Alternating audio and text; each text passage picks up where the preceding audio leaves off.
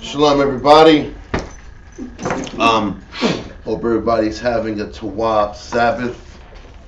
Shalom and shout out to all of Israel online tuning in. Shalom to the brothers and sisters in all the cities that are getting the work in. Shout out to the brothers in Houston, isbhpk Houston, isbhpk Virginia, isbhpk Rochester. I got it this time. And I hope everybody's out here staying strong, staying potent, and continuing to find pleasure in serving the Most High, continuing finding pleasure in servicing Him and making Him the priority. What we're going to obviously go over today is the story of Gideon, and it's going to be an entertaining story. There's a lot of meat in this chapter, these chapters, and we might have time to go into Abimelech, one of his sons also. But we'll see what we do with that ninth chapter that we talked about that I have on the screen. What we're going to do first of all is just start off with our prayers. Let's get these knocked out strong. Yeah.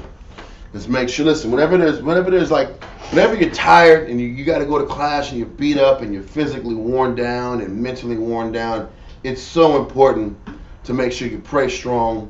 Shalom, how you doing? Make sure you pray strong. Make sure you send up, you push away all that negative that wants to ride up on you. So today we're going to just get our prayers, send them out strong, and praise the Most High today. So Amajim, get these prayers in. Shalom, shalom, shalom.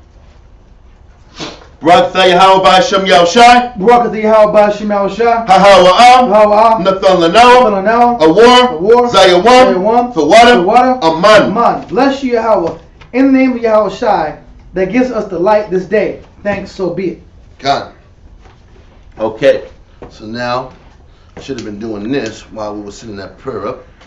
Salakia. We have a legitimate fire starter here. This is all power right here. This will get you right. This gets you right here. Okay.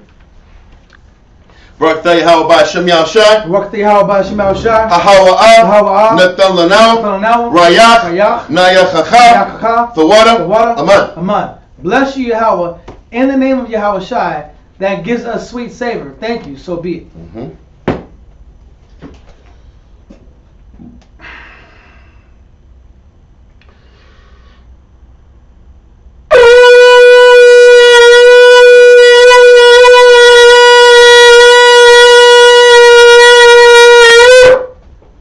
Amajim, Wapanya, Yerushalayim. Rise and face the east. Barak Atah Yahweh B'Hashem Yahushai. Barak Atah Yahweh B'Hashem Yahushai. Hahawa'am. Nathan Lanao. Hashabbat. Bashalom. Fawada. Aman. Blessed are you, Yahweh, in the name of Yahushai, that gives us the Sabbath in peace. Thank you, so be it. God. Psalms 121. Okay. Yeah, you got to slide over because we got another insignia anyway. Anasha. Ayanyamya. Al. Haharim. Ma'aya. Yabu'a. Aizarya. Yabu'a. Ma. Yahweh. Sha'aisha. Shemayim. Wa'arataza. La'a, Yanathan, Lamawat, Regalia, Yala'a, Nawam, Shashamoya, Hana, Yala'a, Nawam, Wala'a, Yashan, Shashawamar, Yasharala, Yahweh, Shemaya, Yahweh, Tazalia, Ayel, Yanyamya, Yad, Hashamash, Yala'a, Hakaya, Bayawam, Wala'a, Halabana, Balayala, Yahweh, Yashimaya, Makol, Rai, Yashimar, Napasha, Yahweh, Yashimar, Hawalakia, Wabu'aya, Ma'aitha, Wa'ai, Awalam. Aman. I will lift up my eyes to the hills, from whence cometh my help. My help cometh from the Lord, which made heaven and earth. He will not suffer thy foot to be moved. He that keepeth thee will not slumber. Behold, he that keepeth Israel shall neither slumber nor sleep. The Lord is thy keeper. The Lord is thy shade upon thy right hand. The sun shall not smite thee by day, nor the moon by night. The Lord shall preserve thee from all evil. He shall preserve thy soul. The Lord shall preserve thy going out and thy coming in, from this time forth and even forevermore. Amen. Okay. Israelite Credo. Shema Yashalom. Shema Yashalom. Yahweh. Yahweh. Eloheinu. Eloheinu. Yahweh. Yahweh. Echad. Ahad. Shema Yashalom. Shema Yashalom. Yahweh. Yahweh. Eloheinu. Eloheinu. Yahweh. Yahweh. Echad. Ahad. Shema Yashalom. Shema Yashalom. Yahweh. Yahweh. Eloheinu. Eloheinu. Yahweh. Yahweh. Echad. Ahad. Hear Israel, Yahweh, our power. Yahweh is one. Okay. Lord's Prayer. Abanawa. Abanawa. Shabbat Shemayim. Bashamayim. Quadash. Quadash. Hayab. Hayab. Shemka. Shemka. Yahweh. Yahweh. Malakwavka. Malakwavka. Thaba'ah. Thaba'ah. Ratazaka. Zayaka. Hayab. Hayab. Aisha. Aisha. Barataza. Barataza. Kawa. Kawa. Hayab. Hayab. Bashamayim. Bashamayim. Natalanawa. Tananawa. Lechom. Lechom. Ko. Ko. Yawam. Yawam. Wasalachanawa. Waslachnawa. Chawatinawa. Wathinawa. Kasalachanawa. Waslachnawa. Chawatinawa. Wathinawa. Wala'a. Wala'ah. Fabianawa. Fabianawa. Balasawan. Balasawan. Abo. Abo. Hawashinawa. Hawashinawa. Mayan. Mayan. Rai. Rai. Kaya. Kaya. Laka. Laka. Hamalakwa. Hamalakwa. Waha'ala. Waha'ala. Wathapara. Watapara. La'ar Malanya. Lalanyam. Aman. Aman. Our Father which art in heaven, hallowed be thy name. Thy kingdom come, thy will be done, on earth as it is in heaven. Give us this day our daily bread, and forgive us our debts, as we forgive our debtors. Lead us not into temptation, but deliver us from evil. For thine is the kingdom, and the power, and the glory forever. Amen. Aman. Ten Commandments. La'ah. La'ah. Yahaya. Yahaya. Laka. Laka. Alahaya. Alahaya. Akhaya. Akhaya. Ayo. Ayo. Panya. Panya. Thou shalt have no other powers before me. La'ah. La'ah. Tha'aina. Tha'aina. Laka. Laka. Pasar. Pasar. Wala'ah. Wala'ah. Tha'ibara. Thy bottom. Thou shalt not make unto thee any graven image, nor serve them. Number 3. La'ah. La'ah. Thalachwacha. Talachcha. Sham. Sham. Yahweh. Yahweh. Bashawa. Bashawah. Thou shalt not take the name of the Lord thy power in vain. Number 4. Zakar. Zakar. Hayawam. Hayawam. Hashabat. Hashabat. Lakwadashwa. Lakwadashwa. Remember the Sabbath day to keep it holy. Number 5. Kabad. Kabad. Abaka. Abaka. Ya'amaka. Ya'amaka. Honor thy father and thy mother. Number 6. La'ah. La'ah. Tharatazah. Taratazah. Thou shalt not kill. Murder. Number 7. La'ah. La'ah. Thana'ah. Tana'ah. Thou shalt not commit adultery. Number 8. La'ah. La'ah. Thaganah. Taganah. Thou shalt not steal. Number 9. La'ah. La'ah. Tha'ainah. Ta'ainah. Shakur. Shakor. Thou shalt not bear false witness against thy neighbor. Number 10. La'ah. La'ah. Thachamad. Takamah. Call. Call. Asherah. Asherah. La'ra'aika. La'ra'aika. Thou shalt not covet anything which is thy neighbor's. Okay. That's the Torah. Yep.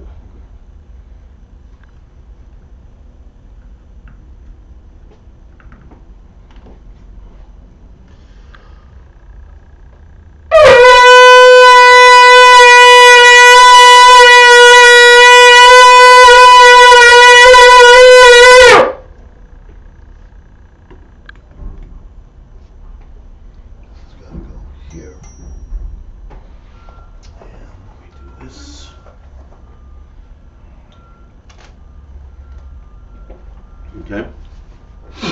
Barak Yahweh B'Hashem Yahshua. Barak Yahweh B'Hashem Yahshua. Hawa. Hawa. Nathalanawa. Hathawara. Hathawara. Bless you, Yahweh, in the name of Yahweh Shai, that gives us the law. Okay. Everyone, you shall be.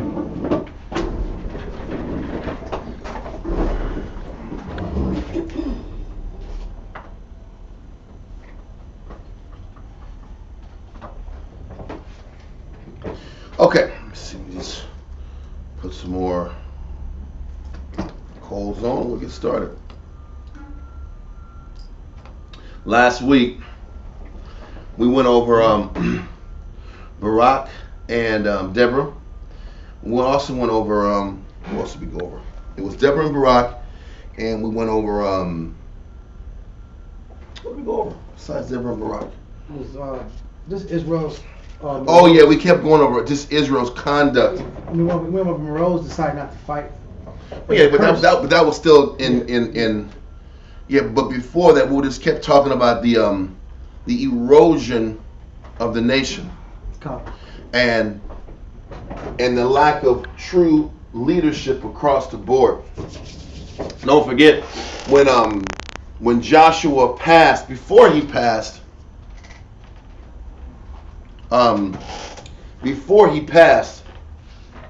he I'm sorry, I just had a text. I was just thinking about that. Salakia. Before he passed, he made sure every province or area or city was responsible for their own land and their own matters and their own conduct. So each of the cities had their leadership, but the Most High goes and judges over the potent ones, over the potent leaders that did the greatest works during their time. So now we're going into Gideon. And the compare and contrast between caliber judges and weaker judges. Yes, exactly. Because that dichotomy, it shows what is the difference between us at our greatest potential or us at our weakest potential. Mm-hmm. And also, we're going to go into in Gideon. It's not just about him versus the Midianites and the Amalekites. Yeah. It starts to show how the nation and the different dynamics and the splitting up of the nation started taking fold at this time. We'll go into that also. So first things first, let me get you set up to read.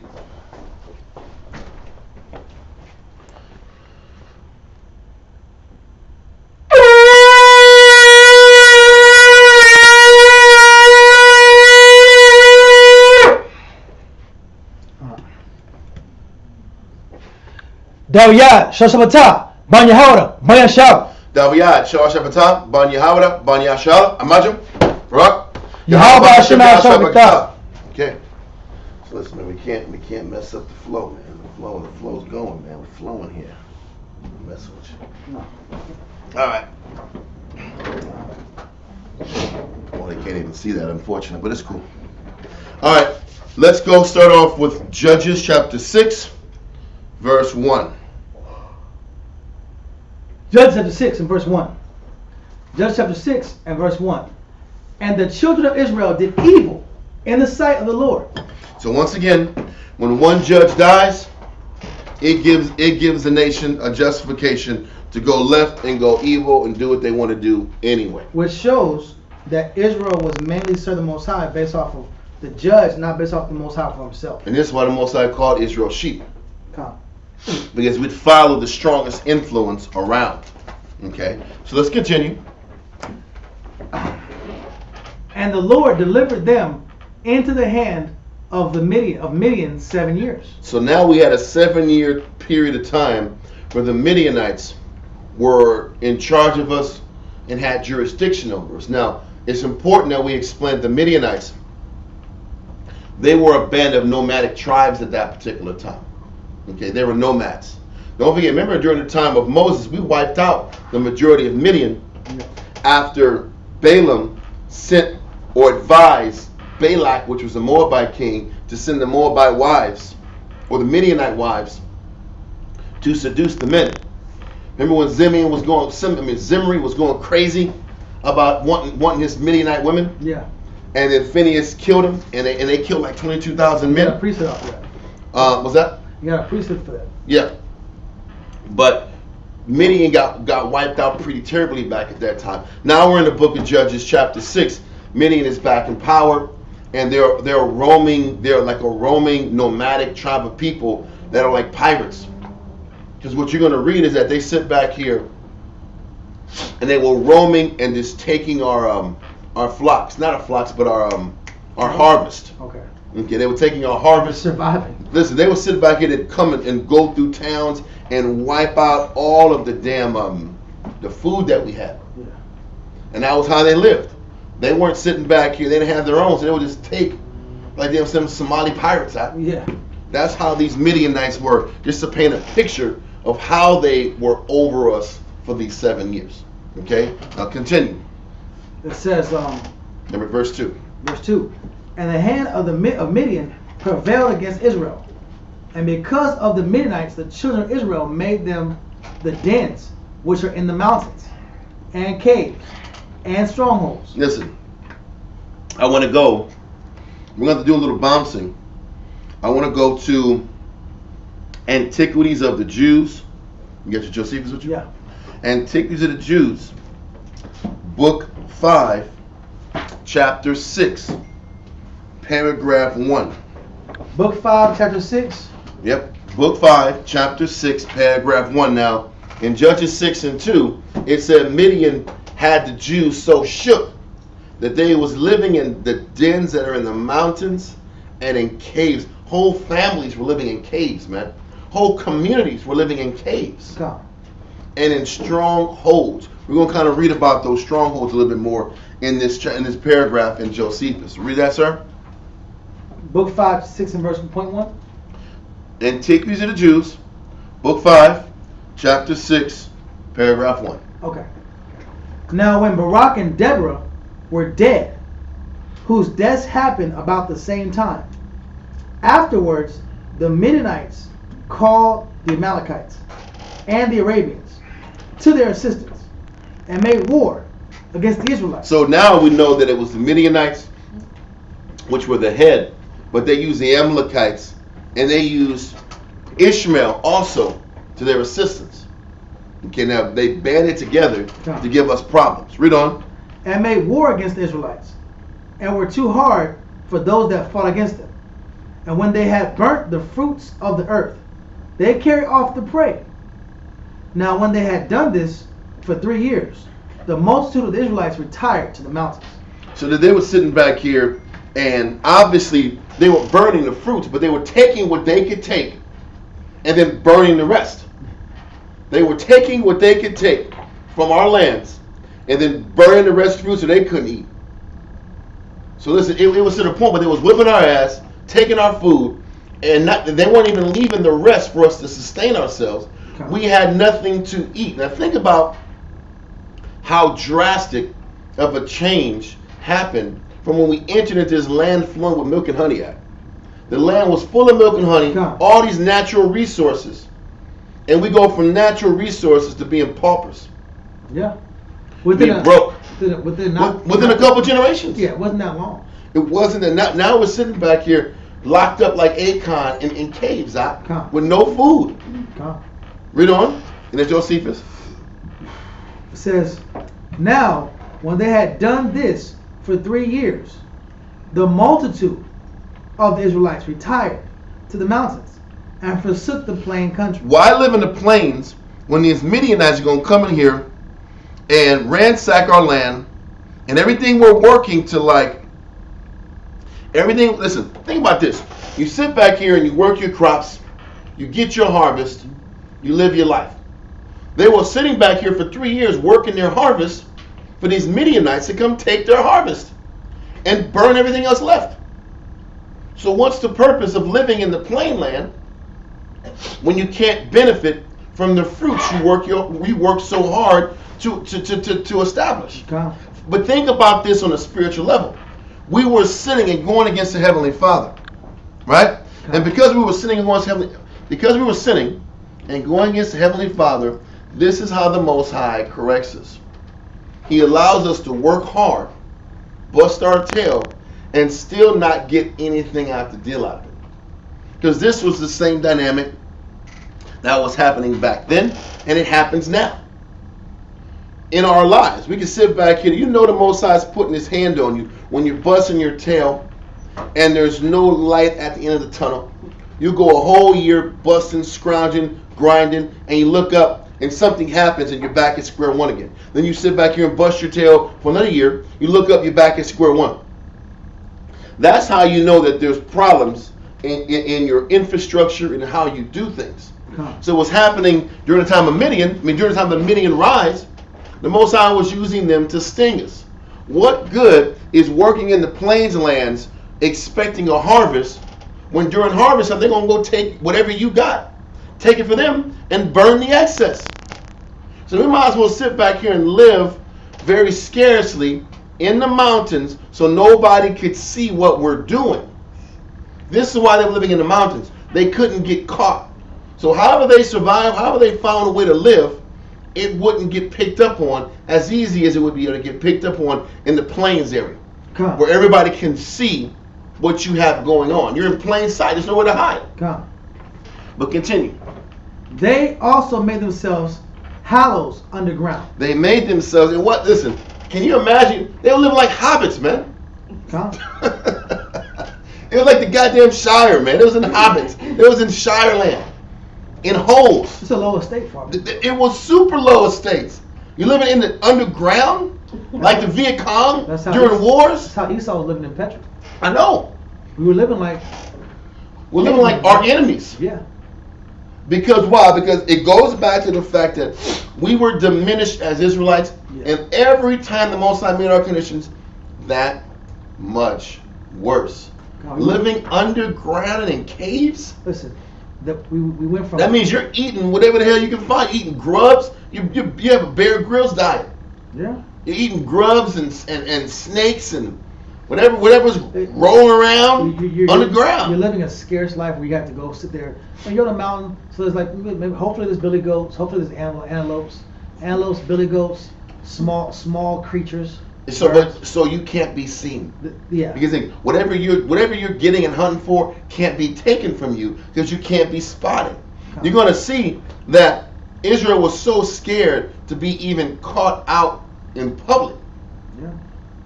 Because they were afraid whatever they had was going to get taken from them. Yeah. They couldn't. Can you imagine everything was like about getting Debo? Yeah. That was their life. It was serious. When Debo came to you, put all your necklaces and chains under your shirt. Yeah. Everything you had of value, you was hiding. This was how the Midianites were dealing with us. How they broke us. And the Most High allowed them to break us because we didn't deserve to have comfort. Don't forget, we read even 2 weeks ago that Israel were slaves to their comfort. God. That's what Israel was about. They had all this land. They had this cultivated vineyards. Yep.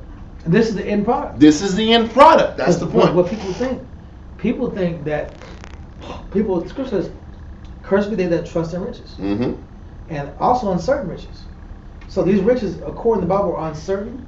They're not. You can't trust these riches for a long period of time. You have to have the Most High Christ as your premier foundation. Because this is how the Most High teaches you. Listen, when a man gets comfortable, the way the Most High breaks a man is he makes your entire environment uncomfortable. With the intention of getting a man or a woman to get back to work and focus. Yeah. But when Israel wants to sit back here and get comfortable, he immediately shakes up their entire environment with the anticipation that you got to do more. This is how the Most High stings us. But he takes away everything we work for to make us sit back here and go to him. Because our solution is we're just going to work harder, grind. We're sitting back here and giving the Most High what he wants. What you going to say? Well, the Most High going to attack you from a place you have no leverage over. Okay. Okay, you can work harder, but I'm going to hit you where you can't really defend yourself. Mm-hmm. These nomadic warring Midianites just keep. These are issues that just keep coming back. And they keep taking everything we work for. The scripture talks about even in Malachi where it says we put money in a pocket where the pocket has holes in it. Yeah. And everything we invest into, somehow we lose it. Because what happens is people make bad decisions. Israel makes bad decisions. Most High brings Israel help. Most High brings Israel judges. Most High brings people that, not just leaders, Most High brings people that are willing to help Israel. There's not a lot of people that are willing to give the shirt off their back and to contribute to the nation. Yep. But on a leadership angle, if the leader doesn't know how to deal with people that are trying to get their spirit, they don't know how to develop people. I'm not very experienced in leading people. I'm not trying to be the example. Then guess what? You run off your help. Yep. You lose assistance. And now and the Most High and when you run off your help, now you're back in the caves. Now you're back in the caves. Living in hallowed ground. Back in the caves, back in the low state, crying, Yep. acting like, oh, how come the Most High don't love me? How come I don't got nothing? Because when the Most High blesses you, He gives you a leader, He gives you or some help or assistance, or He gives you somebody to contribute to what you're building. Guess what? You don't appreciate it. The number one theme behind Israel is they have a lack of appreciation for whatever the Most High gives them. Yep. Whatever the Most High gives us, we don't appreciate it. He sent Christ. Well, listen, we don't appreciate it. We don't appreciate the spiritual help. Come. And we overindulge in the fleshly. Exactly. So we want the flesh, and we don't appreciate what the Most High gives us in the spirit, and we look up and we're in the caves, we're in these bad, harsh, rocky conditions. Underground. That's a low estate. That's the worst thing ever. You're living like the lowest people on the earth. God. That wasn't right. We didn't come from that, bro. We didn't come from no living in rocks and cats. That wasn't our beginning. It was all good just a week ago. We were literally in already built mansions. At least for the time. Things were getting better. Things were working out. Listen, don't forget, we already in the first couple of Judges, we lost all of our money. Yeah. I want to make sure I'm painting the picture properly. Come. We're only in Judges chapter 6. Yeah. We were rich in chapter 3. Yeah. We had money, we had gold, we had resources. And then the first guy came and took us out, which was when Othniel came and helped us out. Yeah. But listen, we were rich and now we're poor. We were poor financially, but we had our land. Now we can't even get the roots and benefits from our land because they're taking all of our damn resources from the land we worked and toiled for. And you can't play the victim. No gold, yeah. No money, no food. Now we're sitting back here broken down to nothing. And now you gotta go back to the Most High. That's what Israel don't want to do. But the crazy thing is this: He took our gold, we went back to the Most High. He consistently diminished us a little at a time. Yeah. I'm gonna take your riches from you. I'm gonna take your comfort from you. Yeah. Now I'm gonna take your basic needs from you. He keeps elevating and upping the ante of the things he takes, with the anticipation that we would change for good. Yeah. The Most High is doing this in hopes that we would change permanently, versus sitting back here every generation having to relearn the lessons over and over and over again.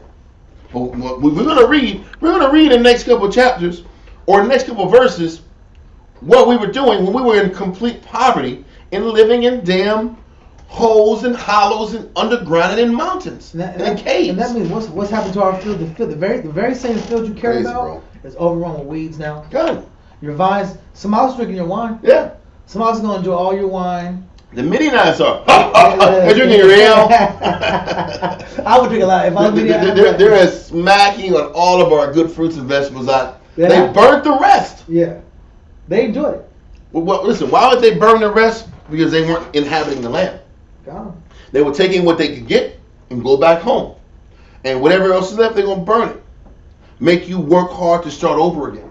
Exactly. And then when you build all your stuff back up, I'm going to take that again too. This was 3 years in a row. After the third year, they said, forget this, man. We're going out here in these mountains and sitting back here living off the land for real. Because they couldn't defend what the Most High gave them because they were unrighteous. That's the point. So we got that, right? I want to make sure we painted the picture properly to understand how far we were diminished at this point.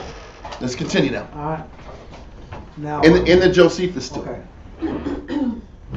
They also made themselves hollows underground and caverns, and preserved therein whatsoever had escaped the enemies. Listen, they were sitting back here in scavengers, man. Whatever the enemies dropped or left, they were just scavenging things at that time. Read on. For the Midianites made expeditions in harvest time. That's the point. You see what I was saying? It's like almost you can guarantee they're coming in. When my blessing is almost there. That's the point. When I'm about to sit back here and I'm going to work for an entire year just for harvest time, and the Most High is going to take what I worked an entire year for and take it right out of my hands. And Israel doesn't like that. But the Most High does this to Israel all the time. Yeah. We have these goals and these hopes and these plans, and we bust our tail for these plans, and the Most High just takes it. But he doesn't bless the plans. He doesn't bless your works because the intention behind the works weren't solid, or I was treating my brothers, my sisters, my ribs, or my husband, or somebody else in my life, treating them like crap. So because I crap on relationships, you did good for you. Yep. But you didn't do good for your brother. Mm-hmm. So I'm not blessing your crops. That's what Israel don't get at. Oh yeah, I've been busting my ass, I've been studying, I've been doing all this workout, I've been going through class, I've been doing things right. Yeah, you've been doing it for you, and you've been benefiting. Your spirit has been rising and glowing. But you crap on the people around you that also are depending on your clarity and your stability mentally. So now you look up, where are you at? I'm back to the caves, back to the rocks, back to a lower state. And then guess what? Now I'm going to blame the Most High. Yep. That's the next step Israelites to do. Let's blame the Most High for my lack of ability to make intelligent spiritual decisions. Exactly. Keep reading. And the Midianites made expeditions in harvest time, but permitted them to plow in the land of That's what I'm saying. That's my point. I'm going to take everything you work for, but I'm going to let you go back and hustle to build back up again. Because you know what they're that's doing? That's why they burned all the damn crops left. So you got to start from to keep you hungry. Because listen, if they didn't burn the crops, you would live off the crops and starve them out. Yeah. It's like, no, Jews. We're going to take everything you got and burn the rest what we can't carry back and let you get back on your land and hustle again for a year, because we're going to come back and take what you built the next year. And they like this. And maybe they won't come back. Yeah, right. And see, they did that for 3 years. They did that for 3 years. So, for 3 years, they're like, well, but this is the thing. We sit back here and keep making these bogus plans.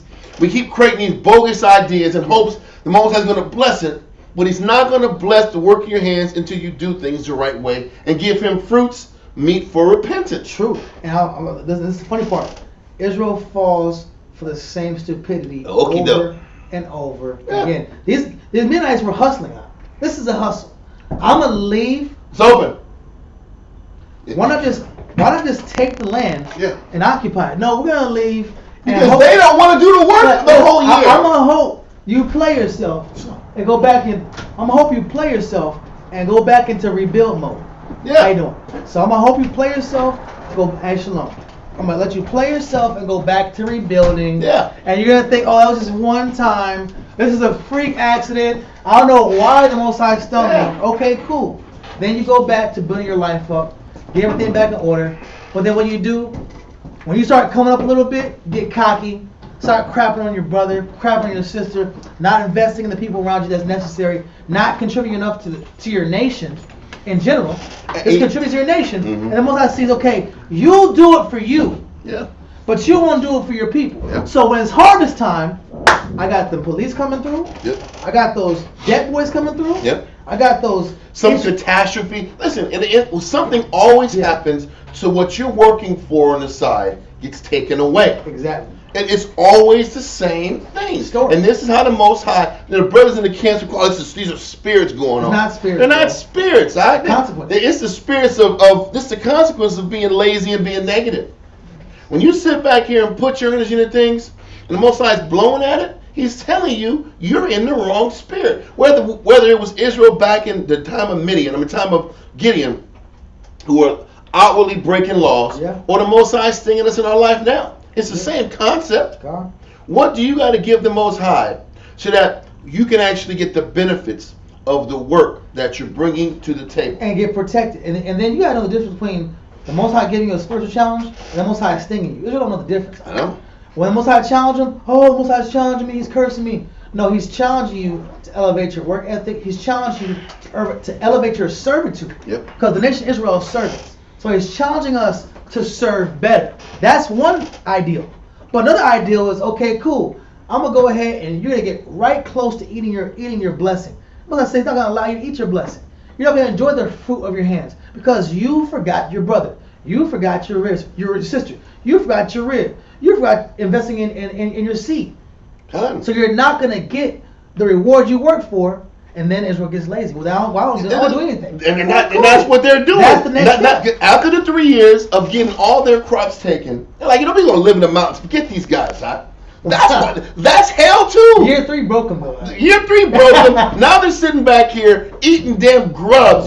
Nasty, slimy grubs. Look, you're surviving. They're all gross and squishy. You're surviving. You're eating scavenger food now, man.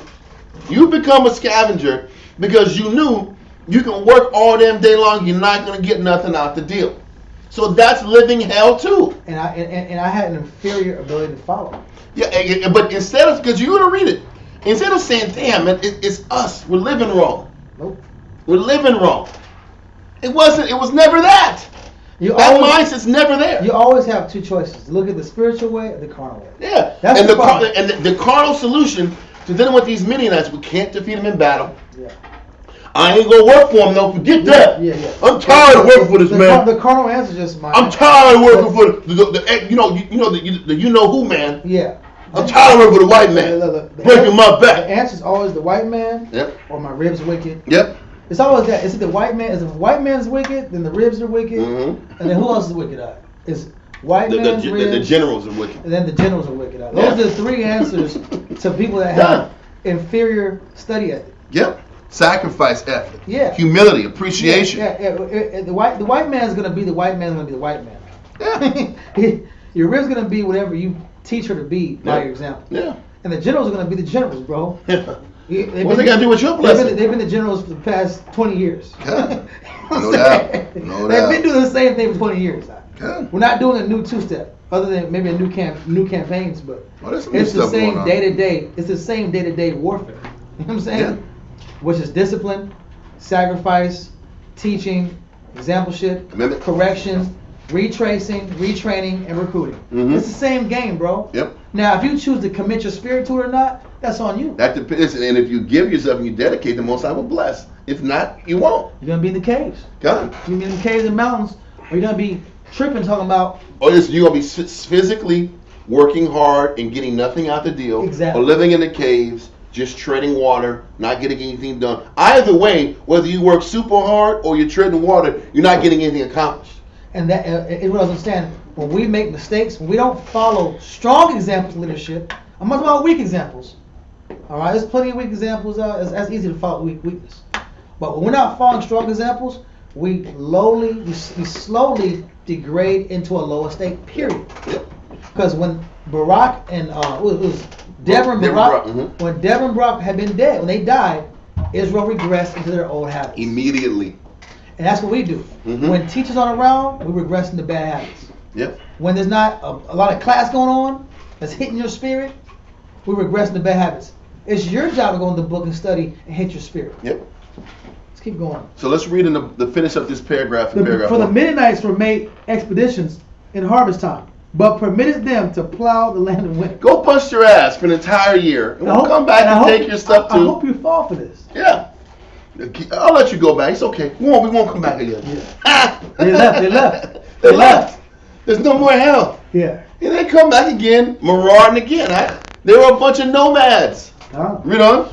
That's so when the others had taken the pains. You got to go through all the work and not get anything out the deal. We're in Antiquity to the Jews, Book 5, Chapter 6, Paragraph 1, the bottom part of it. And we're middle of 212. Yeah. And this is what Israel hates. Israel hates taking the pains out. Israel hates taking the pains and not getting anything out of it. Of course. But this is the problem Israel goes to. You bust your tail, you work hard, and you have nothing to show for all the sacrifice you did. Now, it's the Spirit saying there's something wrong in your household. Back then, something wrong with you or your household or your camp that's keeping you back from your blessing. Yeah. Back then it was the Midianites, but now we just use different factors to do the Yes, same thing. that's the point. He's accomplishing what we're seeing now is the same thing happening. What we're seeing back then, the same thing. The scripture says it in Romans. Yeah. The things written aforetime are written for our learning. Yeah, because Israel wants bigger blessings. Mm-hmm. They're not content with the blessings they already have. They want bigger blessings, but they don't want to lock in deeper. You don't want to work harder. They don't want to. When I say work harder, they don't. I want to specify work harder. Yep. When we say work harder, we're talking about perfecting the skill sets that you were given. There's only 24 hours in a day. Yep. If I'm a teacher, I need to perfect the skills that I have of teaching. Yep. If I'm serving in the capacity of trucks or fragrances, then I need to perfect that arena. If I'm a rib, then I need to perfect that arena. If I'm a child, then I need to perfect myself in that arena. When we say work hard, that's code for perfect your arena. Yep. So you can go to the next arena. You can't go to the next arena until you perfect the first one. Israel cries about boredom.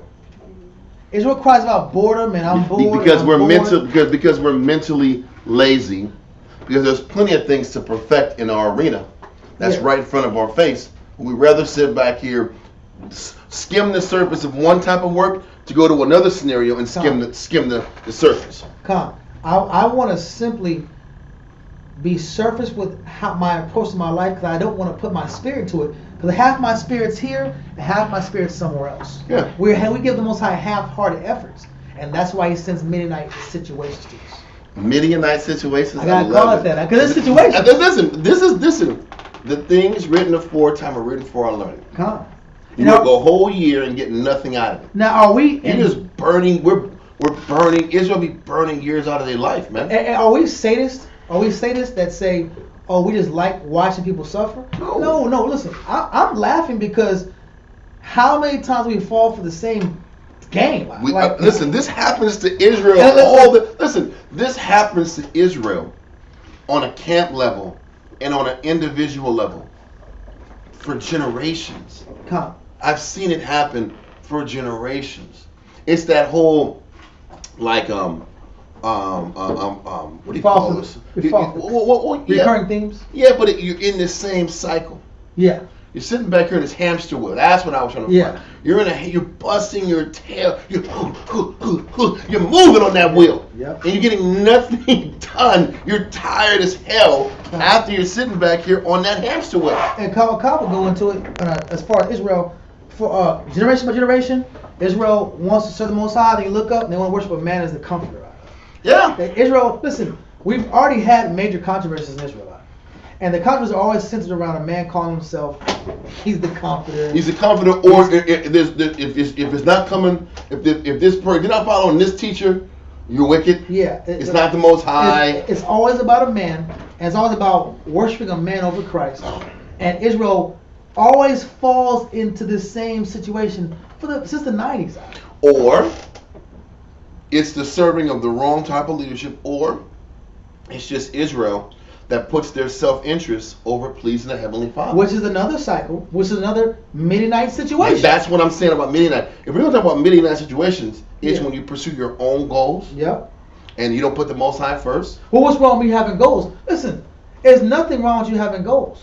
Yeah. But are they spiritual goals? And if are they spiritual? And if you're pursuing this goal and you're burning out, and you're sitting back here waiting until harvest time, and at harvest time you don't get anything out of it, you should sit back here and say, what is the Most High teaching me? But we don't do that. If it doesn't work out, then the Spirit's saying, hey man, maybe the intention behind what you're doing was wrong. I mean, even in sports, bro, I hate to go here, but it's a basic thing. Let's say it's companies. Let's say companies, right? In the corporate world, when they have a low quarter, every 3 months is a quarter, right? In a year, in a financial year. When they have a poor performing quarter, they go back, they get the managers, and they talk about what products weren't selling, what competition was the strategy off? What strategy was perfect, was not work. What are the numbers? They rearrange the numbers, and when all else fails, they'll get a different CEO. Let's say, listen, we need to hire another CEO. Or they just try different plans, right? But a company will go through multiple management levels, different management styles, until they find an effective formula to be successful for that quarter or that year, right? Mm-hmm. And in sports, it's the same thing. Half times when the head coach. They fire the head coach. Fire the GM. Or they get rid of the quarterback. Or they get rid of the quarterback. Something has to happen in order to get a better desired effect. Exactly. And that's all we're taking our time on this paragraph because this paragraph happens all the time in Israel. You work hard, and then at harvest time just means when it's time for you to get your blessing. Oh. And then you don't get it. That's the Most High telling you something about your conduct and your decision making. And if we can understand that and accept that, we'd be okay. Okay, I'll pull this right here. James 4:2. Okay. James 4:2. I was going to go there. That's good. Go for it. All right. Ye lust and have not. Ye kill and desire to have and cannot obtain. Yep. Ye fight and war, yet ye have not, because ye ask not. Now, when I first read the scripture, I thought this is crazy, bro. What are you talking about? I'm not asking. I'm asking because I'm going to work. Yep. I am putting in work. A wall. I am doing my job. Yep. I'm investing. I'm studying. Okay, you might be studying, you might be working, you might be investing. The most I'm looking at, what are you not doing that you have the capacity to do. Mm-hmm. Okay, if you study, you've mastered studying, you've mastered work ethic. Okay, cool. Now, what is the next stage of your development to work on so that the Most High can honor you? Mm-hmm. Oh, I didn't work on my charity. Oh, I didn't work on my submission. Oh, I didn't work on teaching and recruiting new people. Or if you choose not to look at it this way, you're going to keep losing at harvest time. God. Let's keep going, man. It's almost Okay, that time. okay, and also too, Mm-hmm. what happens is people see other people getting blessed, Yep. and they get mad, but that's not the story. The point we're getting to, I want to read on the scripture real quick. Now shut up. Yeah. Verse 3, ye ask and receive not, because ye ask amiss. And what I want to focus on is the Most High is the kind of power he wants to bless people. Mm-hmm. He's not the kind of God that doesn't want to let a camp grow, let a family grow, let a household grow. He's not the kind of power not want a man to grow. Mm-hmm. Remember, the Most High gets glory when we're growing. He's the one that gets the glory. If we're magnifying him. If we're doing it the right way. By us doing things the right way, we get the glory. The Most High will give us glory, and we give him glory because we're showing that his wisdom works. Mm-hmm. Our problem is when we want to grow using our wisdom. Yep. When I use my way of doing it, and I use my wisdom that's not based on the scriptures, then I get Midianite situations. It's just the Most High revealing that my wisdom was not sufficient. That's why I have to trust in his wisdom. Yep. It's still training. Yep. All right, I'm gonna go on. So let's continue in the bottom. It's Antiquities of the Jews and the Josephus. In the middle. Book 5, chapter 6, paragraph 1. And we're at point 212 in the middle section of it. Okay. They might have fruits of their so that the others had taken the pains. Read it for the Midianites made expeditions. Let's do that. For the Midianites made expeditions in harvest time, but permitted them to plow the land in winter. That so, when the others had taken the pains, they might have the fruits for them to carry away. That was the slavery. The slavery was, you're going to work, bust your ass in the sun, and then when it's time to harvest, we're going to take the harvest. And that's a curse. That's a curse, bro. I know. Read on. Indeed, there ensued a famine and a scarcity of food. Well, yeah, there's a famine. There's no food to eat because these raiders coming in here, these pirates coming in here taking all the food and burning the rest. Read on. Upon which they betook themselves to their supplications to the Most High. Now it's about to have, after 3 years, now they want to pray. Now, this is where we show that we're not sincere to the Most High. I know. This is Israel's insincerity. Yep. Because when I can't have something for me, now I want to love you, Most High. Now you're the power of all But this power. is the crazy thing. The Most High understand. That's why the Most High looks at us as people that the love is fake and it's insincere. The only time we love the Most High is when our back's against the wall and we stand to lose everything. Where was that? Now we have about the power of prayer. Exactly. The power of prayer. The power of prayer should be when things are going good. Exactly. The power of prayer should be every day. Not when you need something or want something. Yeah. We should be praying in praise and thankfulness of the Heavenly Father all the time. I only pray when it's the end of the world. It said supplication. I'm sitting back here going to the Most High, asking, pleading. Anyway. And you know what it's equivalent to? It's equivalent to when Jake has money and their family all just hits him up for money. Yeah. Everybody hates people like that. We like when you got What's up, cuz? You got the barbecue. You got some bread. I need a loan, dog. You know we've been good, cuz. I need a loan, dog. I'm gonna hit you back. Yeah, and again, they give you this really lame story about something that didn't work out. Yeah, they always, some things happen, this and that. I had this person, he's a jerk, man, bad boss, man. But you know what? I got some money coming in. I got some money coming. It's now, it's coming. Right now, where I'm at, I need you to show me some love, cuz. Yeah, right. Come through for me. I had my cousin come to my job one time, do that. So dude came to my job out, played me out. Cousin! He said, "Can I put my backpack in your car?" Put my backpack in and I'm your like, car? What kind of crazy I'm is like, that? Cool, cuz I guess so, cousin. I'm gonna say this. That's that emoji we got on red flags. That's a red flag right there, G. That's a red flag. He came in my car, smiled, gave me a dap, says, "This is what you're doing?" I said, "Yeah, this is my job, bro." You know what I'm saying? I'm doing my thing, bro. I'm serving the Most High, trying to give him the scriptures. He's like, he want to hear that. Yeah. He said, "Can I put my bag in your car?" I said, "Cool." I look up, and like 2 months later, I'm getting like people buying furniture in my name. People buying like Pier 1 Imports No is selling way. couches out to Georgetown, Texas. I'm like, the only person that lives in Georgetown, Texas is my cousin. Wow. That's how I knew. And it says, "Is this your signature?" I'm looking in. That's not my signature. Did you rat him out, man? Or you, No. What Grandma did. What happened was Grandma looked at the paperwork. And she said, "That's this auntie's handwriting." That's crazy. I said, bro. "Damn, dude." This dude put his backpack in my car, stole my checkbook when I used to have checkbooks, and then gave it to his mama and started writing checks in That's my name. dirty bird stuff. And I didn't say anything. I just let it happen, bro. Whatever happened, happened. She didn't go to jail behind it, which was kind of sad. I didn't want to go to jail behind it. You know. That's crazy. The white man got mad about the devil. The devil, the That's white the man. Bible speaks of. The devil, the white man came to He protected the guy. The devil looked at him. You were doing right. You were in order. That's But funny. the point is, I still love my cousin, man. I still love He's still him. in jail, man? Nah, he's cool. He's cool. He's alright. That's We just don't bad. talk like we used to. Oh, hell no. But You think? but it shows how we are with the Most High. Yeah. When I only show up because I need something, and then when He takes care of me, I disappear for months at a time in my prayer life. I disappear for months at a time in my fasting life. I disappear for weeks at a time in my study life.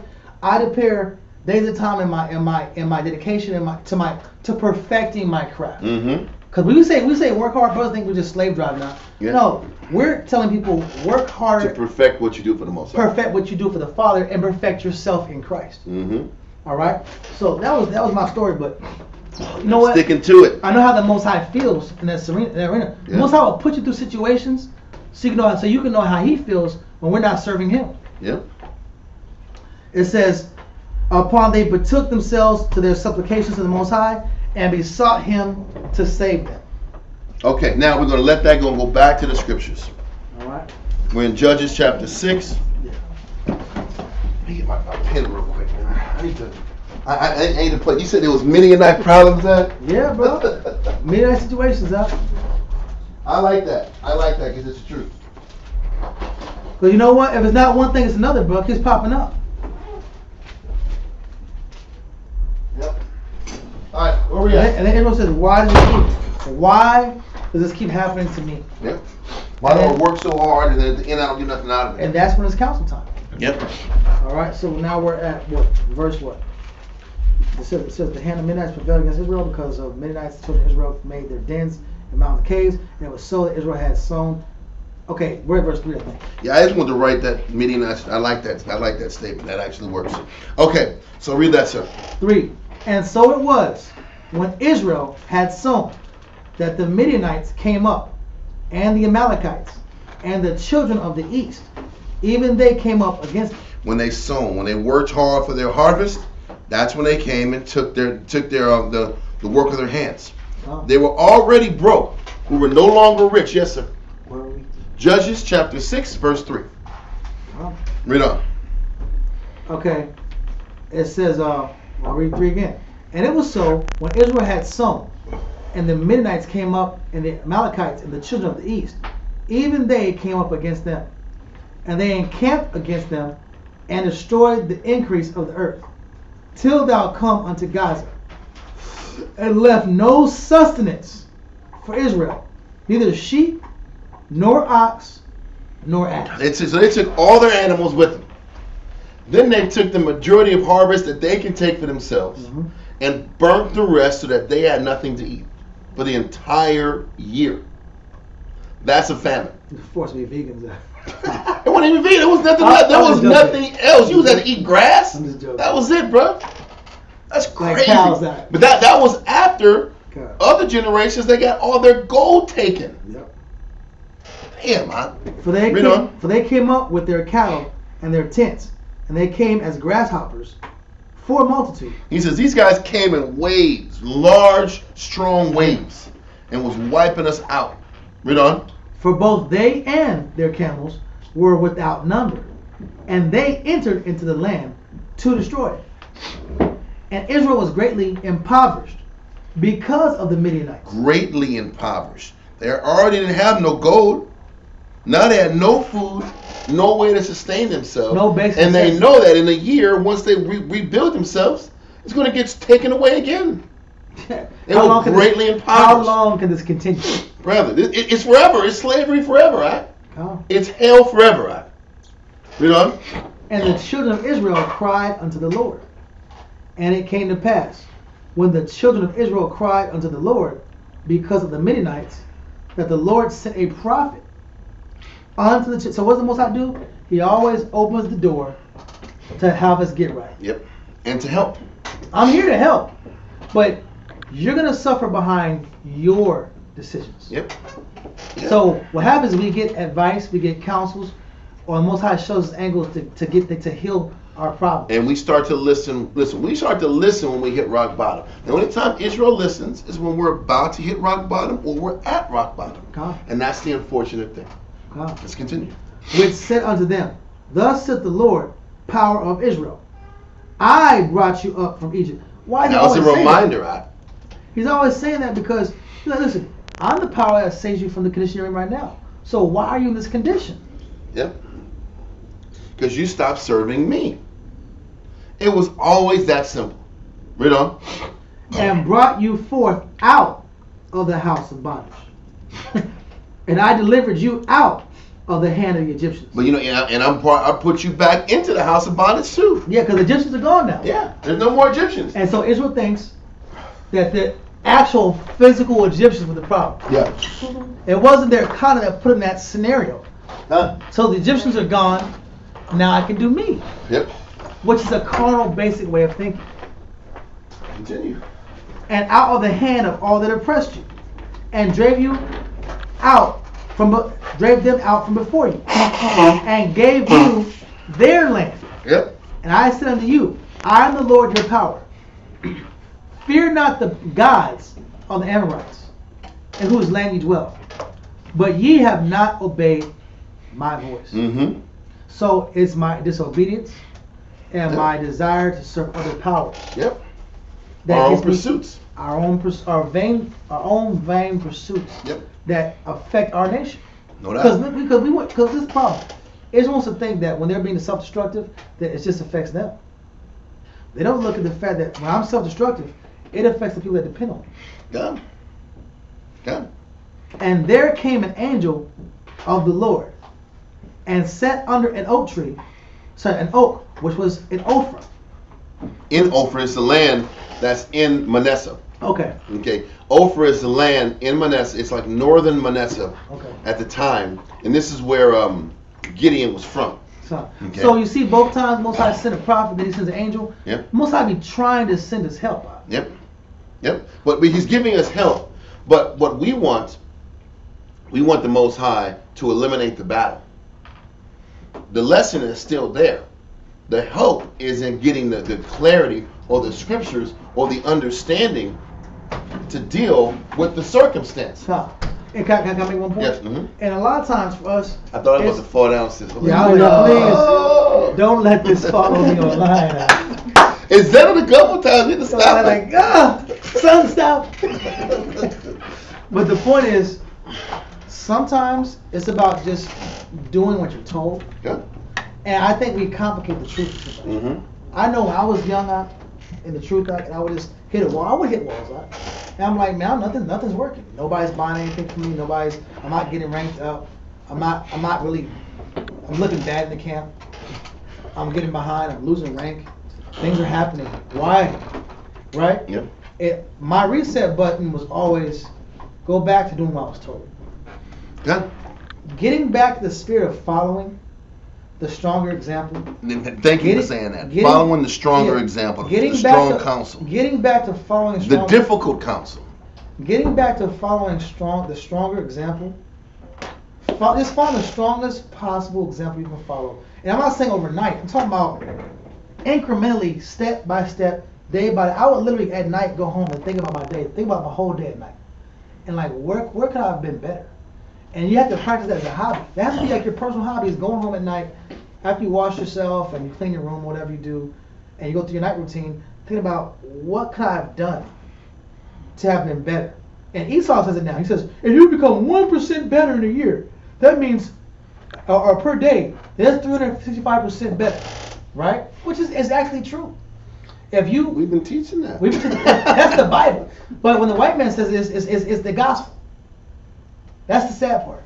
The Bible's been saying this. Yeah. The Bible says amend your ways It says, examine thyself, you in the faith. But the point I'm getting to is, I realized after many, many counsels that I get disconnected from the Most High when I just stop following instruction. When I stop following the strong example. So when you feel like you're not getting rewarded, that's a sign to start over. Press the reset button, start from scratch, and go back to being humble and following instruction. And then allow people to critique you during the process of you trying to perfect your instructions. It's a little tip. But so let's get to verse 11. Verse 11.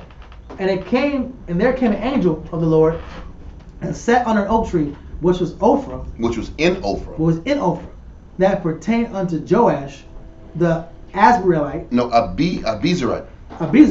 Which was a Manassite, which is going to be talked about in Josephus. Read on. And his son Gideon threshed wheat by the winepress to hide it from the Midianites. So obviously a wine press is a different type of press than a wheat press. Yeah. It was obviously smaller, and it was in a hidden location. Because if the crazy thing is, if they would have took their corn or their wheat and threshed it, made it small and grinded it down in the wheat press, the Midianites would have caught it and took it. Oh, you got some more from it.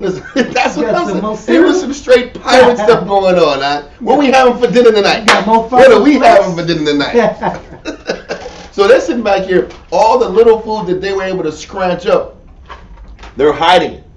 And they're grinding it underground or in these little huts and caves, hiding it from these damn scavenger dudes. Okay? Read on. And the angel of the Lord appeared unto them and said unto him, the Lord is with thee, thou mighty man of valor.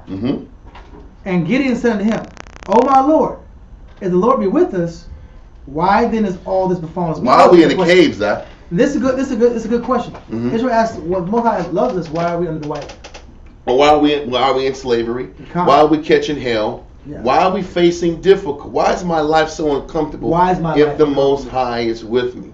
For the fact that your life is uncomfortable, and he doesn't allow you to do whatever you want and operate willy-nilly of consequence, lets you know that the Most High loves you. So the fact that the Most High chastises us, corrects us, and makes our life uncomfortable lets you know there's love there. So is correction from the Most High love? Yes. It's no different than if you have a child. You're not going to let your child do what the hell he wants to do or she wants to do because you love him.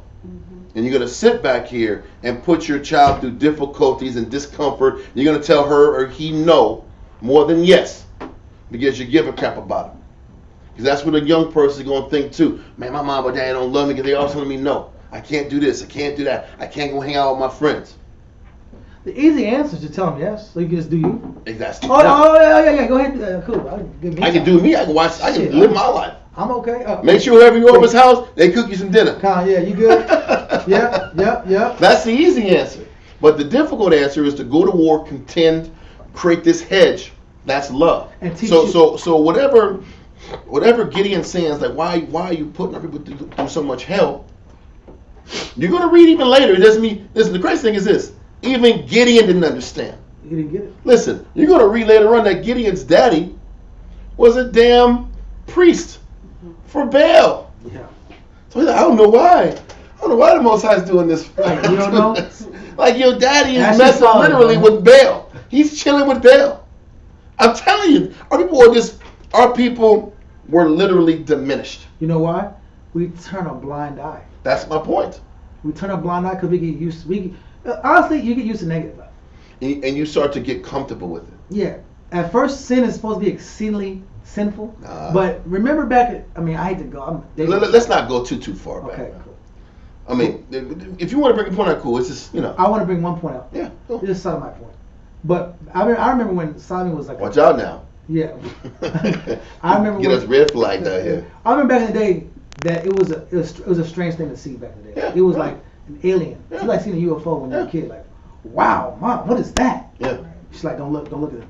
Don't look at him. Yeah. Don't look at him. He's got to put your head down. Yeah.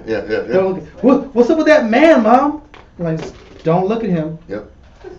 But now it's so everywhere. Now you have to be comfortable. You're desensitized. You're used to the negative. And it's like that when native in Israel, native in camps, and native amongst our nation. we get used to it, and what happens is then we don't understand when the Most High is not blessing us. Yep. Because I got used to it. Yep. All right. That's good. So Thought you were gonna go hardcore. no, I wasn't. Come on, man. I'll keep my statements vanilla. Yeah, you got to. Yeah. You can't be all racially charged. Racially charged Sabbaths. Shabbats. Why is all this befalling us? Yeah. And where be all his miracles which our fathers told us of, saying, did not the Lord bring us up from Egypt? Well, this is the thing, man. You know what's crazy? What this is also saying is that Israel never takes these lessons to heart. They don't take the scriptures and the lessons and find ways to implement them in their life. It's always their story. It's their story. It's our forefather's story. Yeah. It's not my story. God. And one part of the reason why Israel kept falling is we kept having to have our own falling experience and rising experience. Yeah. Falling experience and rising experience. Yeah. Whenever it took the scriptures and the lessons that our forefathers went through and made them ours so we can move forward. We had to always learn the hard way. Oh, the Most High really is true. He really is real, and he really will destroy me if I don't live right. Which proves that I have not given my heart enough to the Most High. That's the point. Because if you truly give your heart to somebody, you can relate to them and understand them. Mm-hmm. When you really give your spirit to them. Yep. So with our power in the Most High, we didn't give our heart enough to him to understand that that was us. That's a reflection of who we are. Mm-hmm. So it says, and where be all his miracles which our fathers told us of? Yep. Saying, did not the Lord bring us up from Egypt? But now the Lord hath forsaken. Now the Most High is the bad guy. Okay. Here we go. The Lord hath forsaken us and delivered us into the hand of the Midianites. So the Most High fell asleep. The Most High disappeared. He fell asleep with the will out? Yeah. Most High fell asleep at us. So he just stopped caring on. Mm-hmm. Why is there so much war at the Most High's rim? Yeah. Why is there not peace on earth and good to all men? Yeah. We go back to that Christian church mentality. Yeah. Versus understand the Father. Versus trying to understand the Most High. The nature of the Heavenly Father. We want him to understand us, but we don't want to understand him. Mm-hmm. We're kind of one way and selfish. Yeah. All right. It says, and the Lord looked upon him and said, go in this thy might, and thou shalt save Israel from the hand of the Midianites. Thou shalt save Israel from the hand of the Midianites. Read on. Have not I sent thee? He says, I sent you, so it's going to be all right. Everything's going to be okay. Because I sent you. Read on. And he said to him, O my Lord, wherewith shall I save Israel? Behold, my family is poor in Manasseh. Mm-hmm. You know, we always look at, we don't have the finances. Or the wherewithal. I don't have the situation. Yep. We look at what we don't have the ability to do, or what we can't do, or I'm not a good talker, or I don't know this, and I don't know that. Versus just, like we said before, when the war says, work harder, that's code for go to start. Now it's time to perfect your craft. Yep. If I'm in poverty, that means that my skill set is on a low level. And if the Most High chose me, he obviously has a plan. Let us follow the plan. Continue. And I am the least of my father's house. I'm the least in your father's house. How am I the chosen one? God. Read on. The Lord said to him, surely I will be with thee, and thou shalt smite the Midianites as one man. And he said unto him, if now I have found grace in thy sight, then show me a sign that thou talkest. You know, the crazy thing is, he needed a couple signs to make sure that the Most High is with him. The thing is, he just didn't believe the Most High was with him. Yeah. And a lot of times, Israel needs that sign to the confirmation, the double confirmation, the triple confirmation, to know that for sure, without a shadow of a doubt, the Most High is with them. Instead of just reading the Bible and trusting the words that are in these scriptures. It just shows us, matter of fact, it just hit me real quick. Give me 1 second.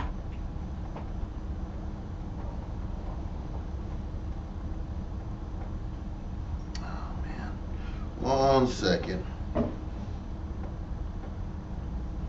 Go to Matthew chapter 16 and verse 4.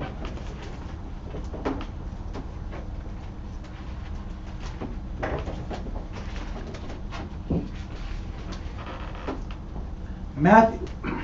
Matter of fact, hold that and go to 1 Corinthians 1 and 22 first.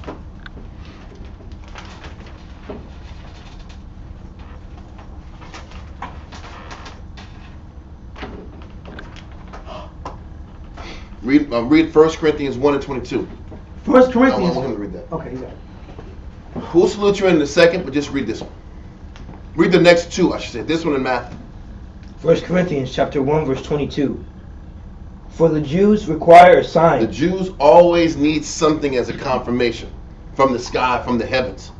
Or because of this, or Israel needs a bad situation to happen. Yeah. Because you need a sign, you need a divine sign, you need to see You a need cheer. confirmation that my way doesn't work. Come. And then I have to learn how to cleave to the Most High. Or you need to be at then they're losing everything. Yeah. To now, okay, it's time to That's serve dope. That's the examples of power signs. of all powers. Yeah. I have to stop doing it my way. That's the sign. I got to keep losing and falling and grinding year after year after year and losing, and then realizing, oh, maybe I should have just listened to counsel the way I was told. Israel needs Midianites, huh? Yeah. Many of that situations. Yeah. Read on. And the Greeks seek after The wisdom. crazy thing is the nations understand that I have to sit back and take words, apply the scriptures, and move on with my life. The crazy thing, when we read in Judith about how about how like the nations understood that if Israel was following the law, you couldn't win. Leave them alone, bro. And they accepted They have a that. history of losing. They accepted that. I accept that if the Most High is on their side, then we can't beat them. And they take the readings, they take all the scripts and the readings and the knowledge of history, and they use it and they implement it in their life. They don't need a bunch of signs. The information is right there. We're the ones that need to keep. Listen, you know what that also means? How the Greeks got the wisdom? They learned from their history. Exactly. They learn from their history. Israel don't learn from their history.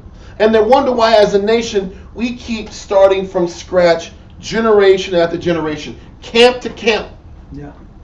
The crazy thing is, whatever happened in the 80s as in functioning and establishing a camp, there was lessons we were supposed to learn. Whatever happened in the 90s in running camps and running households, there were lessons we were supposed to learn. Whatever lessons we were supposed to learn in the 2000s, there were lessons we were supposed to learn so we wouldn't repeat the same mistakes over and over and over again. And can I relate this to Israel? This is Israel now. No, I'm talking more like relationship level. Okay. The lessons you don't learn with your current husband, Mm-hmm. if this Israelite thing don't work out, Mm-hmm. you're going to learn the same lessons with another man. Mm-hmm. Just another man of lesser caliber. Yep. Men too. Yep. If you run your rib off, thinking that you're not following the actual example of your elder teachers. You're not following the example of successful husbands in the camp that have 15-year, 10-year, 20-year households. Mm-hmm. You're doing it and you're experimenting and you're making your own way and method dealing with your wife. If she bounces or skips or disappears, and you start from scratch, and teach this Jake sister that got her ex still on her phone, don't be mad. Yeah. Don't be sitting here making phone calls. They're all women are wicked. They're all wicked. These women are wicked. They're wicked. That's all. And we told you they were wicked. But when you had a woman that wanted to learn the Most High and serve the Most High, you were being extremist, unlike your teachers, making the camps look bad. Because what happens is, one thing I get sick of is people look at camps and say, well, I don't want to do the camp because I don't like how the husband and wife dynamic is. And they always base it off of young men's stupidity. Yep. They don't base it off of leadership. Yep. It's based off of bad examples from young men. So bad examples from young men, or young men being extreme and not using the Bible, gives camps a bad name. Yep. And this is why we always talk about starting over and having to reteach and having to go generation by generation and then learning from mistakes of the past. These are all things we have to do to have a balanced, stable because nation. Israel doesn't sit back and learn from the good houses, the structured houses. Come. Israel doesn't learn from the sisters who did things the right way. Look, Israel doesn't learn from the men who did things the right way. Come. There were stable husbands and households in the 2000s, in the early 90s. Exactly. But you know what? That standard should have been the standard that was learned from and upheld. But what ended up happening is we every generation, every decade, we start doing things over again, making the same mistakes over and over again, and never learning from the mistakes. Never learning. And then what brothers do when they quit the truth, quote unquote, They blame it on what? they blame it on the camp. Was it the camp? Did the camp have strong, stable 20-year, 15-year houses? I can see if there was like camps and everybody was only together for a year, 3 years. I said, damn. Yeah. You got 20-year relationships, Yeah. You got 15-year relationships. Yeah. And we can't get it right. because we don't want to follow that one because those are hard. I don't want to do what he's doing. Because because what that brother's going to say is you got to lead from the front. Exactly. And we're going to tell sisters you got to serve your husband, and you got to put your life last, so that your husband comes first. That's what the youngsters are going to be told, and the young men are going to be, listen, bro, you want to talk this man stuff. I'm a man. I'll never forget back in Miami years ago, the young men before they had a camp head would play James Brown, This Is a Man's World. And they thought that would be I'm supposed to lock in and be in order because James Brown, I'm getting in order. World is being played before class. It was the lamest crocker, you know what, that I ever heard young men do to establish the fact that they were the men. Ooga booga, we're gonna play. Ooga booga, we're gonna play James Brown. Like salute again, the Godfather of funk. I'm like, what are you doing, man? He was an animal. He was a literal animal. Yeah. In the real world. This guy was beating his wife with lead pipes out. Like, what are you doing? And smiling about it. Yeah. And joking about it. Point is this. That's what young men thought was on point. God. But spiritually, young men are supposed to sit back here and lead from the front. If you want a rib to follow you, give them something to follow. Yeah. If you want them to respect you, your works should show that I'm to be respected. That's how you win. That's how you justify giving the woman the orders. But once again, why are we going into this? Because the Jews require a sign. We have to learn to fall the hard way before we just lock in. God. The Greeks sit back here and look at the history of things to make sure they don't repeat the same mistakes that their predecessors did. They have think tanks. This did not work. Do not let these black people get their own land. Yeah. keep giving these niggas pork. Keep giving them shrimp, crab, and lobster, and we'll be okay. Yeah.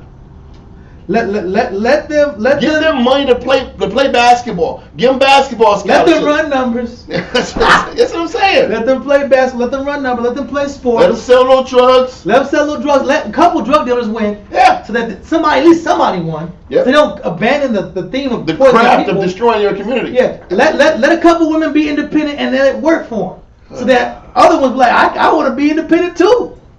Listen. Yeah. All these things they come from think tanks. They come from people that understand patterns in history, bro. They're I forgot how to say it. Economists. They're economists. Yeah. And their job is to find how can I squeeze out the most resources from this people, so I can modify my income on a corporate level. Yeah. We don't get this, man. This captivity is corporate. It's a corporate captivity. Do you see white men kicking your door down, pulling out swords and stabbing people anymore? Swords. Is the Klan in front of your house? Knocking on your door. Come outside, nigga. We got a cross over here that's burning right now. Come out. When's the last black person or Latino had a Klansman with horses in front of their house? We're living in a digital age, man.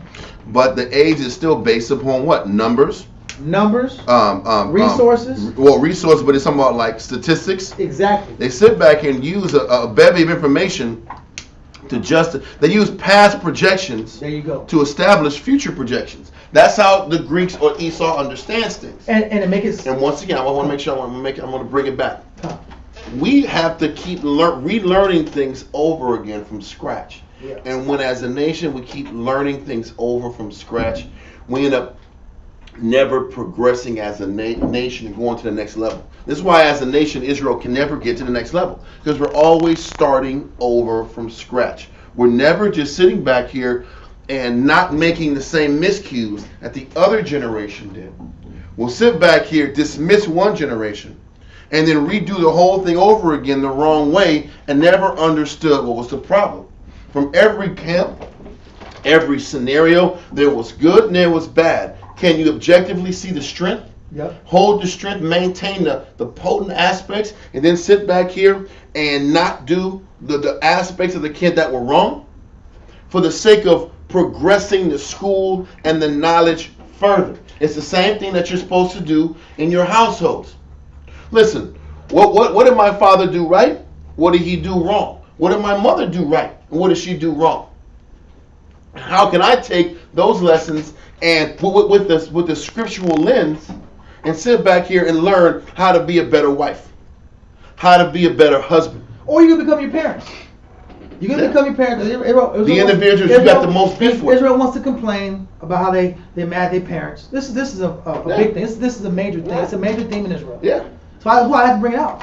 It's a major theme in Israel. We complain about our parents, either the parents that were in the truth or parents that were out the truth. Because all of us didn't have parents in the truth. Mm-hmm. You know what I'm saying? Yep. We all didn't have parents in the truth. A lot of us came from the world first, then became Israelites. Mm-hmm. Right? And then we complain about our parenting, and then we get our own households, and we run screw the it up too, household. just the same way. We run our households the same exact way. Yep. And then we're like, you know what? I thought I was going to be better than this. But I never took the time to objectively look at what I need to do to fix and solve the problem. No doubt. That's why Israel needs a sign. And that's the problem is we need to sit back here and seek wisdom versus the sign. Now, we got that verse in 1 Corinthians 1:22, right? Are we done with that? Yes, sir. Go to the next one in Matthew. It was Matthew chapter 16 and 4. Matthew chapter 16 and verse 4. A wicked and adulterous generation seeketh after a sign. That's the point. Wow. And there A shall wicked and adulterous generation is always seeking that sign. That means I'm not thinking. They I'm need, not thinking in meditating. and I'm not thinking in the scriptures. I haven't given my mind to the book because I have a lot of doubt in me, a lot of distrust. And the point is this: if I read the Bible and I trust the scriptures, that's my sign right there. That's all the sign you need, bro. That's the sign. But the wicked and adulterous generation needs to see something. Something traumatic has to happen for them to take change serious. And this is the problem. Why do we have to have extreme scenarios to wake up?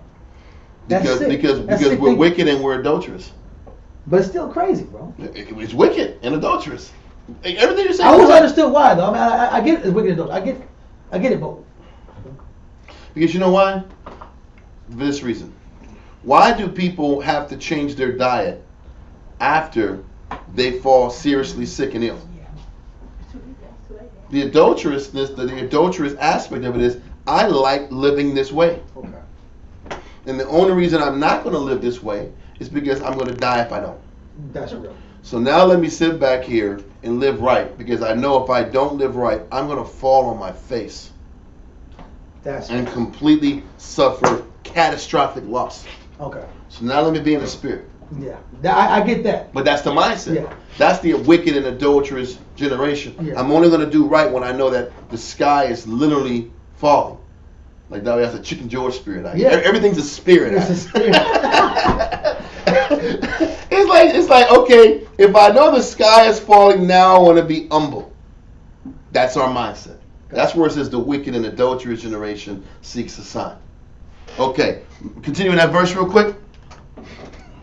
And there shall no sign be given unto it. Most High ain't gonna give you a sign if I need to sit back and see a double confirmation before I just serve the Most High and do things the right way. The only sign you're gonna get is you're gonna fall on your face, and you with the possibility of losing the things that you love the most. Read on. But the sign of the prophet Jonas. That's all I'm saying. You're gonna get. You figure the sign of get a situation you can hardly get out of. Got it. That was a hard situation Jonah was in. We had a class on that. We gotta go on the records and check out Shashwan's class on Jonah. Keep going, sir. Mm-hmm. And he left them and departed. And when his disciples were come to the other side, they had forgotten to take bread. Then Yahushua said unto them, take heed and beware of the heaven. That's what I want. That's what I want. Okay. Let's get back to the scriptures. In Judges. I want to hit that one point. I'm sorry. Okay. 11 Pharisees. I just want to hit that real fast. 11 Pharisees. That's one. On the 11. Yes, it's gonna Go hit for it, this. It's go gonna for hit it. our point before. Go for it. We didn't want to talk my fault.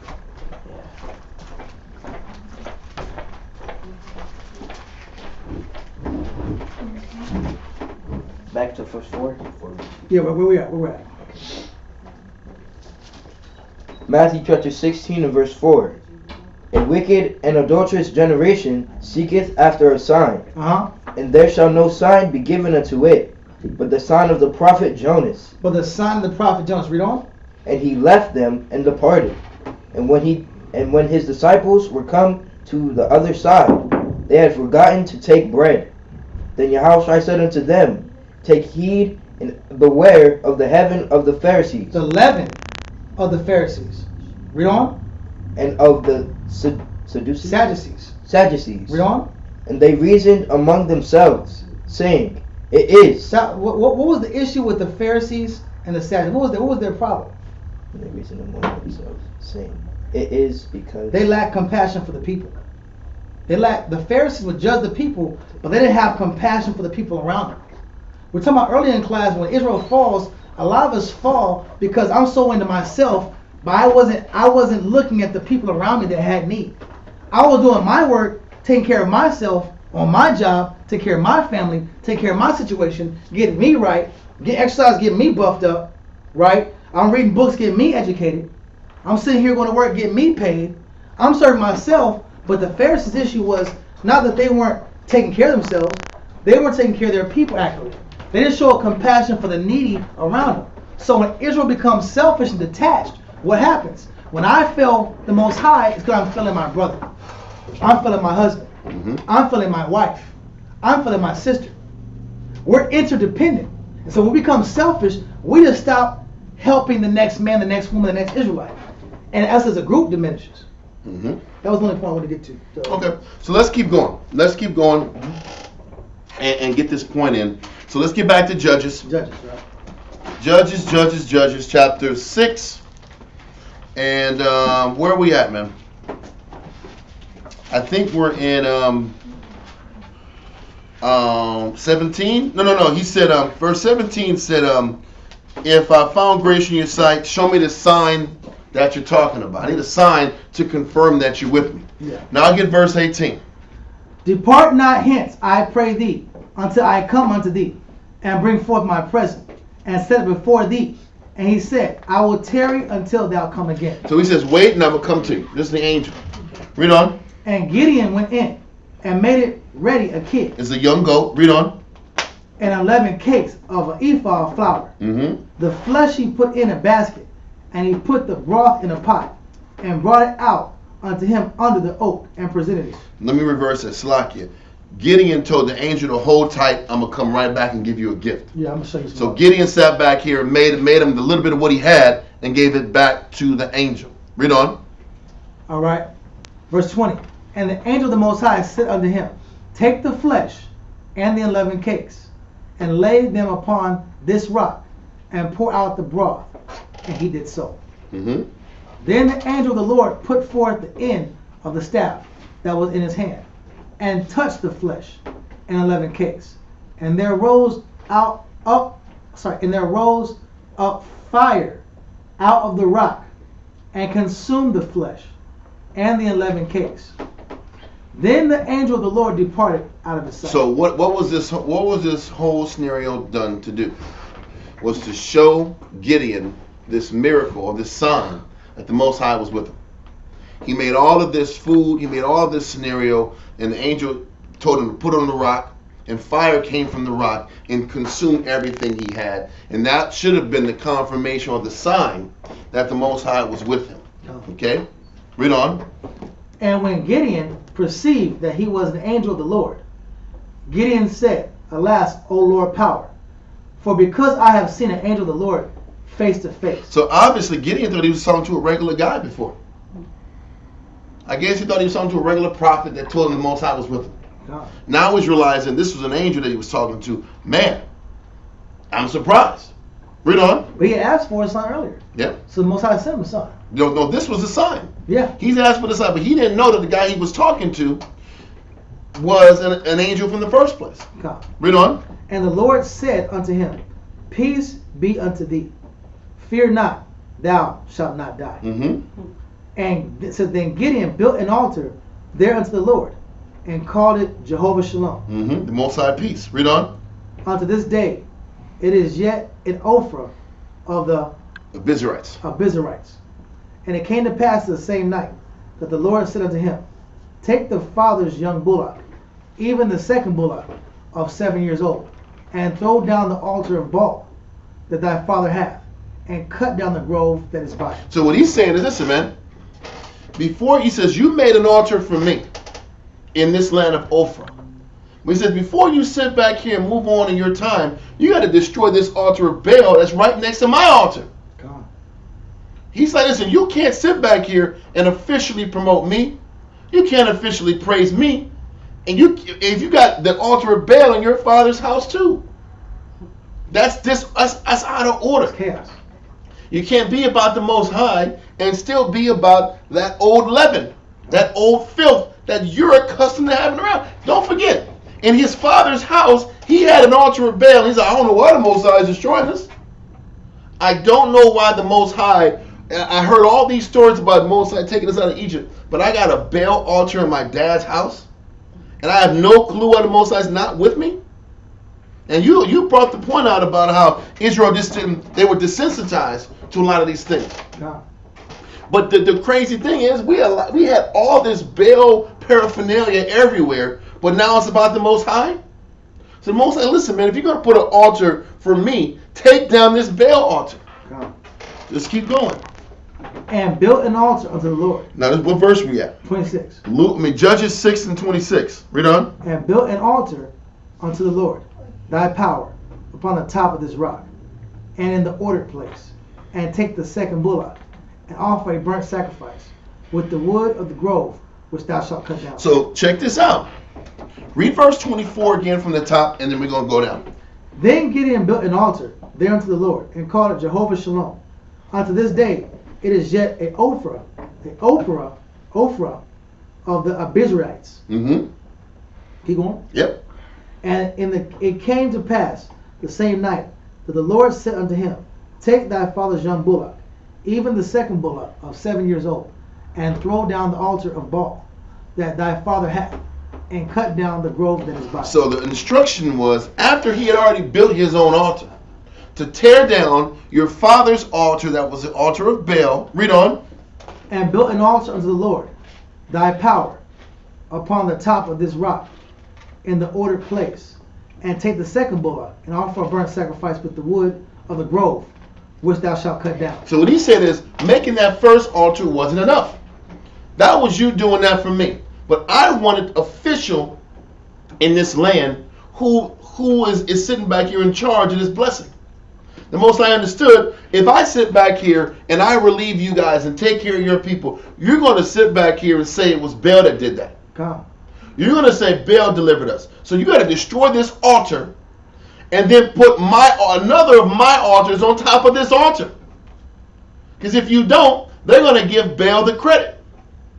The Most High understands this. He understands that they're going to try to, the people are going to give the credit to Baal and not him. Or whatever God they want to serve. Exactly. What Israel wants to do is give the credit to their job. Yep. What Israel wants to do is give the credit to their not just so charming. Yep. My wit, my ability, my skill. I'm just so clever. And this is the key to a lot of times to getting your blessings. You make sure you're prepared to acknowledge who's the person giving it to you. If you want to make it about you, you're going to dry out your blessings. You have to make sure you get the Most High credit for all of your accomplishments. What the Most High is, he's clearing all of the other excuses that we're going to use to justify our existence out the way in order for us to sit back here and give the Most High the appropriate credit for the blessing that's supposed to come to them. Does that make sense? But the groves had to go down. The Baal groves had to go down before the Most High was even going to begin to bless us.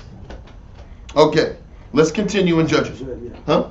Listen, I need to make an order of that, bro. This is getting fired at. You burn that myrrh again? I burned this myrrh, the oil myrrh. Oh, that's fine. That was good. That rock myrrh is not good. It's not getting burned. It's fired officially. It's out of there. It's out of there. We gotta get some new myrrh because this is bad. Anyway, let's continue. Then Gideon took 10 men of his servants and did as the Lord had said unto him. First of all, that grove must have been pretty damn big if it took 10 servants to break down a Baal damn grove. And this one, you're going to read that the entire city wanted this guy killed out. The entire city wanted Gideon killed because they took down this Baal grove.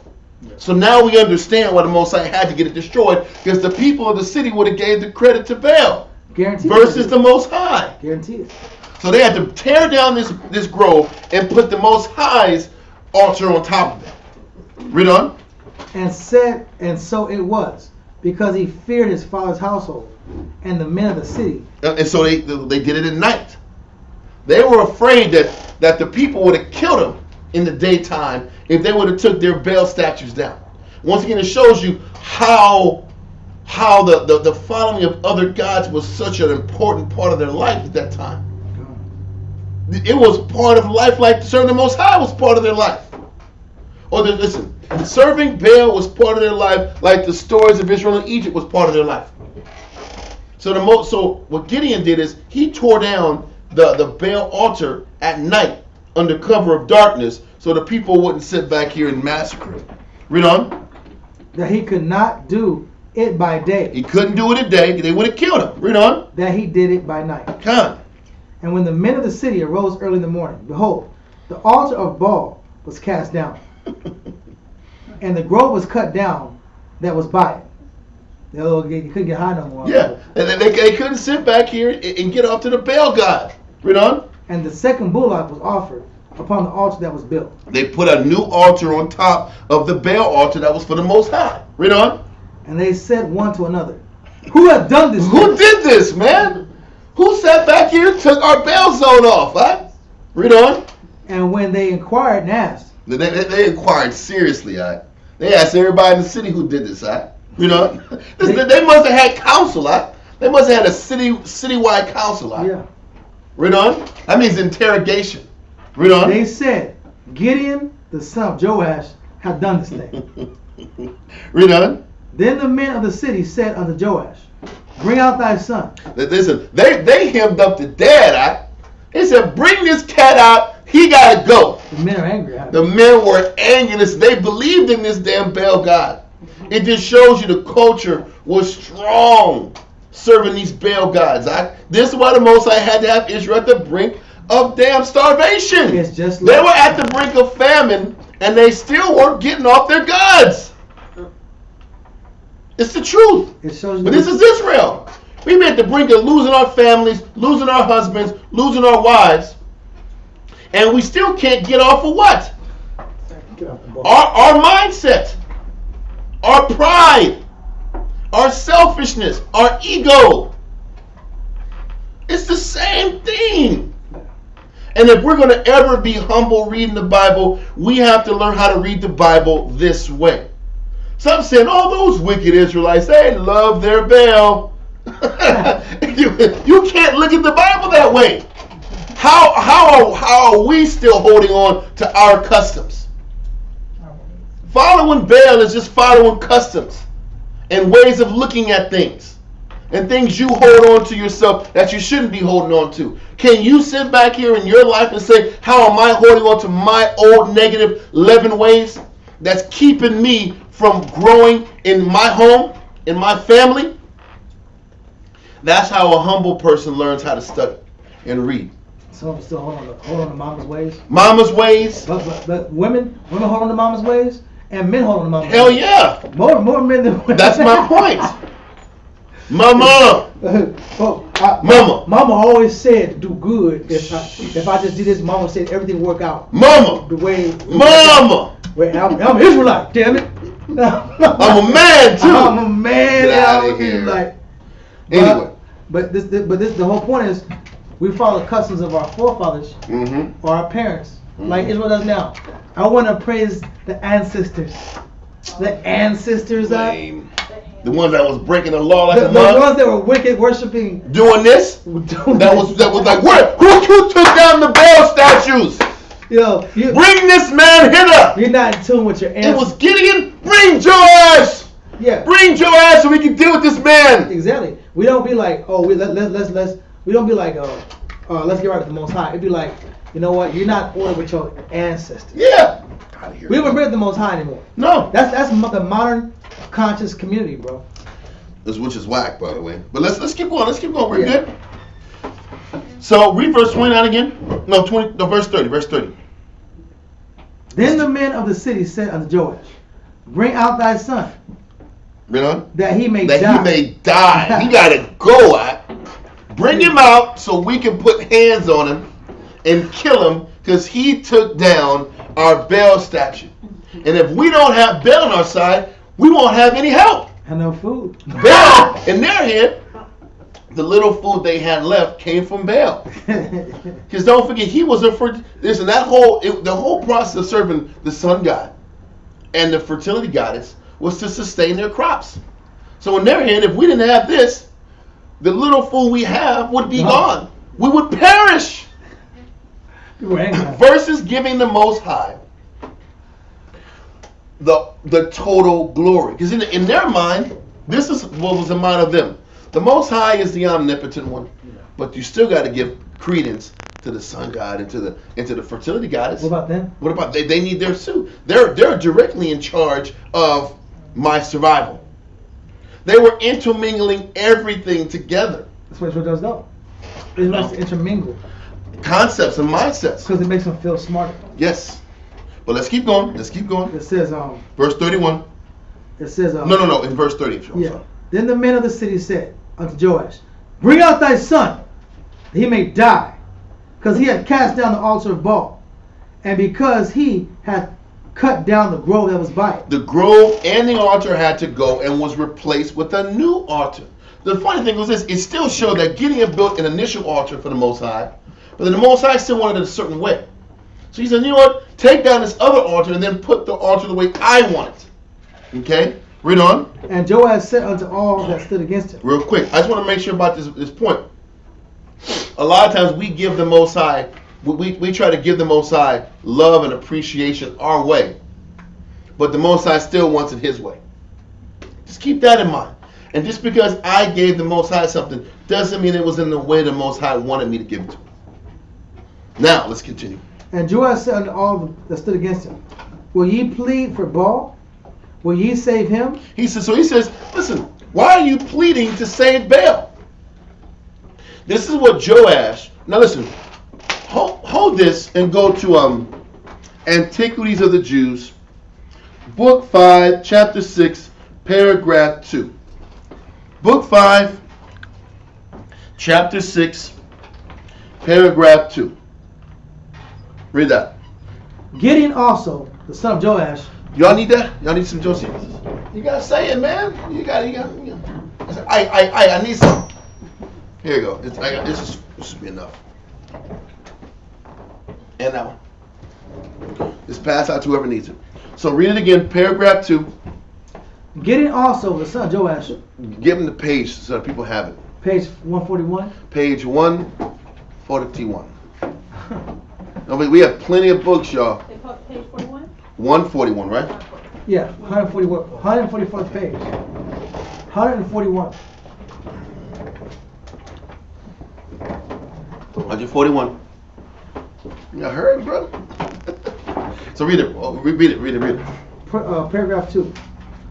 Gideon also, the son of Joash, one of the principal persons of the tribe of Manasseh, brought his sheaves of corn privately and thrashed them at the winepress. He was hiding it, and he had to do it on the sneak because these damn marauders were out here hunting that. Read on. For he was too fearful of their enemies to thrash them openly in the threshing floor. Because they were going after him. Nobody could sit back here and show these people anything. It was going to get tooken. Not even taken, tooken. Read on.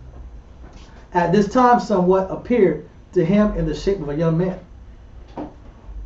and told him that he was a happy man and beloved of the Most High, to which he immediately replied, a mighty indication of the Most High's favor to me, that I am forced to use this wine press instead of a thrashing floor. He says, it doesn't look like the Most High loves me. I'm in a situation using a wine press to break down this wheat or this corn. I'm in a lower state hiding here. I'm not getting blessed. Read on. To use this wine press instead of a thrashing floor. But the appearance exhorted him to be of good courage and to make an attempt for the recovery of their liberty. He answered that it was impossible for him to recover, because the tribe to which he belonged was by no means numerous, and because he was but young himself, and too inconsiderable to think of such great actions. But the other promised him that the Most High would supply what he was defective in, and would afford the Israelites victory under his conduct. Hold on one second. I want to make sure I you know what? It's not going to be in this part. It's going to be here. My fault. Let's just keep going in the scriptures. 6 and 31. We'll get back to here because the next paragraph is really good. But continue. Judges 6 and 31. My fault. We'll hit that in a second. Judges 6:31. And Joash said unto all them that stood against him, will ye plead for Baal? Will ye save him? He that will plead for him, let him be put to death while it is yet morning. If he be in power, let him plead for himself, because one hath cast down his altar. So what Joash is saying is, listen, if Baal is as powerful as everybody's saying, why do you guys got to get in the way of? Why do y'all got to get in the way of avenging him? Why can't Baal avenge himself? Why can't Baal sit back here and take out Gideon if Baal is so powerful? Why are y'all worried about sitting back here killing this man and defending Baal? Baal can defend himself. God. Read on. It says, and Gideon said, this is verse 39, right? Mm-hmm. No, verse 32. 32. Sorry, 32. I'm lost. Therefore, on that day, he called him Jerubbaal, saying, let Baal plead against him. Mm-hmm. So what is it saying? Matter of fact, let me get this in Judges 6 and 32. Trying to find Judges 6 and 32 will give a better definition of what Jerubbaal means. Okay, listen, Jerubbaal means Baal will contend. This is why Gideon's name was a lot of times changed to Jerubbaal. It just means Baal will contend with Gideon. Let Baal deal with this guy. Not we have to sit back here and take out Gideon. If Baal has a problem with Gideon, Baal will do it himself. Okay? That's what Jerubbaal means. And his name was changed, or another name for Gideon was called Jerubbaal, and it means Baal will contend, because of what he did by taking down and tearing down the altar of the Most High. Listen, Cry, I got your question out. The answer is, symbolically, the question was asked pretty much, did we have to sit back here and destroy all the altars before we move forward? The answer is yes, spiritually or physically. Yeah. Most High wasn't going to sit back here and bless us and take care of us unless we eliminated all of the negative influences around us before we move forward. Yep. So symbolically, yes, all of the negative and all the idolatry and all the altars had to be flushed out before the Most High honored us and took care of us and was there for us. So, now, read verse 32 again. Therefore, on that day, he called him Jerubbaal, saying, let Baal plead against him, Yep. because he hath thrown down his altar. Because to plead means to contend and deal face to face. So if Baal had such an issue with Gideon, Baal would have came down and dealt with him. And that backed off the people and said, listen, if this power is so powerful, or if this little God is so powerful, he'd come down and deal with Gideon, and obviously he didn't. So that's where the nickname Jerubbaal came from. God. Yeah, we just said it out, but let's keep going. Then all the Midianites and the Amalekites, and the children of the east were gathered together, and went over and pitched in the valley of Jezreel. But the Spirit of the Lord came upon Gideon, and he blew a trumpet, and Abiezer was gathered after him. And he sent messengers throughout all Manasseh, who also was gathered after him. And he sent messengers unto Asher, unto Zebulun, unto Naphtali. And they came up to meet them. So, what's happening is the Midianites, the Amalekites, and the Ishmaelites, the people from the east, were gathered together in the valley of Jezreel, which is still in around Manasseh, to sit back here and go to war with Gideon and his people. And what Gideon is doing, Gideons are sitting back here and sending messages and information to the surrounding tribes. Because if you sit back and look at the map of the northern kingdom at the time, you had Ephraim, you had Manasseh, You had Asher, Zebulun, Issachar, Naphtali, Dan at the tip top. That's how it's set up. Israel was in Manasseh at the time. Gideon was in Manasseh, and he was sitting back here and giving word to all the tribes to get help and assistance to go to war with these people. Okay, continue.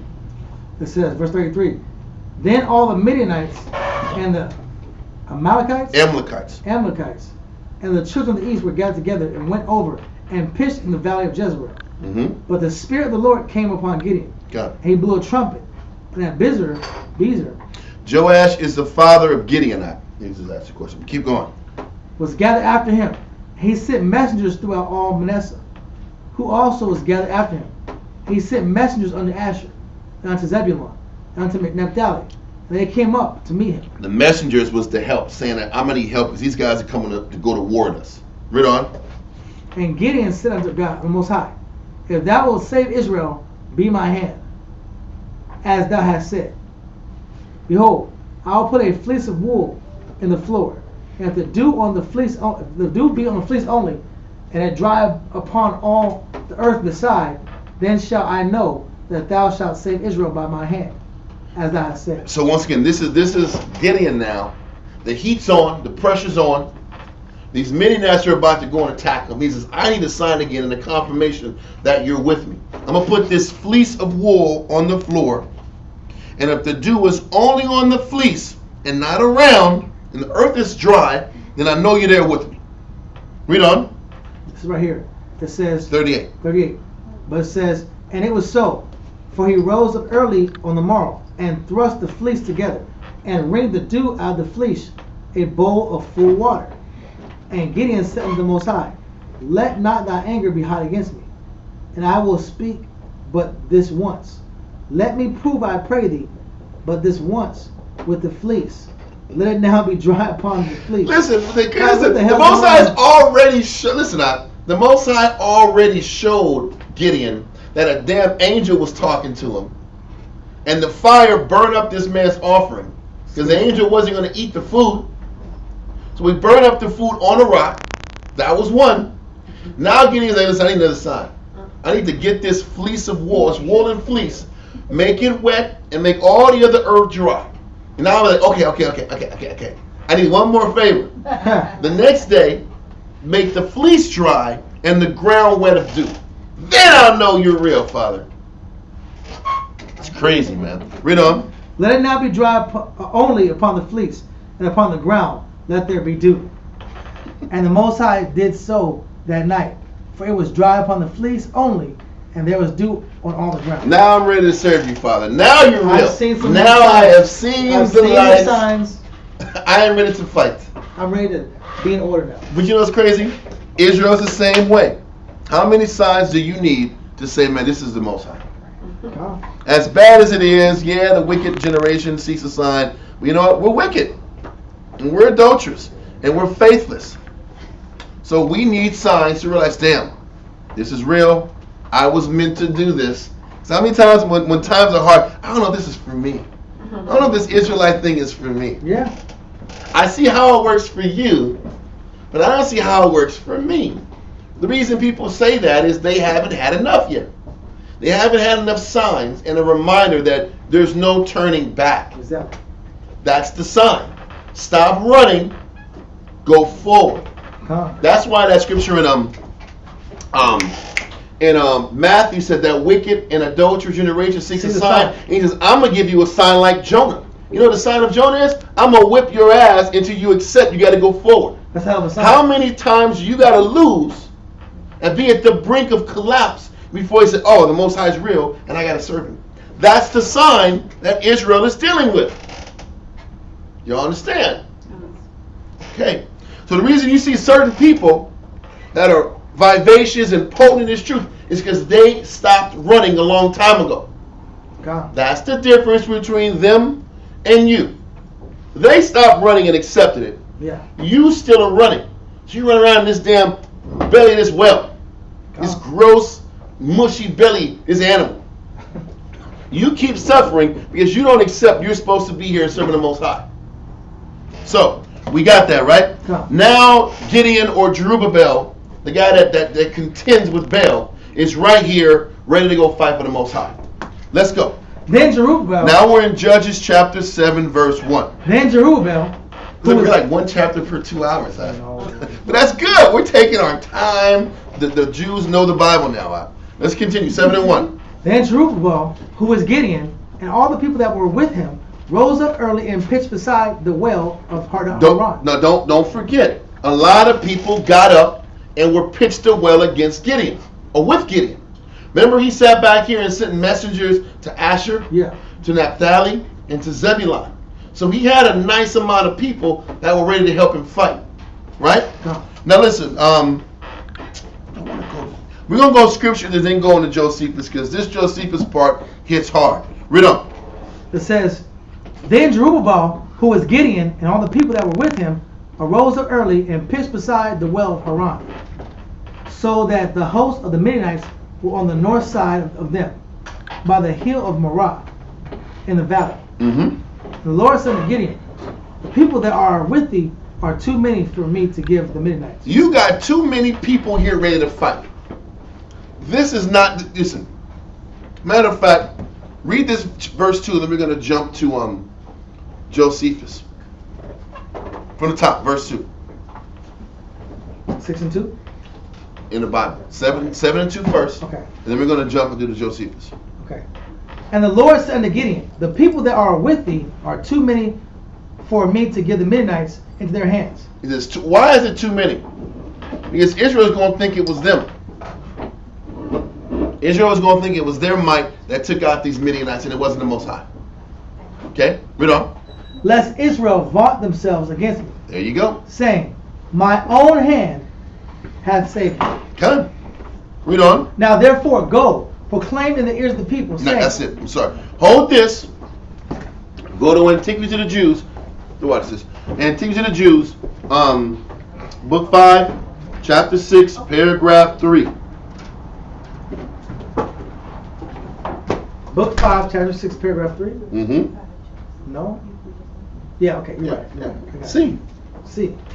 Now therefore, as Gideon was relating this to some young men, they believed him, and immediately there was an army of 10,000 men. Remember I said that they sat back here, and he sent messengers out to Zebulun, Asher, and all these guys, because these Midianites were ready to fight. So now there was immediately 10,000 men to help. Read on. It says, an army of 10,000 men got ready for fighting. But the Most High stood by Gideon on his sleep, and told him that mankind were too fond of themselves. I want to slow this part down. He said this was the era in time that was happening. He said mankind was too fond of themselves. They were too much about themselves. Right? Read on. And were enemies to such as excelled in virtue. He says, at the time, he says, at this matter of fact, he says Israel, mankind was too fond of themselves and were enemies to such as excelled in virtue. Now I want to hold this verse and I want to read. Can you read 2nd Ezra chapter 14 and 17 real quick, sir? 2nd Ezra 14 and verse 17. I'm going to tie this together real quick. 2nd Ezra 14 verse 17. 2nd Ezra chapter 14 and verse 17.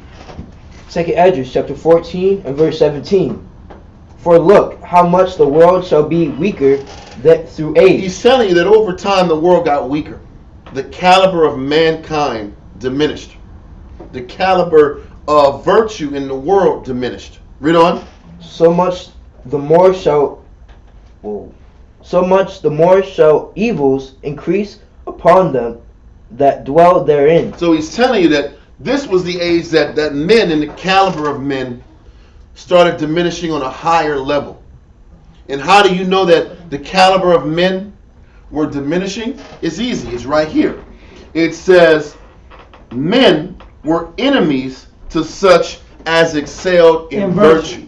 What that means is there was a time when the man or the person who had the greatest virtue was respected, honored, and followed. Nowadays, whether it's from now whether it's from Judges to now, the individuals who excelled in virtue the most were hated on, were envied, were looked upon in the worst light. Because that's how men roll now. The person who's pushing for the most to max themselves out, to be the greatest they can be, those people are envied. Those people are hated. Because what you stand for outshines their version of how things should be in the truth. He's saying that is a telltale sign of the diminishing of society, diminishing of camps, diminishing of men in the world. That's why the court jester or the clowns or the comedians, those are the ones who have the most love. The people that don't take anything serious have the most respect. The people that are about change and growth at the highest level, they're hated. This is how you know how mankind has fallen apart. So what is the Most High saying? Because mankind has fallen apart and their virtue has diminished. Don't forget, when we read about Deborah and Barak, how many people did the Most High use to take out the enemy at that time? Not that many. It was 10,000. Oh, okay. It was literally 10,000 that Deborah and Barak used for the military to take out the enemy. So the Most High said, listen, 10,000 people, they still didn't get the lesson. The Most High used 10,000 when Deborah and Barak were judges, and that wasn't enough. I want to find the verse that said 10,000 because I read it. I read it earlier, and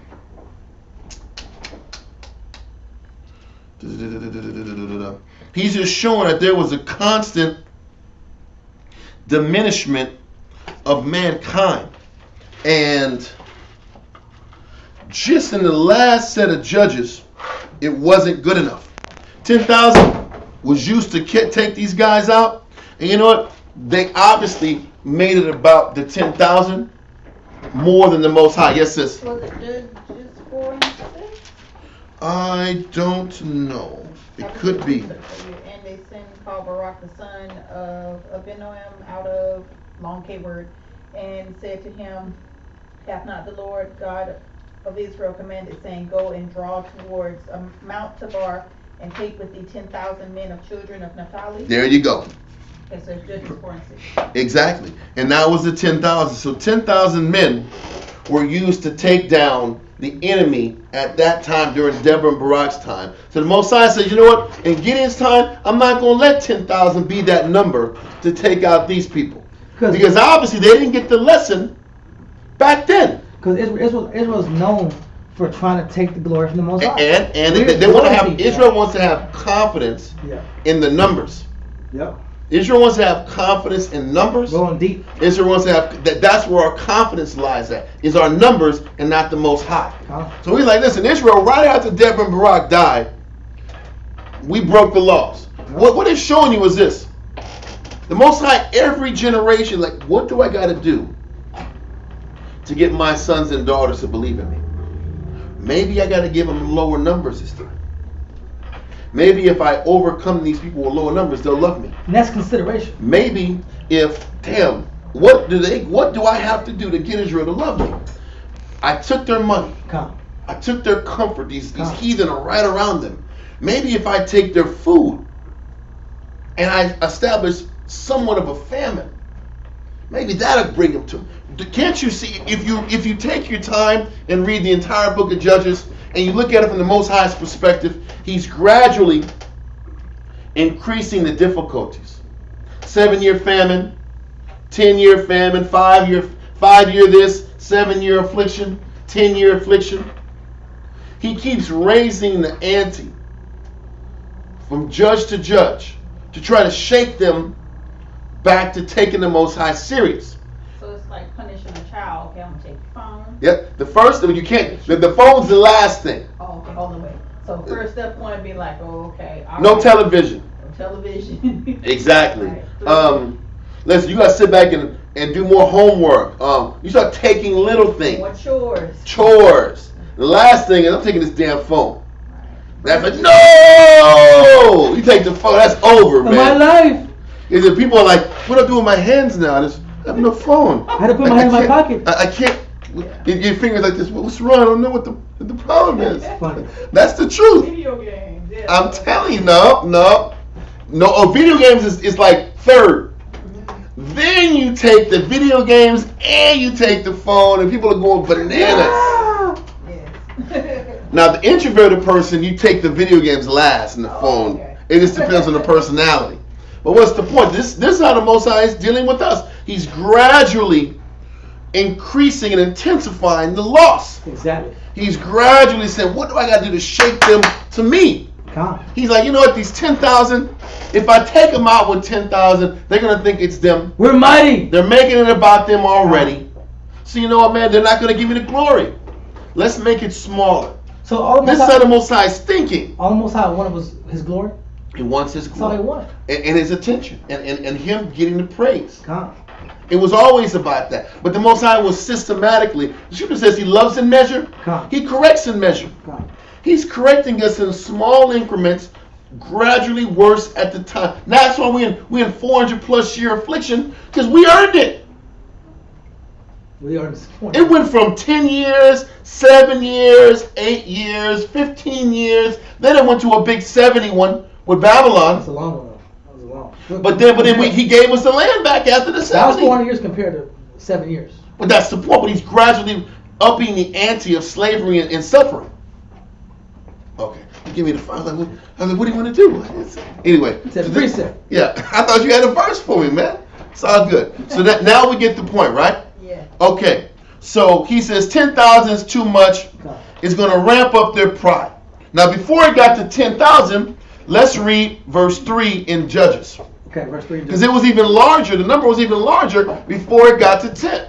7-3, right? Yep. Now, we're still right here in the second part of paragraph 2, right? Yes, we're going to hold that. We're coming back to that. All right. It says, now therefore go to, proclaim in the ears of the people, saying, whosoever is fearful and afraid, let him return and depart early from Mount Gilead. That's even the first thing. If you're scared, go to church. If you're afraid, get your ass out of here. Go back in your little tent and hide out like a little bi. That's the first thing. Little bit. Like a little bit. B-I-H. Little bi. Little bi. You little bi, huh? You scared, huh? Yeah. All little scared won't get on and they like this. Or they wait, listen, nobody leaves until everything's broken up. No, where did those mighty men over there go? Oh, they left, man. They don't leave right in front of you. Yeah. They'll leave after the meeting's adjourned. So anyway, he says, listen, everybody who's scared, fearful, get out of here. Read on. Let him return and depart early from Mount Gilead. And there return of the people 20 and 2,000. 22,000 caked up. That means 32 took the call. And then when they got there, they said on second thought, nah, I don't want to do this, man. I ain't got the heart to do it. So 10,000 was left to fight. Then the Most High said in Josephus, 10,000 was too much. So let's go back to the Josephus. Okay, point 2, right? Yep. Mid-range. It says, a mighty indication of the Most High's favor to me, that I am forced to use this wine press instead of this trash. No. It's paragraph 3. Paragraph 3? Yeah. Okay. Now therefore, as Gideon was relating this to some young men, they believed him, and immediately there was an army of 10,000 men got ready for fight. So it was 10,000 men ready to fight after the 22 left because they were afraid. Once again, we're in Antiquity of the Jews, Book 5, Chapter 6, Paragraph 3, the beginning part. Read on. But the Most High stood by Gideon in his sleep, and told him that mankind were too fond of themselves. Israel was too into themselves. Read on. And were enemies to such as excelled in virtue. Israel still hated the mindset that to gravitate to the most potent individual. Okay, so I had to sit back here and create some type of scenario to get Israel to follow him. Read on. Now that they might not pass the Most High over, but ascribe the victory to him. They said that they might sit back here and not ascribe the victory to the Most High, but make it about themselves. Read on. And might not fancy it attained by their own power, Mm-hmm. because they were a great army, and able to fight, and able of themselves to fight their enemies. So he's like this. I know you guys got pride, and y'all got enough to take these chumps out if you fought, and if you were spirited and confident in yourselves. So I don't want to sit back and allow you to build your pride up and your ego and lose your connection to me. This is why the Most High always deals with us in small numbers. Because if a small group of people can do great things, then it's surely the Most High. This is why the Most High doesn't give us the large groups of people, the thousands upon thousands of people to help. To be super deep. He gives us just a small enough people to do the impossible. That's how you know it's the Most High's power. The strength was in the small numbers and not the large numbers. Let's continue. Point 216. But might confess that it was owing to his assistance. He advised him to bring his army about noon. So he said, listen, to make sure that their confession it was the Most High's assistance, bring these 10,000 cats at noon to go to war. To go to practice, to train. Now don't forget, at this time, these damn Midianites and Ishmaelites and Amalekites are still lurking around. So the idea that they're training, these Amalekites are like, these guys might be trained to go to war against us. Yes, sis. I want to make sure I also understood this. Back when Gideon destroyed the grove, those were Israelites that were yes. Those were, hell yeah, they were Israelites. So his father Joash disarmed them by saying, let Baal speak. Exactly. So he wasn't, I was trying, in my mind, I'm like, dang, is he about to fight Israelites and Midianites? But they stood down after that speech. Yeah, exactly. They stood down after the dad said, listen, man, if he's going to get killed, let Baal fend for himself. Okay, all right. Just wanted to make sure. That's what he's saying. Come. Okay. So where we at? Right here. It says, he advised him to bring his army about noon in the violence of the heat to the river, and to esteem those that bent down on their knees and so drank. So he said, listen. This is the confusing part. This is confusing. This is why I'm going to the Josephus first and then going to the scriptures. So now, in order to whittle down these 10,000 men that were ready to go to war, he said, listen, we're going to sit back here and have them work out strenuously, work out aggressively. We're going to work them out to their tired, right? In the heat of the day. Then it says, he advised him to bring his army about noon in the violence of the heat to the river, and to esteem them that bent down on their knees and so drank, to be men of courage. But for all those that drank tumultuously, that he should esteem them to do it out of fear and as in dread of their enemies. So listen, the 10,000 cats, the ones who sat back here and bent down on one knee and had the other knee propped up and drank in control, meant they weren't afraid of their enemies.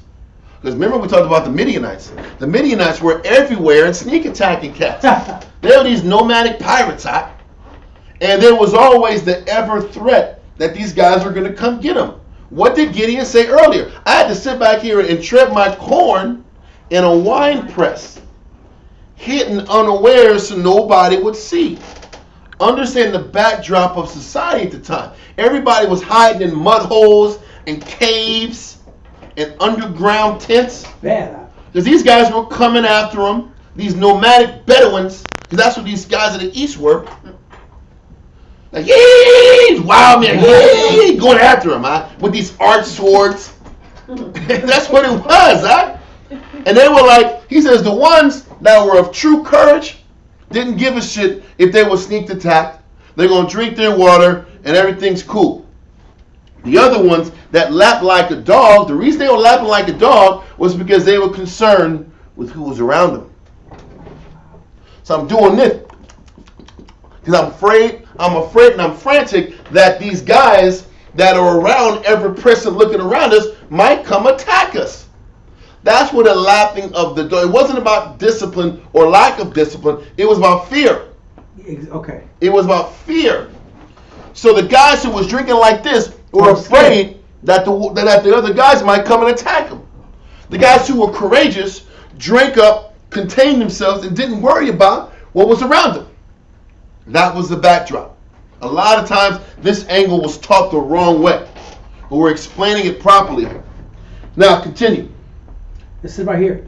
It says that he should esteem them to do it out of fear and is in dread of their enemies. So this is what the Mosiah is telling Gideon. Once you sit back and drink with control, they're not afraid. God. Once you are drinking tumultuously with their head up, their eyes up, God. they're afraid. The ones that are lapping like a dog. God. Read on. And when Gideon had done as the Most High had suggested to him, there were found 300 men that took water with their hands tumultuously. So the 300 Scared. that he chose were afraid. He chose the weaker men. He didn't chose the 9,700 potent guys that were full of confidence. He chose the scrub group. He chose the 300 of the weaker caliber guys to prove a point. It was about proving a point that the Most High can sit back here and take 300 of the okay cats. Now listen, they weren't as afraid as the 22,000 cats that bounced out. They still just had fear in them. He's showing that there's different varying degrees of fear. God. The 22,000 cats that punked out and chumped out, they didn't have it in them. These 300 guys were just too overly concerned with their surroundings to just have a damn drink. So there was still elements. It was a weaker caliber of man in comparison to the 9,700 men who weren't concerned with that. So that's like that scripture that's Most High would choose the weak and the foolish. Yes, of the earth. to confound the wise. So he chose the weaker ones, the weaker caliber spirited ones, to sit back here and fight this battle to wipe out this eventual 135,000 men of the Midianites, Amalekites, and the Ishmaelites. So it wasn't that he was some badass guys, just bad It wasn't boys. these 300 hardcore like David's Mighty Men type dudes. No, Sly Stallone, these guys. man. It wasn't the Expendables act. Yeah, it wasn't just only a few good men. It wasn't that. It was some guys who were lacking some stuff in their spirit eye. And he chose them because the last time he chose 10,000 dudes, they didn't get the lesson from it. And they immediately screwed the pooch to the next generation. So let me bring the C team out here with Gideon, and we'll work it out, huh? Go team. Just the go team. We're going to bring the go team out here. Everybody knows the go team. Just listen, I think it's supposed to be gold, right? But they changed it to go. I think it. You can see because it was dark, light, and gold. Oh. That's what it used to be called. Before y'all got in there, it was the dark, it was the white. They had the dark uniforms, the white uniforms, and the gold team. Right. But they didn't want to make anybody feel bad that the gold team was the poop team. Nobody wanted to be on the gold team. But they said gold to make the kids feel better and to keep wanting to play. This is middle school science in San Antonio, Texas. Middle school sports breakdowns. The dark team was the gold team. The white team was, they're okay. And the C team, they didn't want to say C, make them feel bad. It's the gold team. I remember when they changed, it used to be A, B, and C. Back when my oldest was playing, it was the A team, B team, and then them chumps over there was the C team. That's how they defined it. And it was like the bullies, you're making them feel bad. Right. So they stopped that and they just went color coded. Dark uniforms, light uniforms, gold. That's how they did it. Point is this. So now the Most High got the gold team out here. The 300 of the guys who were just the lesser caliber of the other guys. Now we know what's going on, right? Read on. And when Gideon had done as the Most High had suggested to him, there were found 300 men that took water with their hands tumultuously. So the Most High bid him take these men and attack the enemy. Accordingly, they pitched their tent at the river Jordan, as ready the next day to pass over. Now we go back to the scriptures, Judges 7 and verse 4.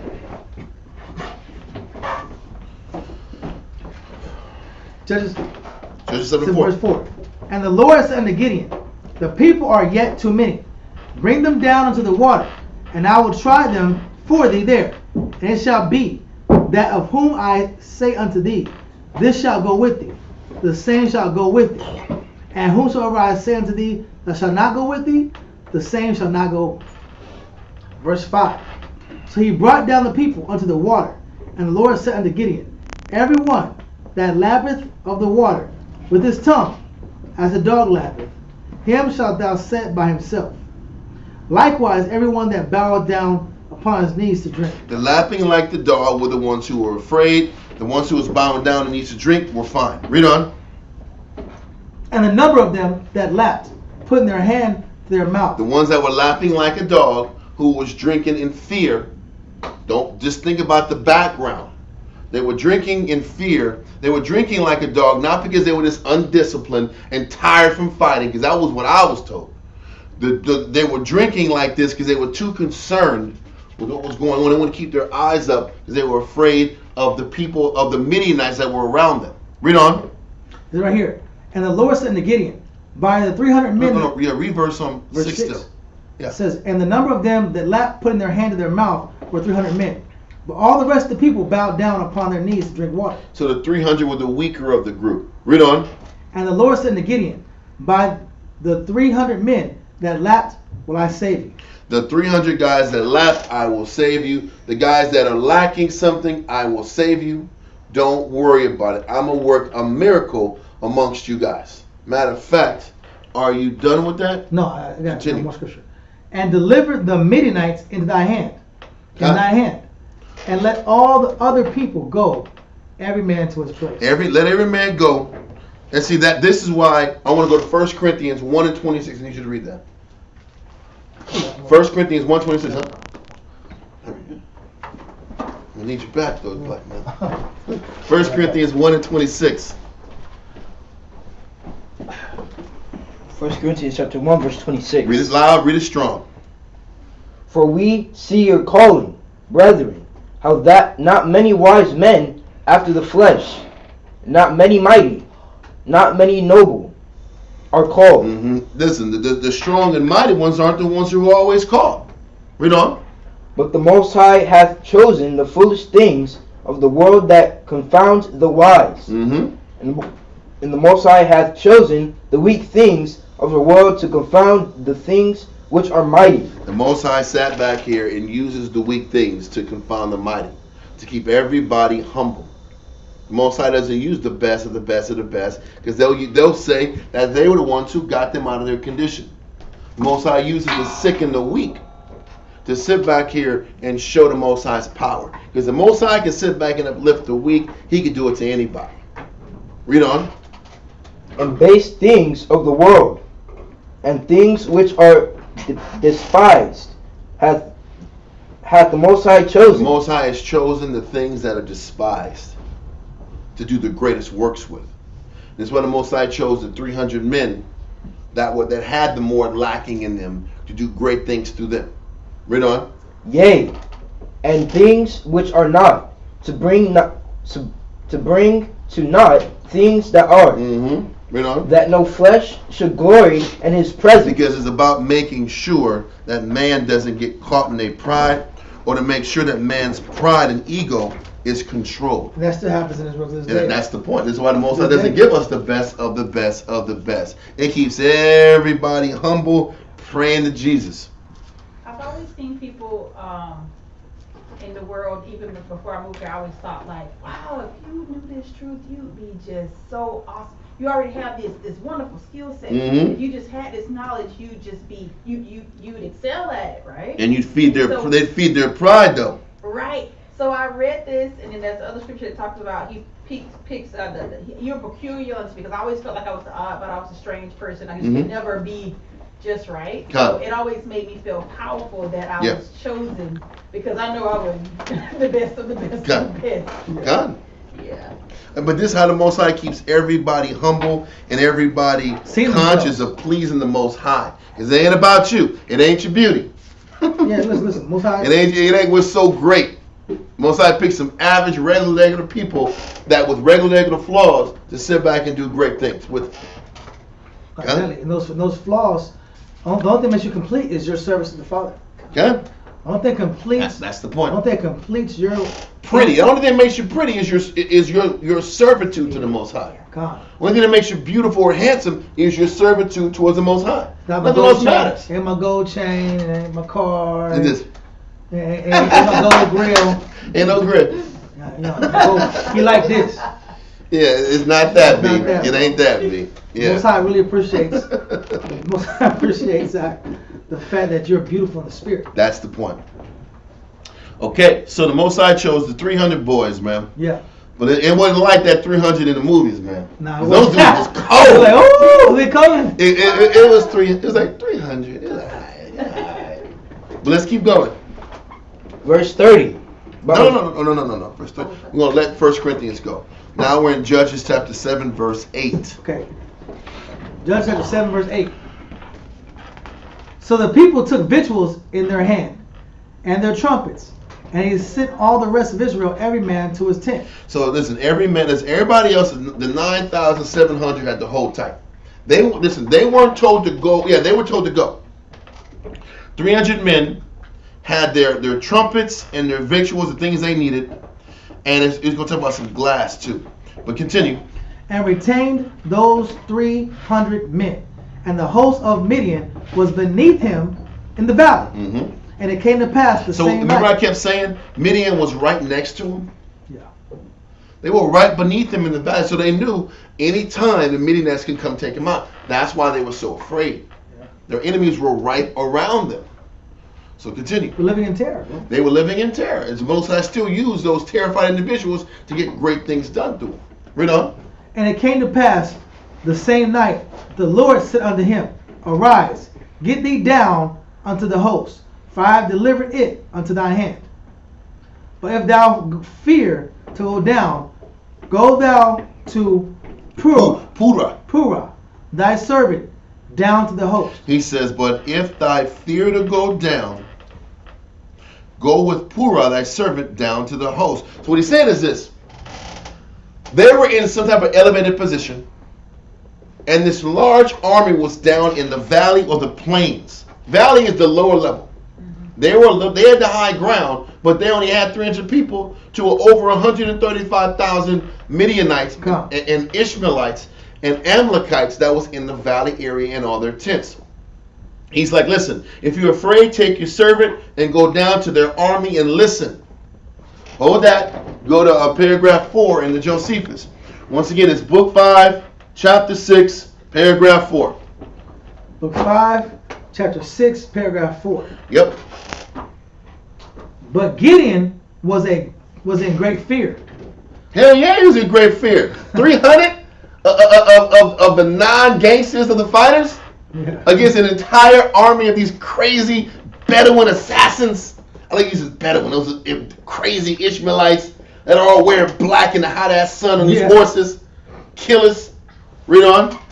For the Most High had told him beforehand that he should set upon his enemies in the nighttime.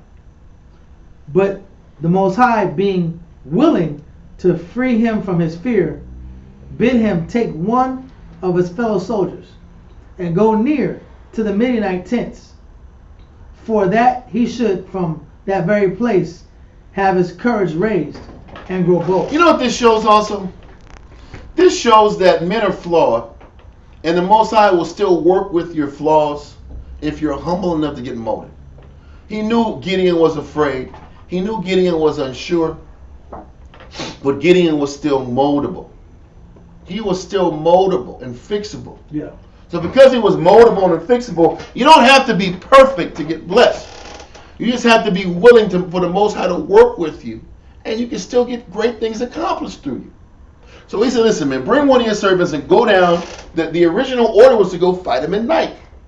But Moses said, okay, man, you're afraid. Go down there, listen. Listen to what's going on. And then I'll sit back here, and I'll let you know why you're going to win. Continue. This is right here. We're at verse 4. It says, but the Midianite tents, for he should from that very place have his courage raised and grow bold. So he obeyed and went and took his servant Purah unto him. As he came near to one of the tents, he discovered that those that were in it were awake, and that one of them was telling to his fellows soldiers a dream of his own, and so plainly that Gideon could hear him. The dream was this: he thought he saw a barley cake, such a one as could hardly be eaten by men. It was so vile. Yeah. Rolling through the camp and overthrowing the royal tent. How can a damn piece of cake overthrow the royal tent? A piece of cake is gonna kill all the people? Read on. And the tents of all the soldiers. Now the other soldier explained this vision to mean the destruction of the army. So they're talking about how they're about to die soon. One guy is given a vision. This is the Midianite guy had a vision about this barley cake wiping everybody out. The other guy's like, damn, B, that means we're about to die, son. This vision means we're going to die. And they're having this conversation in a tent. And Gideon, the Most High, allowed Gideon to go right down and hear in plain communication that they know they're about to die.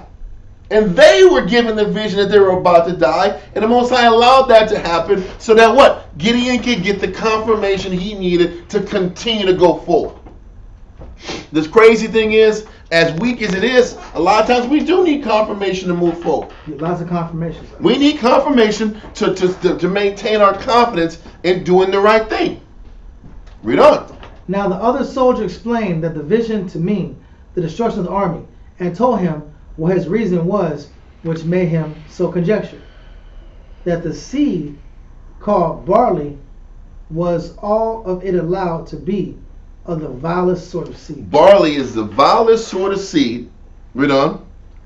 And that the Israelites were known to be the vilest of all the people. There you go. Listen, barley is the vilest seed on earth, and Israel was looked upon as the vilest people on the earth. Why were the Jews the vilest people on the earth? Because they were chosen of the Most High and nobody else on earth was. That's why Israel was hated. That's why Israel is hated now. That's why the whole world hates us. That's why Psalms 83 is real. That's why Psalms 83 is true. Okay. Because the whole world can't stand our guts. Because we were chosen, they weren't. So there's thousands upon thousands upon thousands of policies that were established to justify separating or destroying them from us and keeping them in perpetual power. So the other person understood, if this barley seed or this barley cake is going all throughout the camp, that means the Israelites are going to be coming all throughout the camp and wiping us out. Read on. It says, agreeably to the seed of barley, and that what seemed to look big among the Israelites was as Gideon, and the army that was with him. And since thou sayest thou didst see the cake overturning our tents, I am afraid lest the Most High had granted the victory over us to Gideon. Read the beginning of paragraph 5. And when Gideon had heard this dream, good hope and courage came. Now all of a sudden, the Most High is with me. Yeah. And I will get blessed. Yeah. But read on. Came upon him. Okay, now we're going to go back to Judges chapter 7 and verse... Where are we at? Stop at 10. What's that? You stopped at 10. Okay, we're at 10. Yes. Give me verse 11. Verse 11. Let's see. 7 and 11. All right. That's right here. And thou shalt hear what they say. Afterwards shall thy hands be strengthened to go down to the host. Then went he down to Purah, his servant, unto the outside of the armed men that were in the host. And the Midianites and the Amalekites and all the children of the east, which were Ishmael. Read on. lay along the valley like grasshoppers for multitude. And their camels were without number, as the sand by the sea for multitude. And when Gideon was come, behold, there was a man that told a dream unto his fellow and said, Behold, I dreamed a dream, and lo, a cake of barley bread tumbled into the host of Midian, and it came into a tent, and smote it that it fell, and overturned it, that the tent lay long.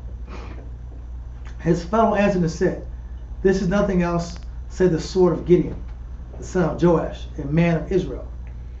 For into his hand hath the Most High delivered Midian, and all the hosts. And Josephus gives a little help understanding that barley is hated. It's gross to these people. So we were looked upon as a vile people, and it was confirmation that we were about to overcome them and they were going to fall. Okay, let's continue.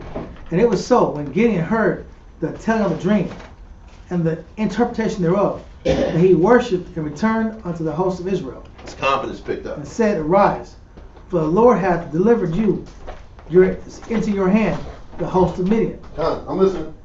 And he divided the 300 men into 3 companies, and he put a trumpet in every man's hand, with enemy pitchers and lamps within the pitchers. So hold on. Hungry, bro. I am so hungry.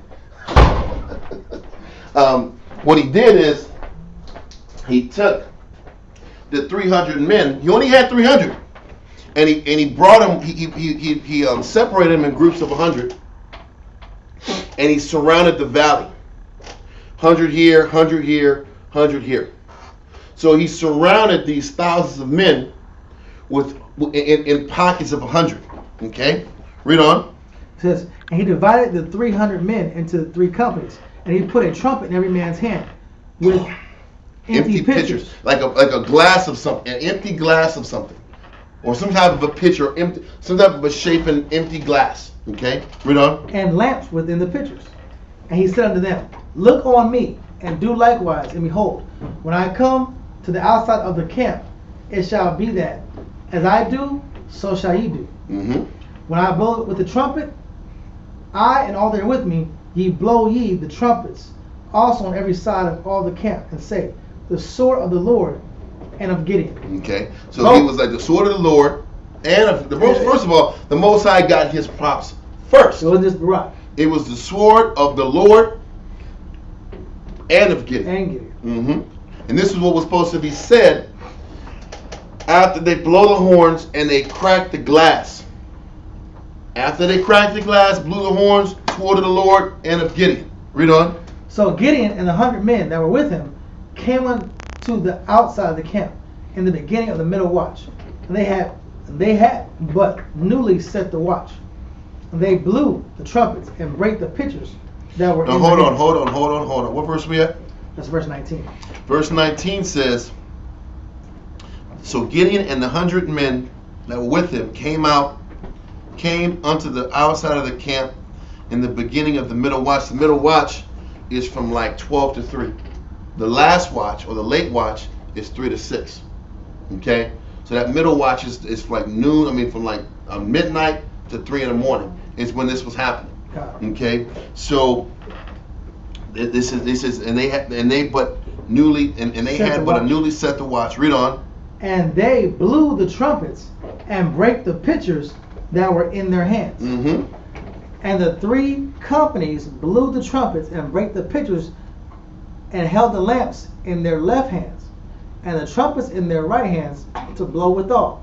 And they cried, and the sword of the Lord and of Gideon. Mm-hmm. And they stood every man in his place round about the camp, and all the host ran and cried and fled. The Most High allowed a bunch of chaos and craziness to ensue in this valley. Yes, sis. So they were breaking next to the picture. They got this like clay pot. And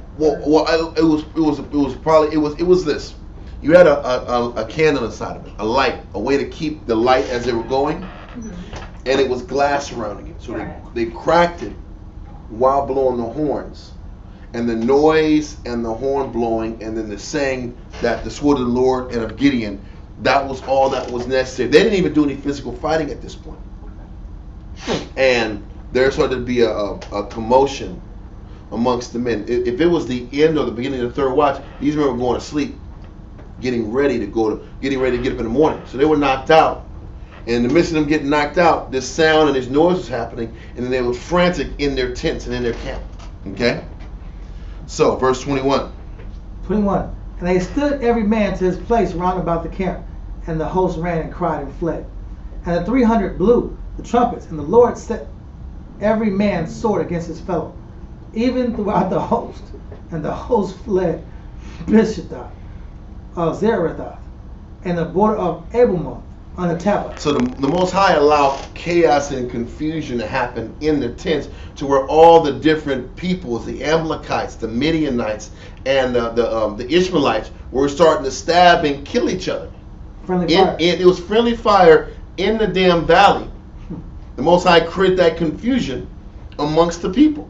It wasn't even the 300 guys. They were all spread out in different parts of the valley or the plain, and they was blowing horns and cracking glass, and the Most High smashed these dudes. Oh! But you know what the Most High was doing? I'm taking the glory from you, Yeah. and this is all going to me. And hopefully, this will get Israel to want to serve the Most High now. Did it happen? No. They still want to do them, but the Most High was frantically trying to get Israel to want to serve them. You ain't got to work with Baal no more. Exactly. Continue.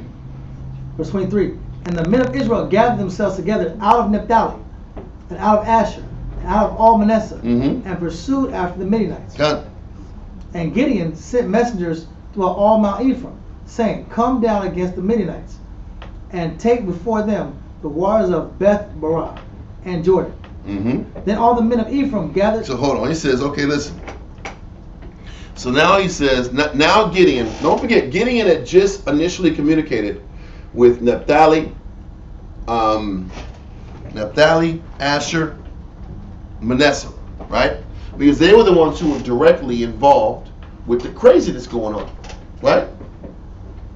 They were the ones who were suffering the famines. They were the ones who were suffering the Midianites, giving them hell. Don't forget, these Midianites weren't affecting every Israelite tribe in the nation. The Midianites weren't dealing with Judah at the time. All these stories are specific to the people in these areas, right?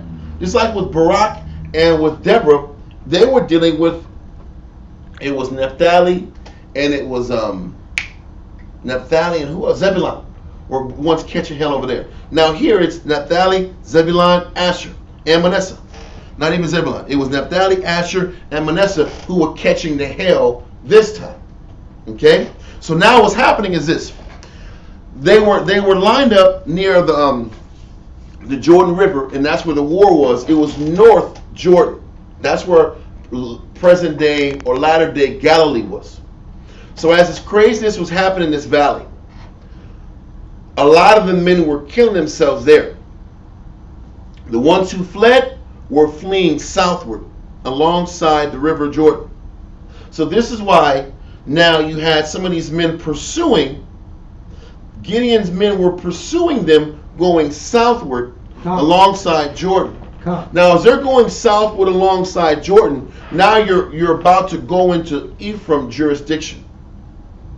Now Ephraim wasn't getting affected, nor gave two shits about the Midianites messing with Manasseh, Asher. Because it didn't affect them. Because it didn't affect them. Now Gideon is saying, listen, they're coming down, wipe them out. You can sit back here and kill these cats.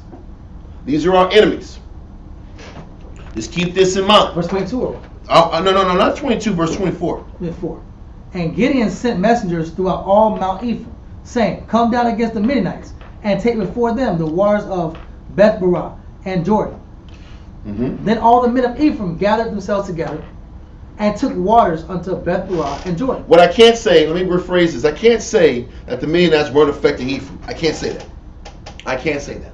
But what I am going to say is they weren't sitting back here and helping Gideon fight this battle. So now Gideon is saying, listen, come down Ephraim. They're coming your way. Wipe them out. They're coming down Jordan. Finish them off. Read on. And they took two princes of the Midianites, Oreb and Zeb, and they slew Oreb upon the rock, Oreb. And Zeb they slew upon the winepress of Zeb, and pursued Midian, and brought the heads of Oreb and Zeb to Gideon on the other side Jordan. Okay, wow. So they sat back here and wiped out a lot of the Midianites and the Amalekites and the Ishmaelites that were going southward, running from Gideon. And it also shows that you don't have to be super mighty to get the victory, bro. Listen, once they were afraid and they were scattered, it was on. Yeah. So now, listen, Ephraim is cleaning up some of the work, the majority of the work that Gideon did, but it still isn't over yet. Understand, they're still in hot pursuit of the remaining amount of Midianites that still got away from Ephraim. They're still running. And Gideon is trying to finish the job the Most High told him to do. So keep that in mind. Read verse 25 one more time. Verse 25. It says, and the... Oh, my bad. My bad. Skip ahead. Mm-hmm. 25. And they answered. No. It was 25. Yes. Yeah. Okay, 25. 7 to 25. Okay.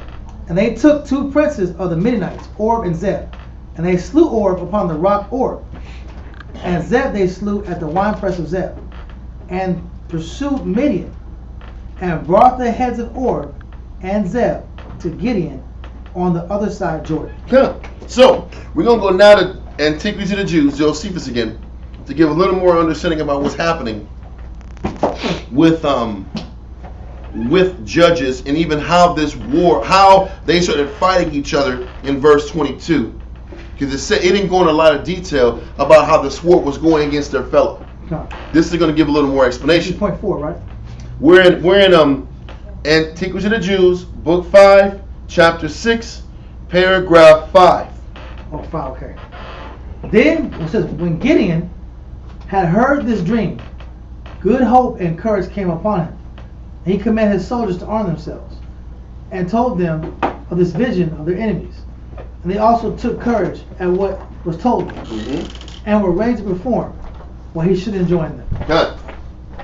So Gideon divided his army into 3 parts, and brought it out about the 4th watch Yep. of the night. Now they said 4th, the scripture said 3rd, so we're going to stick to the scriptures and said 3rd. Okay? Come. Move on. So Gideon divided his army into 3 parts, and brought it out about the 4th watch for the night, every part containing 100 men. It says they all bear empty pitchers and lighted lamps in their hands, that their onset might not be discovered by their enemies. That they had also each of them a ram's horn in his right hand, which he used instead of a trumpet. The enemy's camp took up a large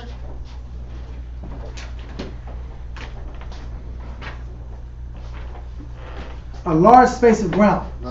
For it happened that they had a great many camels, and as they were divided into different nations, so they were all contained in one circle. Now when the Hebrews did as they were ordained beforehand, upon their approach to their enemies, and on the signal given, sounded with their ram horns, and break their pitchers, to set upon their enemies with their lamps, and a great shout and cry, victory to Gideon by the Most High's assistance. Now listen. So we started to acknowledge the Most High now. But we stick to the scriptures. The scripture said, glory to the Most High with Gideon's assistance. Yeah. Josephus said Gideon and Most High's assistance. No, we want to make sure we always stick to the scriptures Bible first. when there's discrepancy. Okay? Come. Continue. A disorder and a fright seized upon the other men while they were half asleep, for it was nighttime, and the Most High would have it, so that a few of them were slain by their enemies, but the greatest part by their own soldiers. Yeah. Listen, the 300 only killed so many. Most of them fell by their own blade. Keep going. This is right here. It says, a disorder and a fright seized upon other men while they were half asleep, for it was nighttime. For as the Most High would have it, it says, so that a few of them were slain by their enemies, but the greatest part of their own soldiers, on account of the diversity of their language. Wow. And when they were once put into disorder, they killed all that they met with, as thinking them to be enemies also. Thus, there was a great slaughter made. They were disorientated, heard a bunch of walla walla languages, and couldn't respond. They started killing everybody. Go on. It says, they killed all that they met with, as thinking them to be enemies. Mhm. Also, they didn't recognize them as comrades. They were half asleep, heard a bunch of different languages, and they started killing everything around them. You know? Thus there was a great slaughter made. As the report of Gideon's victory came to the Israelites, they took their weapons and pursued them enemies. Like Israel always does. When a brother does the hard work, everybody wants to go in and help afterwards. Come. Everybody's confidence picks up after a handful of people do all the gritty, grimy work. That's how it is. Read on. It says, and overtook them in a certain valley, compassed with torrents, in a place which these could not get over. So that they encompassed them and slew them all with their kings, Orb and Zeb. But the remaining captives led those soldiers that were left, which were about 18,000, and pitched their camp a great way off the Israelites. Okay. So there was like 18,000 people that were left even after Orb and Zeb were killed, which were killed by the Ephraimites, right? Come. So the majority of them were wiped out in the original land, in that valley. They came down, as it was going down Ephraim took out a handful of people there too. But there was still 18,000 Midianites left that needed to get taken out and dealt with. Okay, read on. This right here says, it says, and overtook them in a certain valley, encompassed with torrents, a place in which they could not get over. So they encompassed them and slew them all, with their king Orb and Zeb. But the remaining captains led those soldiers that were left, which were about 18,000, and pitched their camp a great way off the Israelites. However, Gideon did not grudge his pain. It says Gideon didn't grudge his pain. What's it talking about? This is what this is talking about. After the Israelites, in the middle of the night, took out the Midianites, the Amalekites, and the Ishmaelites, the path that they were running from, I was reading in another reading that they had to go around 250 miles from where they started with the blowing of the trumpets and the breaking of the glass to where they were pursuing these Ishmaelites and these Midianites. Can you imagine running on horseback and running 250 miles? It's a major. That's like going from here to Houston. On foot. On foot or on horses. It doesn't say. Okay. Still, you're in this constant pursuit just for 18,000 people. Now, what it was saying is that when they took out the Midianites initially, they initially had 135,000. So they're going bananas over 18,000 people. And he says that Gideon didn't grudge the pains it had to take to finish what he started. Now, what this aspect of Gideon's nature is what was so virtuous about Gideon. It was the lesson we were supposed to learn from Gideon. The lesson is to finish the battle to the end, despite how hard you have to work, despite how inconvenienced you have to do and have to be, finish it. Gideon was the first guy at this time out of the judges to finish the battles he started. What was Israel's biggest problem when we got the land of Israel? We never finished overcoming our enemies. Ever.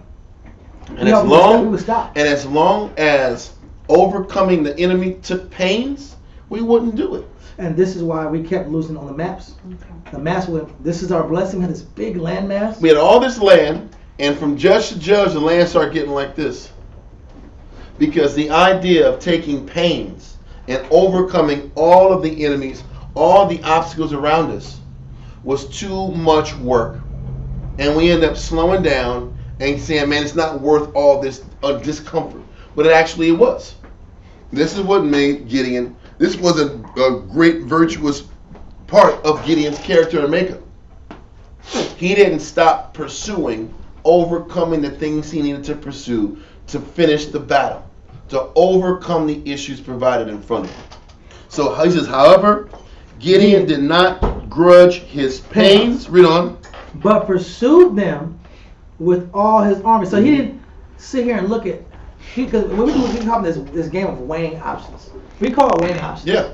I'm going to weigh how much work does it take to do this versus how much work does it take to do You know what Israel calls it? Israel calls that wisdom. It's not wise to exert myself that much. It's not wise to overdo it. Why overdo it? Why sit back here and take that risk? That's not wisdom. That's not what the scripture says. That's not what great men did. This great man didn't sit back here. He didn't sit back and grudge how hard he had to work to finish what he started. That's what made him great. How mentally uncomfortable we had to be great. Come. Because to be great is to be uncomfortable. Or to finish. To finish, not great. Means to be uncomfortable. It is great. To finish, to finish, it requires discomfort. To be great, it requires a persistent mindset of always being uncomfortable. That's what it takes. There's no getting around that. So this is what made Gideon special. 250 plus miles he had to go in pursuit. It didn't let it faze him. Read on. It says, Gideon did not grudge his pains, but pursued them with all his army, and joining battle with them, cut off the whole enemy's army, and took their leaders, Zabah and Zalmunna, and made them captives. Now what's happening is, the way the story goes here, it doesn't do it justice in regards to how the scriptures explained it. And that's why I'm going to kind of hold off here and go back in the Bible and explain what happened. The Bible explains it better than the Josephus explains this. The Josephus kind of surmises it really quick and ties a bow on it. But just keep in mind that Gideon had to grudge a lot of pains in order to finish what he started. Just keep that in mind. And that goes for Joshua also. Joshua did the same experience. But Joshua didn't finish, unfortunately. He didn't finish. Old age, the whole nine. Gideon finished. But we're gonna find out in chapter 8 of Judges what was the first set of obstacles that Joshua had to face. Not Joshua. Gideon. Joshua, my head. That Gideon had to face in order to accomplish the goal of eradicating his enemies. So don't forget, the enemies are still in pursuit. He messaged Ephraim just to say what? They're coming down your way. We're going at them. We're chasing at them. If you catch them first, finish them off. Right? That's fair. And he's sending messengers for this while they're still in battle mode. Now we go to chapter 8, verse 1. In the Bible, right? In the Bible. La Biblia. La Biblia. See? So right here. Judges chapter 8, verse 1. And the men of Ephraim said unto him, Why hast thou served us thus, that thou callest us not? Now Ephraim's sitting back here, and now they're making this about politics. Now in the midst of Gideon in the middle of war, they're trying to eradicate their enemies and bring the nation to peace, so they can actually grow their crops, reestablish their nation, get out of living out of damn holes and caves, and living underground. He says, we finally got some leverage to save the people, and you got Israel sitting back here, Ephraim in particular, trying to get in the way and flex on them. What it was showing you was this was the beginning of Ephraim exerting themselves to be the northern tribe heads. Because don't forget, when Joshua crossed over Jordan, the tabernacle was in what city? Anybody remember? It wasn't Jerusalem. Jerusalem was full of damn heathens, giant heathens. Shiloh was the tabernacle location, and Shiloh was in Ephraim. Okay? Shiloh was in Ephraim, and Ephraim was positioning themselves at this particular point to be the head. Yeah. And they were sitting back here and funneling, and they were making it about politics and respect. So Ephraim was like, listen, how come you didn't sit back here? Why hast thou not, he says, why hast thou served us this way? Why did you treat us this way and not sit back here and communicate with us about your plans to overthrow Midian? Why didn't you get clearance from us first? This is what Ephraim is doing. Why didn't you clear it from New York? Why didn't you get clearance from New York before you went to war? Because that was how New York ran back in the day. Yeah. You got to get clearance from us before you do anything. How come we didn't get clearance from us? This is how Israel does now. Yeah. Israel wants to sit back here and say, if it don't go through us first, it ain't the spirit. If it don't go through a group of person, this one individual guy, this has been like that where there's a comforter, before the comforter, pre-comforter, during comforter, post-comforter. Everybody's sitting back here and pushing. If it ain't coming through me, it ain't the spirit. This is what Ephraim's saying. How come you didn't get clearance from us and tell us what you were doing before you did it? This is what they're saying. But you know what the crazy thing is? They didn't give a shit about the fact that Midian was terrorizing Manasseh. They didn't care about that. All they cared about is how come you didn't let us know before you went to war? This is the mindset of Israel back then, and it's now. Israel was constantly trying to exert themselves like they were heads, kings, rulers of government. It was this government flexing. You got to follow this government if you're going to be in order. Follow this government, this guideline if you're going to be in the spirit. And you sitting back here going to war without us is you sitting back here not being in order with the government. Read verse 1 from the top. And that's personality conflicts. That's making it about... It's power play, bro. It's all about power and positioning. We're the head tribe. We're Ephraim. You got to go through us. They were unofficially making themselves the head. They were exerting themselves as the head. Come. They were exerting and positioning themselves as the head. And this is how they did it. Now Gideon is still in war mode, and these guys are trying to get in the way and make it about politics and make it less about taking out the rest of these guys that are on the run. This is part of the pains that Gideon had to go through in order to finish the battle out. Read on. This is right here. And the men of Ephraim said unto him, Why hast thou served us thus, that thou callest us not, when thou wentest to fight with the Midianites? And they did chide with him sharply. They weren't joking about this. This was beef, huh? And chiding sounds like light, but it was conflict. It was definite. This is internal tribalism conflict amongst our people. And faction for faction. Another word for chiding with them sharply is the word is difference. Deference. Yeah. D-E-F-E-R-E-N-C-E. Yeah. And it says a yielding in opinion. Submission of judgment to the opinion of the judgment of another. So how come you didn't sit back here and adjust to us? How come you didn't submit to our request before you did anything? This was the spirit of what they were saying. You're supposed to go through us because we're the head tribe. You're supposed to clear everything you're going to do through us first. Instead of just unifying. Instead of just eradicating a nation, a group of people that y'all weren't concerned with doing anything about anyway. It was supposed to be a known thing already, like Joshua. Listen, you know what the crazy thing is? If the tribes gave a shit, they would have looked into everybody's affairs. If Ephraim was going to sit back here and take this position, Ephraim should have cared enough about what was going on in the land of Manasseh to do something about it. They should have initiated it if they cared about it. If you're going to be the head tribe, then sit back here and make your focus making sure everybody you're responsible for is taken care of. That wasn't done. But there's a beef now that Gideon has got leverage and is winning. Why is there a problem? Because Gideon's going to get the shine.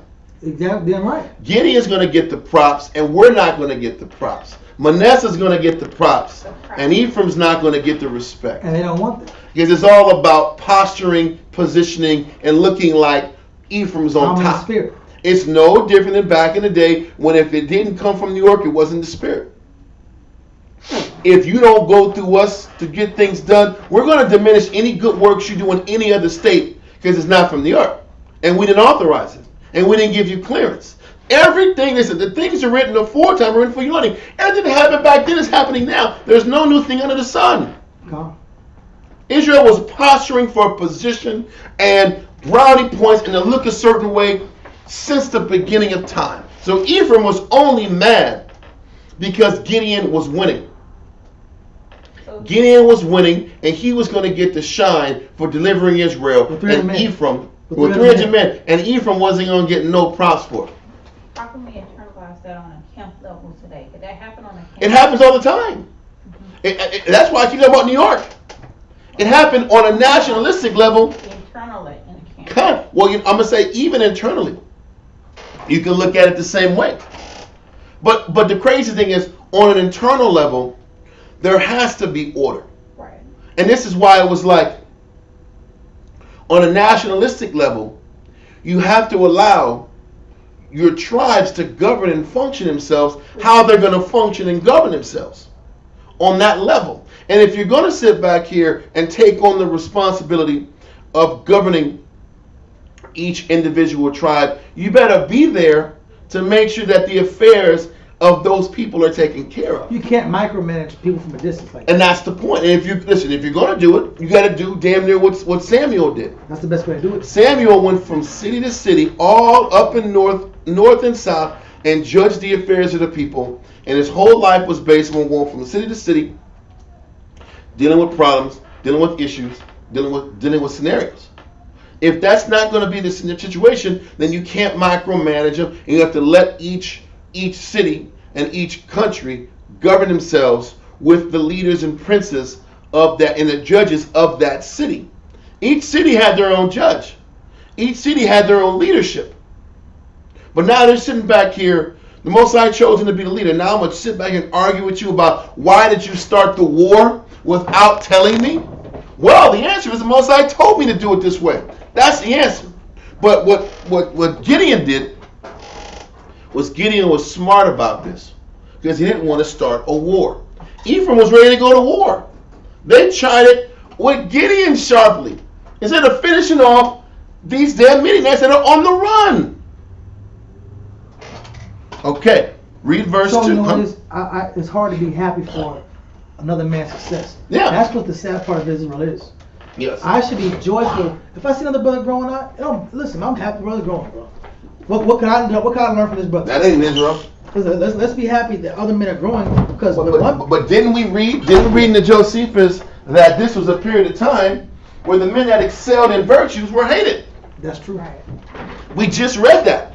The men that excelled, that were doing good, they were a threat. And this is what Ephraim is saying.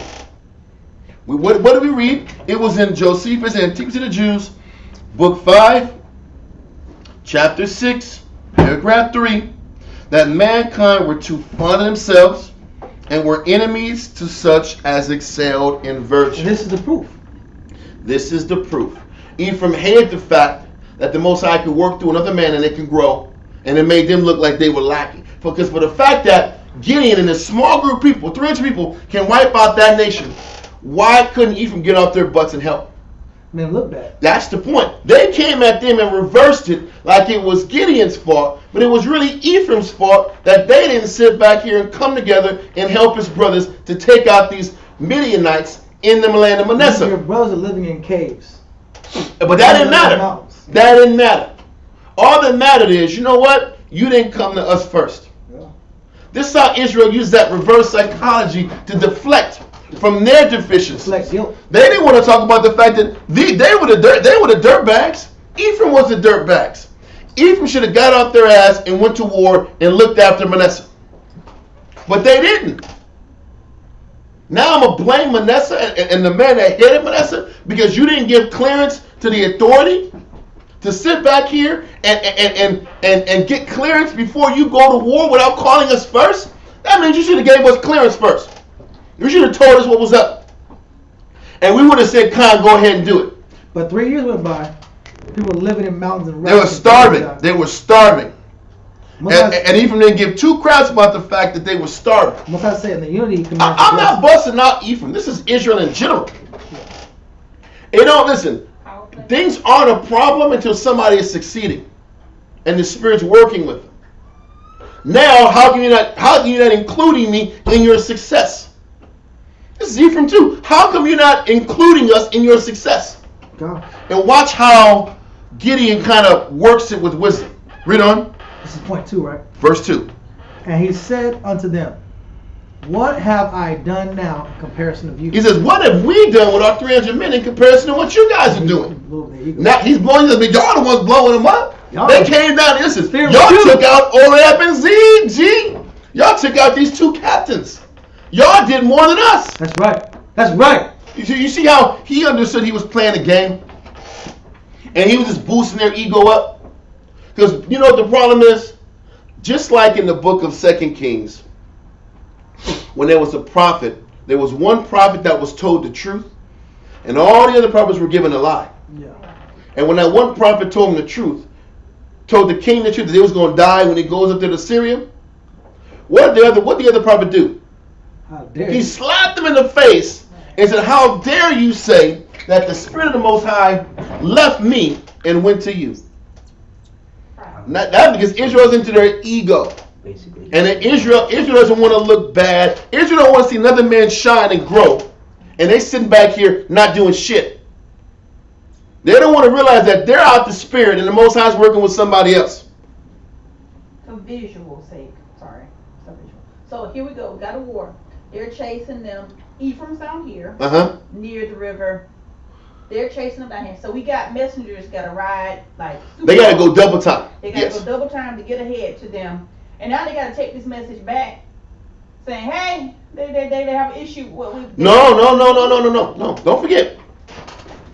We're here. This is the river. This is Ephraim. Gideon sent the messengers down to Ephraim. Right. They're in pursuit going downhill. Right. They're coming closer and closer to where. Then now Ephraim took out these guys. By the time they got to Ephraim, Ephraim's tripping. Okay, so Because they're still going down chasing the remainder of these Midianites that are on the run going down the river Jordan. They're going to cross Jordan and go to the East Gilead, which is Gad, Reuben, and Manasseh next. They're going down and going the other way. Okay. They're trying to escape. Right. We're on the west side of Jordan right now. Okay. Yeah, we're on the west side. Listen, I wish I have it in my head, but our No, I think I paint them just kind of. So they're going down. They're going down. These guys of the enemy, the Midianites went down to Ephraim's land. They got their butts whipped, but people escaped, and they escaped eastward. So now they're going into Reuben, Gad land now, land of Gilead on the east side of Jordan. But while Gideon's trying to go chase them on the east side, Ephraim wants to flex on him, want to argue with him and fight. And it's the wrong time. It's the worst time. And this is the part of the pains that Gideon is dealing with. The cost and the pains of actually trying to grow and do something. This is the war of nations. And finish the battle. This is the war of nations. And this is the point. Half the battle when you're trying to do good things, you got to fight your own people in Israel. You got to fight Israel hating on you, jealous of you, jealous of your success. This is what's happening. Ephraim was jealous of the success of Gideon. And they want to be a part of the success without the sacrifice and the dedication that Gideon had to go do to get the damn blessing in the first place. And they're chiding with them. They're pissed because you should have went to us first. And if you would have went through us, we could have got a part of the blessing. But they had no part of the solution when the shit was dire. They can give two craps about the people in Manasseh when they were suffering. When there was starvation going on. Nobody cared. There was starvation. People were on rocks and the hills and living underground. Things were bad. So why do the Most High sit back here and give you part of the blessing when you didn't give a crap about what the body needed when it really counted? But this is Israel. I want the reward even though I didn't do nothing to earn the reward. You should include me in the victory parade. No, you didn't do nothing, so you stay over there and fix and work on some stuff your own self. But he didn't even say it that way. Gideon stayed smart And he said, nah, man, it's cool. Ephraim, y'all did more than us. Because he knew he was playing towards Ephraim's ego. Because Ephraim had nothing but ego. Just like Israel has nothing but ego now.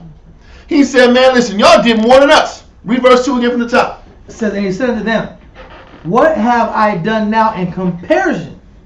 In comparison. In comparison to you.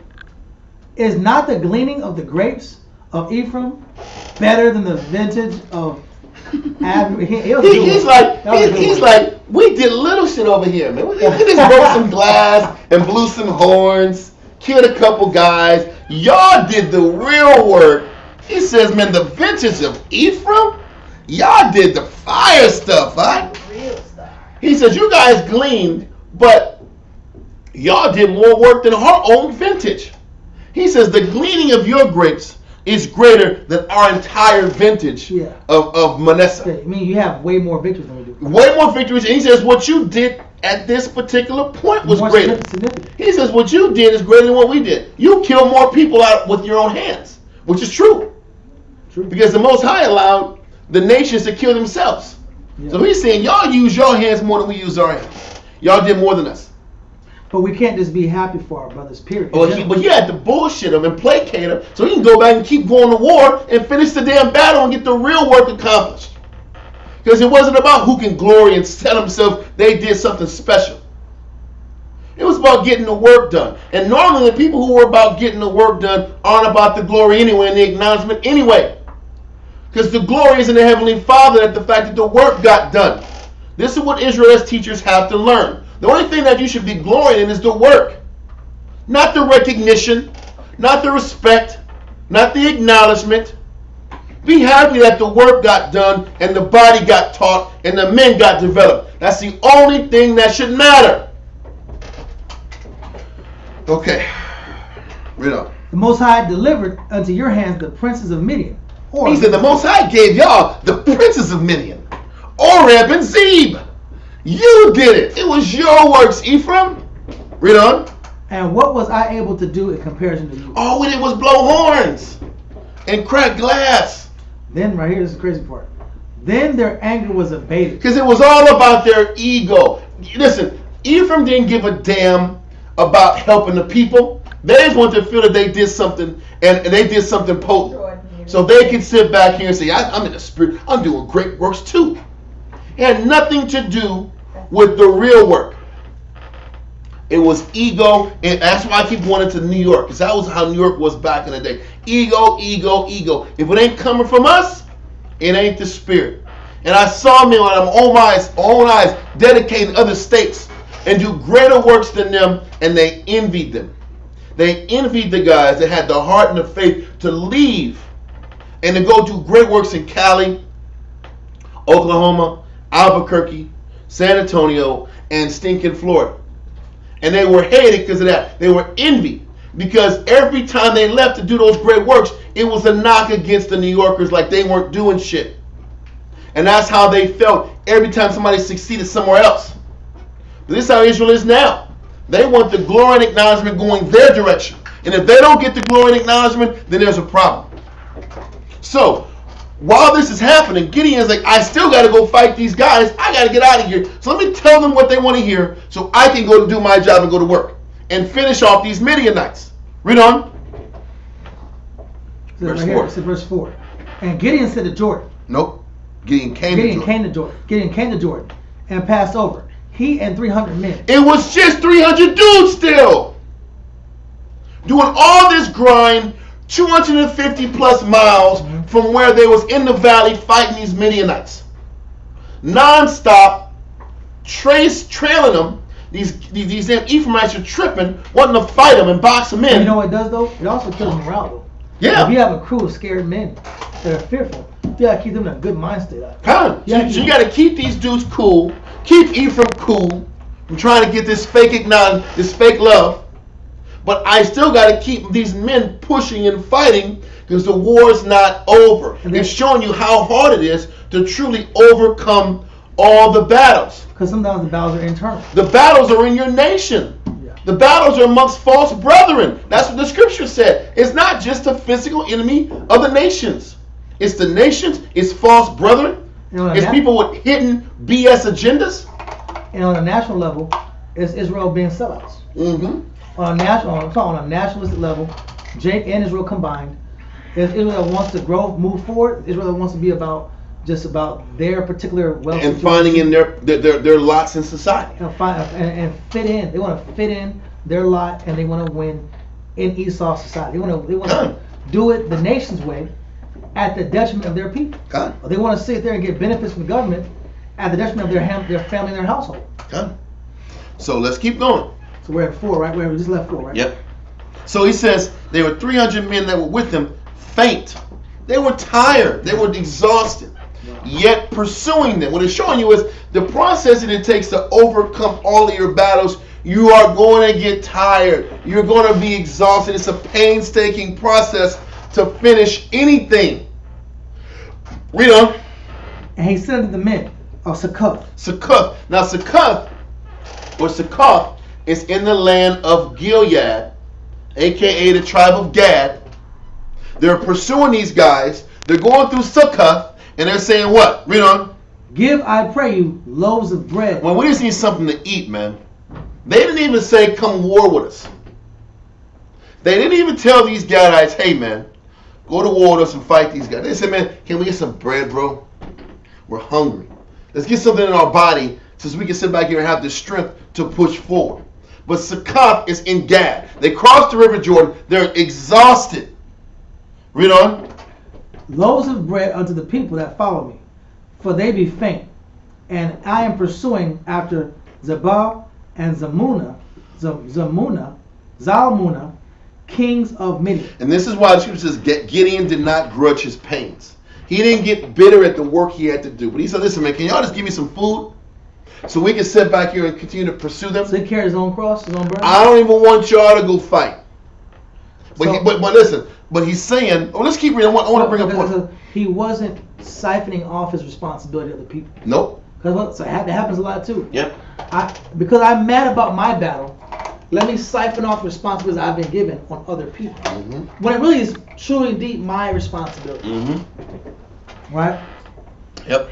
And the princes of Succoth said, are the hands of Zebah and Zalmunna now in thine hand, that we should give bread unto thine army? This was such a BI statement. Yeah. He says, the Gadites, the leaders of Gad was like, are the hands of Zebah and Zalmunna now in your hand? Meaning this, do you guys have them in your hand now?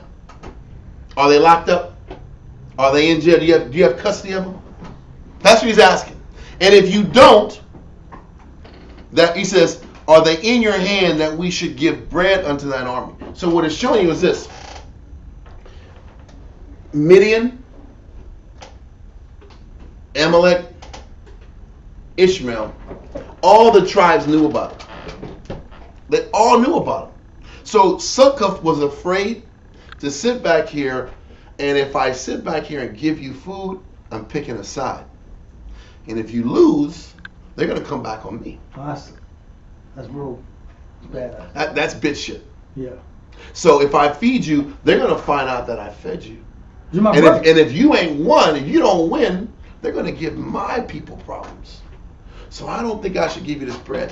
Very selfish. You see that point? It was all self. It was all about self. Why am I going to stick my neck out for my brother? Because if I stick out my neck for my brother, then they might take it out on us. There's every civil war amongst us without hands. They just had self-hatred. Everybody gave a shit only about their lot. Ephraim knew about Midian. They just didn't give a damn until Gideon won. Now Ephraim wants to sit back here and get some glory. But they knew they was catching hell. Listen, Gad knew Midian was giving these people problems. That's why they were afraid to take a stand and help. These dudes are hungry. They got food aplenty over here. Now, if I give you food and y'all lose, they gonna come on us. No, we're not gonna give you no food. This is how our people. This is how black-hearted, cold, and selfish our people were. Because they were afraid to take a stance. They were afraid to sit back here and really give a shit about their people. That's bad. It's all selfish.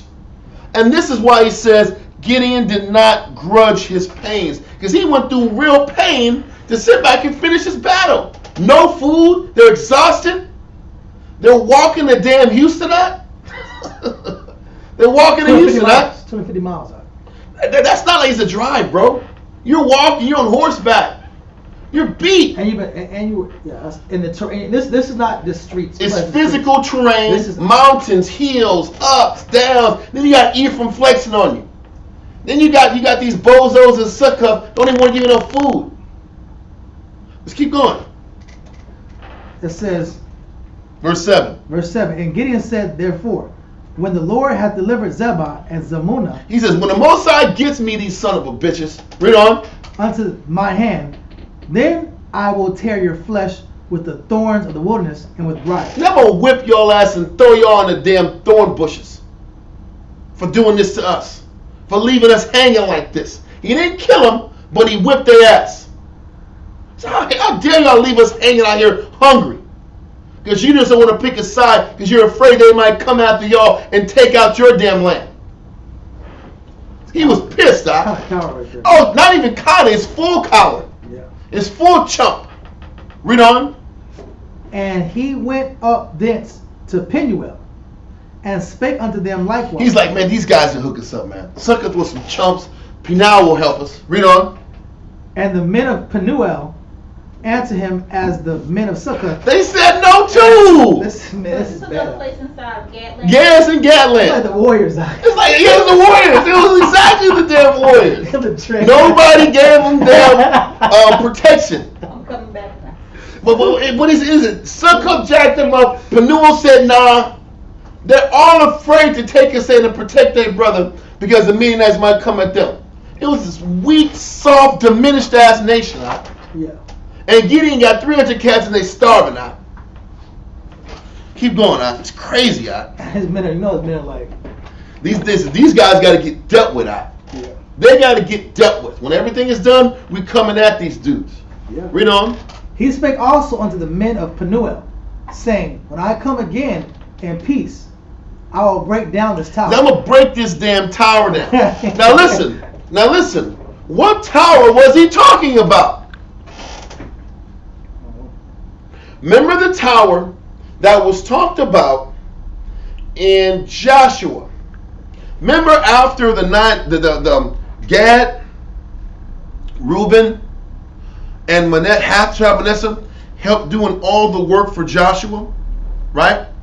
And they sat back here and crossed over the River Jordan, and they built a tower, or they built an altar, and then they had to send Phineas and the priests down here, and the nation was going to go whip on Gad, Reuben, and Manasseh because they thought they was building an altar to serve other gods. I remember that, yeah. And then they said, no, don't forget it. We're not sitting back here serving other gods. This is a reminder that we're brothers. This is a reminder that we're together, and I don't want y'all to forget us, and we're not going to forget you. So this is what Gideon is saying. He said, man, I'm going to fucking destroy this damn tower because y'all are full of shit. And you know what? Y'all forgot us. And You forget us right now. And the leaders know their history. Of course they do. The people might not know, but the leaders know. And this is why Gideon said, I'm going to destroy the tower. Because this tower symbolized unity. This tower symbolized brotherhood. And there ain't no brotherhood. So I'm going to destroy this tower. When I come back with those 2 cats you say I need before you give us some damn bread. This was powerful, bro. This was powerful. Let's keep going. It just showed the decay of the nation and how every man's for himself. And it's the same demon we battle now. Everybody's about number one, unless it makes them look good.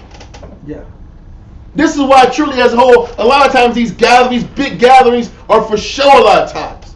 It should be just for the brotherhood aspect, but a lot of it is for show and for image and for clout.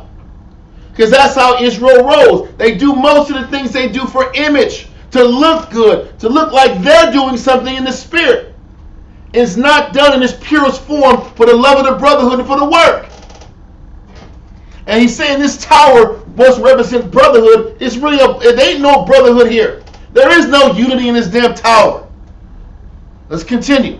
Now Zebah and Zalmunna were in Karkor. And that's a little further down past Penuel. Read on. And their host with them about 15,000 men. So the Josephus said 18, the Bible says 15. We're going to stick with the Bible. And isn't Penuel the place where Jacob rested the angel and saw the Lord? I think so. Going up and down? Earlier, yes. Yeah, that's a historical place for Israel. Yes, yes. And that's why they put the other tower there. Yeah. But that tower is getting smashed. Yeah. So now they're in Karkor, and it was 15,000. Don't forget, they went through all this work for 15,000 men, when in total it was 135,000. So 8% of the army, they went all this trouble for 8% of the army that was remaining.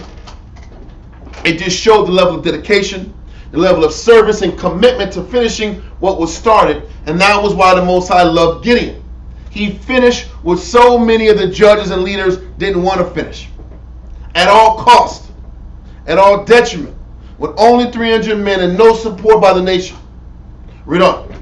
All that were left of the host of the children of Israel, of the children of the east, for there fell 120,000 men that drew the sword. We just said it. It was 135 total. They wiped out 120, but they risked it all to take out those 15,000. Think about how hard they had to work just to finish it off. That's what a person should focus on. Read on. And Gideon went up by the way of them that dwelt in tents on the east of Nobah and Jogbah, and smote the host, for the host was secure. Mm-hmm. And when Zabah and Zamur, so these 300 cats took out the army, took out those 15,000 men. Read on. fled, he pursued after them, and took the 2 kings of Midian, Zaban, Zamur, and discomfited all the host. So they took out all these 15,000 people, and they took the 2 kings. They didn't slay them. They didn't slay them. They discomfited all the other people, but they took Zebah and Zalmunna back with them, because they got some unfinished business to do. Read on. And Gideon the son of Joash returned from battle before the sun was up, Mm-hmm. and caught a young man of the men of Succoth. They caught some niggas slipping out from Succoth, that first land that hated on. And And they found him, they caught him, and they found some intel on how many of the leaders and judges were in that area. Read on. and inquired of him. And he described unto him the princes of Succoth, and the elders thereof, even 70 men. So there was 77. 77 men. Come on. There were 77 elders and leaders that came together and denied them some damn bread. 77. That's 77. 77 That's a lot of chump people. elders out. They said, no, we ain't doing this. That's straight raw. To be that many people, To say no, and they know the that's history. pure hatred out. Now, listen, Succoth wasn't where the tower was. Peniel was where the tower was. Yeah. So Succoth, there was 77 elders that said, no, we ain't giving y'all no food. Because they going to see it, and they going to sit back here and deal with it. No, keep y'all problems away from us, Gideon. We don't want your problems, Gideon. Yeah. We don't want to deal with your drama, Gideon. Yeah. God's weak Yeah, shit, yeah. bro. Listen, they had the opportunity to do justice and do judgment, Yep. but they didn't do justice. They didn't do judgment. Mm-hmm. That's the scripture. The scripture says, only do justice and do judgment. Only. But this was politics. This was politics, and this is all about self-serving. But let's keep going. Okay. And Gideon, son of Joash, returned from the battle before the sun was up. Yeah. 13. Verse 15, yeah. And caught a young man of Succoth, and inquired of him, as he described unto the princes of Succoth, and the elders thereof, even 70 men. Verse 15. And he came unto the men of Succoth, and said, Behold, Zabah and Zalmunna. He says, behold, these 2 guys you said we needed before you don't give us some damn food. Here they are. I got them chained up. Read on. with whom ye did upbraid me. Well, but with whom you sat back and used the lack of me having them to check me. Read on. Saying, Are the hands of Zabah and Zamur now in thy hand, that we should give bread unto thy men that are weary? He says he just threw back in their face what they said. You said I couldn't have bread until we took these guys out. Now we got these 2 guys. Now you're going to deal with your selfishness and your political mindset. Read on. And he took the elders of the city and thorns. He took the elders of the They city took all these dudes out. They took these 77 chumps out. and thorns of the wilderness and briars with them. He taught the men of Sukkot. He spanked them. Is that- No, he ripped their ass. he beat them. He ripped their He shit. beat them. He was tearing them up physically, tore their flesh up with these briars and thorns. Yeah, this is amazing. Listen, he spanked. I'm not gonna say it was just on their bottom. He was putting hands on these guys. Listen, but they were all cut up. It was with violent. This was not like some pow-pows here. No. This was not pow-pow. These guys, these things cats got mopped up with thorns and damn briars. There was a major ass whooping here. Yes, it was. This is major. They got their ass whipped. Thorns. I'm not gonna kill them, but they deserve to get their ass kicked for what they did. You know what thorns in the wilderness is? This is bad. I be out there sometimes. I ain't gonna lie. That's a bad grandma switch. That's a bad switch mixed with some hands. Listen, there's thorns, bro. Y'all, this Texas out. You out there? Yeah. But listen, there's these trees out there growing. They got thorns in them sticking out. Cactuses out. Yeah. Got vines with thorns on them out. Even like rose bushes out. Yeah. Those are that doesn't feel good out. And they're getting punched out. They're getting their ass. It's whipped. not just. It wasn't just a couple little Pow-pows. pow-pows. No, bro. They got mopped up. They got mopped up for their defiance. And that's embarrassing. In front of your people. In front of your people. Oh, if you're 77 and got their ass with bloody. Yeah, look, you know there's thorns in their skin out. And they're bleeding everywhere. And then when they're done, they got all these patches and their little coverings on their And for face the rest and of their your body. life, you're gonna have these scars. Reminders. Because you know black folks, when they got scars, like They keloid. They keloid. Yeah, keloids all over their body. Scratches everywhere. But as a reminder for your defiance, and you sitting back here selling out your people because you were afraid to take on the responsibility of protecting your brothers. Who gave a shit if these Midianites came back? Assisting your brothers. Exactly. When everybody's living in caves. You weren't even told to go to war. You were just asked to go give us some food. You couldn't do the little. You couldn't do the You little. couldn't give us some bread. But this is the same thing with Moreau's that didn't fight in the last time with Deborah and Barak. But that spirit is garbage though. But that was the whole spirit fact that in the time when the judges. That spirit that was allowed to exist, Mhm. that's anti. But it was showing you this was the era of the diminishing of the nation. That's why I went into 2 Ezra 14. The whole nation was diminishing. Starting at this time, it was just the diminish. That's why the Most High kept taking away the years of people. You couldn't have selfish niggas living 110 years, right? I guarantee you. You had to keep taking and shaving years off because mankind kept getting more and more corrupt, more and more self-serving. There was no honor. Listen, the honorable men were hated. Yeah. The honorable men were hated. They still are hated. It's better to be Barabbas. It's better to be a low-level ass thinking guy. Listen. Even in school, the guy that tries hard in school is always talking about what? The nerd. Yeah. The guy that always tries to excel in things is always hated. That shows you the weakening in the caliber of mankind. Yeah. The people who strive for more are envied and hated. So you're ridiculed and talked about because everybody else wants to sit on their ass and be underachievers. That happens in the schools, that happens in the world, that happens in Israel. When somebody tries to outshine you or do the best they can be, now they're a threat. This is the era of the time. Gideon was fighting. It's either envy or fear that men are motivated by. Yeah. Envy or fear. The people of Succoth and Penuel were afraid. Envy was motivating Ephraim. So which one are we as a nation? What's motivating you? Envy or fear? Or both? Depending on the day. Continue. Verse 17. Hope y'all come back and tune this class in, man. This is hitting that. I don't say that a lot, but y'all should go back and rerun this, man. Keep going.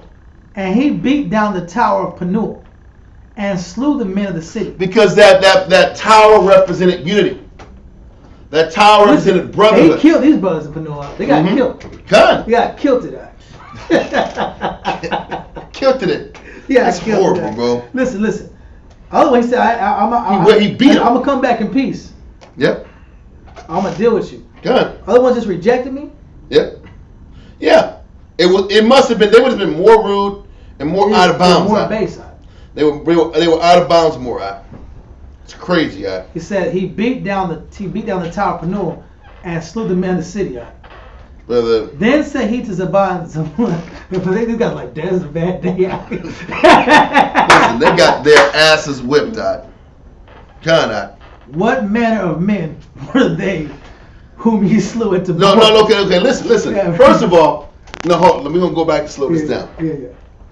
Verse 18 is the aftermath of the people of Succoth getting whipped on, beat with briars, and Penuel got killed. The leaders of Penuel got killed.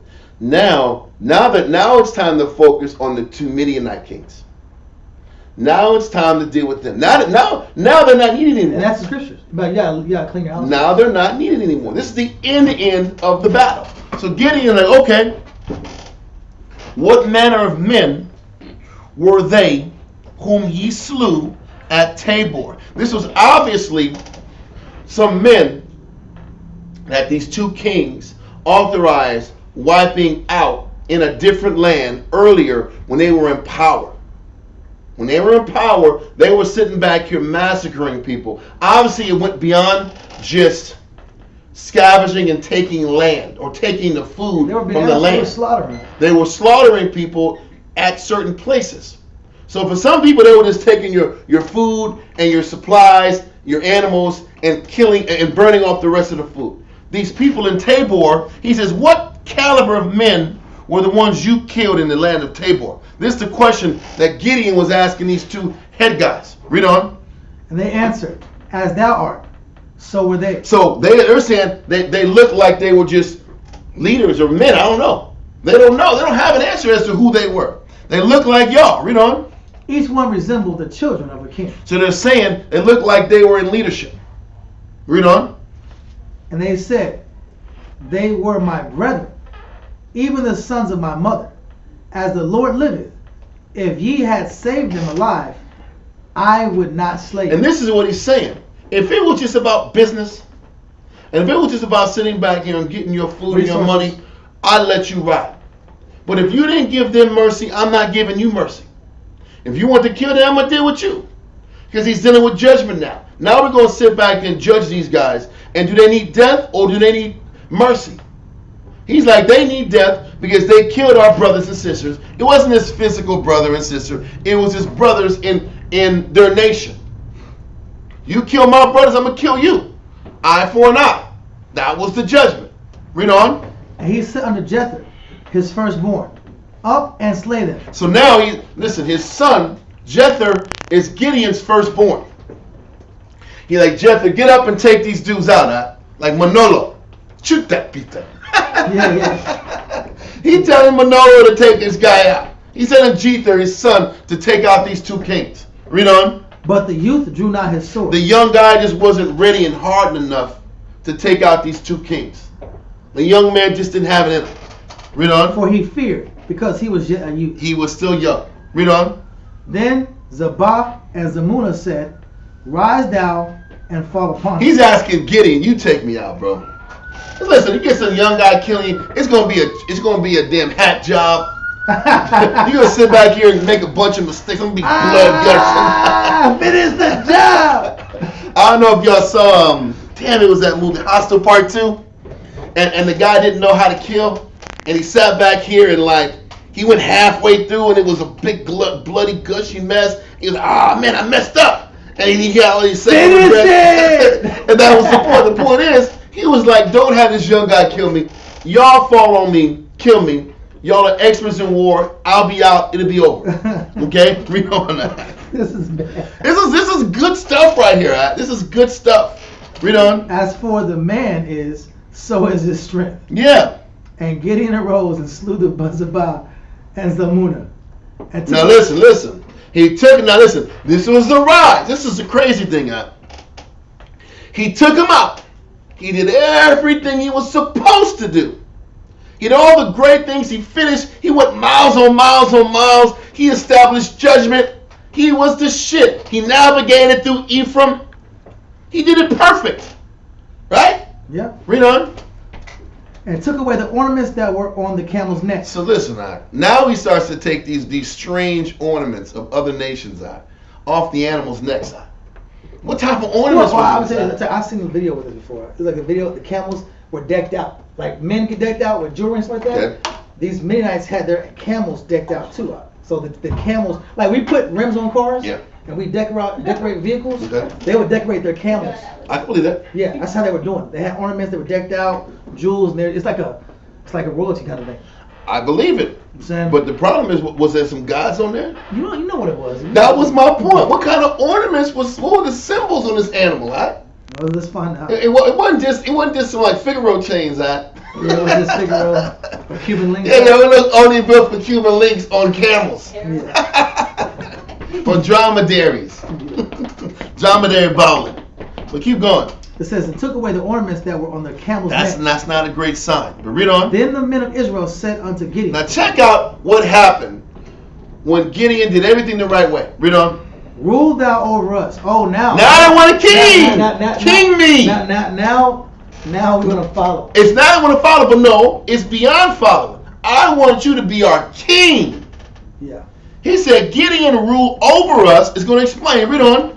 It says, both thou and thy son, and thy son's son also. So he's like, once you die, I want Jether to run over us, to lead us. And after Jether dies, I want his son to lead over us. I want a king. Remember we read about in Samuel? Yeah. That was when we wanted the kings. We wanted kings before Samuel. Since Egypt. We wanted kings from off rip. Gideon had a great success. I want a king. Be the king over us. Not the judge, the king. Read on. They hated the judges. They want kings. Read on. For thou hast delivered us from the hand of Midian. Mm-hmm. And Gideon said unto them, I will not rule over you. He says, I'm not going to be a king over you. I'm not going to do that. Read on. Neither shall my son rule over you. The Lord shall rule over you. That's good. That's good. That was on point. But, read on. You know how it goes. This isn't. And That Gideon- was good. I don't want to be your king. Read on. And Gideon said unto them, I would desire a request of you, I want something though. that ye would give me every man the earrings of his prey. For they had golden earrings, because they were Ishmaelites. Listen, but what was on these Ishmaelite earrings, bro? And they There was answered, more to it than just gold earrings. He wanted gold. Listen, I'm not going to read into it, but that looks fishy. well, listen, think about it. Listen. The Ishmaelites. We did this Ishmaelites. before, though. Huh? Remember the golden calf? We had got earrings and made the golden calf. Yeah. This is This is the point. It was about money, but it was more than that too. Right? I'm not going to speculate. Yeah. But I tell you what, Ishmaelites didn't work gold. They had ornaments on it. They had 360 gods. They had gods. They were following their moon gods. God. That's what Ishmael followed. Those circles were the moon. But anyway, that's me going a little too much into it. Like who? I don't know. The problem is, listen, most of it no important prophesy, bro. We can dig deeper, but it's no need for it. But when you look at archaeology, all the jewelry always is symbolic of a god. That's my. So when you that look- was my When point you of go to saying. archaeology, you go look at all the Greeks and you look at all the different nations. Period. The jewelry, The jewelry was formed into something. it was formed for the religion for religious. That purposes. was because your God was there in your battle. That was my point. Okay. It was just where there's good as evil is present, man. I'm not going to be a king, but I want all the earrings. Read on. Yeah. For they answered, we says will we something. We will willingly give Yeah. them. Okay. We will willingly give them. You can have all the gold you need. Read on. And they spread a garment and did cast therein every man the earrings of his prey. So they gladly gave him this bread. Read on. And the weight of the golden earrings that he requested was 1,700 shekels of gold. 1,700 shekels of gold. So he got paid. Read on. The side ornaments and So columns he got some gear too. Read on. and purple raiment that was on the kings of Midian. So listen. I don't want to be the king, but I'm going to wear the king's gear. I'm going to wear king stuff. I'm going to do everything but take the title of king. God. So they were already treating him like a king. And he was accepting all the benefits of the kingship except for the responsibility of the kingship. But when he was a workman, that need not be ashamed, right? Dividing the word of truth. Nothing was perfect, it was approved. Listen, this is the crazy. He got the win, and he's taking the benefits of the kingship. But this is the problem. Men are tested in two arenas. Men are tested When you have nothing, in poverty and then in success. and in success. Because just because a person's in poverty, they're loyal. That's all good. It's easy. It's easy to be in order when you don't It's have easy to be in nothing. order when you're broke. Yes. Yes, sir. I'm follow. Yes. I'm broke. Man. Want some fish? Yes. Right? But when you have something, how stringent are you to serve the Most High? I got my own agenda. I got my own schedule. Yeah. You want me to break my routine for you? Listen, Hell to bro, the no. listen. He didn't take the kingship position, but he took all the perks that a king would take. All this gold, king's garments, king's ornaments. You know I what got shows gold though? on my watch. But you know what it shows? Don't believe me, just watch But you me. know what it shows also? Don't believe me, just watch It me. shows the culture of people that run things. Yeah. And what it shows is it's easy to envy weak leadership styles. Yeah. Mm-hmm. Because he wasn't the only guy rolling like that. All these different leadership figures were rolling like assholes. Yeah. And they were rolling like kings. We're the only ones that didn't have kings, and we envied what the kings brought to the table and what they had. So I'm just, listen, you got to read in between the lines in the scriptures. This guy didn't take the kingship position and title, but he got gold like a king. He got clothes like a king. Read on. It says, and Gideon made an ephod thereof. Listen, what is an ephod used for? He said he made an ephod. Who wore ephods? Priests, right? So that don't you see that's a problem? Who were supposed to wear ephods? Only priests. Levites. Levi. He's Manashah. So what the hell's going on? Why is he wearing ephod? Listen, he got all the bread, he got king's gear, and I got an ephod, and I'm not a Levite. Can I say why? Because these are subliminal power plays. That's all, Pastor. I'm trying to say. Yeah. I'm taking the position like I'm some leader, like I am beyond just a judge. I'm not going to take the word king. I'm not going to have my son be a king. But you know what? I'm going to wear gear like a priest. I'm going to have gear like a king, like a priest. I'm going to take all this gold. Priest flex, yeah. And you're going to read, he had 70 sons. So if you got 70 sons, how many daughters you got? And that means you have a harem like a king. You have a harem like a king if you got 70 kids. So the ones that were asking him to rule over was the people of Gad, the town that he just slew. Did what? This is The whole nation. This is the end of it. This is after everything's over. So he killed all the enemies. And the victory is over. When he sat back here and took the Israel earring taken, it was over. That was Israel he was asking that for. Israel, no. Yeah, he asked Israel for all the spoil. Because normally, when you kill the nations, you get the each fighter gets to keep what he killed. Right. But he's like, all I want is the earrings of all the guys that were taken out. Okay. So he got all the earrings of all the people that got taken out and everything else. There's the 100,000 people, right? 135,000. So 135,000, they all had 2 ears, right? Which is So he got all the earrings of all of them. And all the ornaments. I got all the gold. I got the gold from that. I got garments. I got king's garments. I'm iced out. This was a hell of A win. But he said, I don't want to be a king, but I want that bread. Now with the bread, like Scott, you get the money, then you get the power. Then you get the power, then you get the woman. Then you got all these ribs now. Yeah. Now you got all these ribs. Now you got ribs like a king. Kings had harems. Regular dudes didn't have a whole bunch of ribs. You didn't. You had to keep paying dowries across the board. Yeah. So you know what? He had a bunch of ribs, bunch of money, garments, He had clothes, abundance. and he had a priesthood ephod. What do you think he was? It had something to do with something priestly.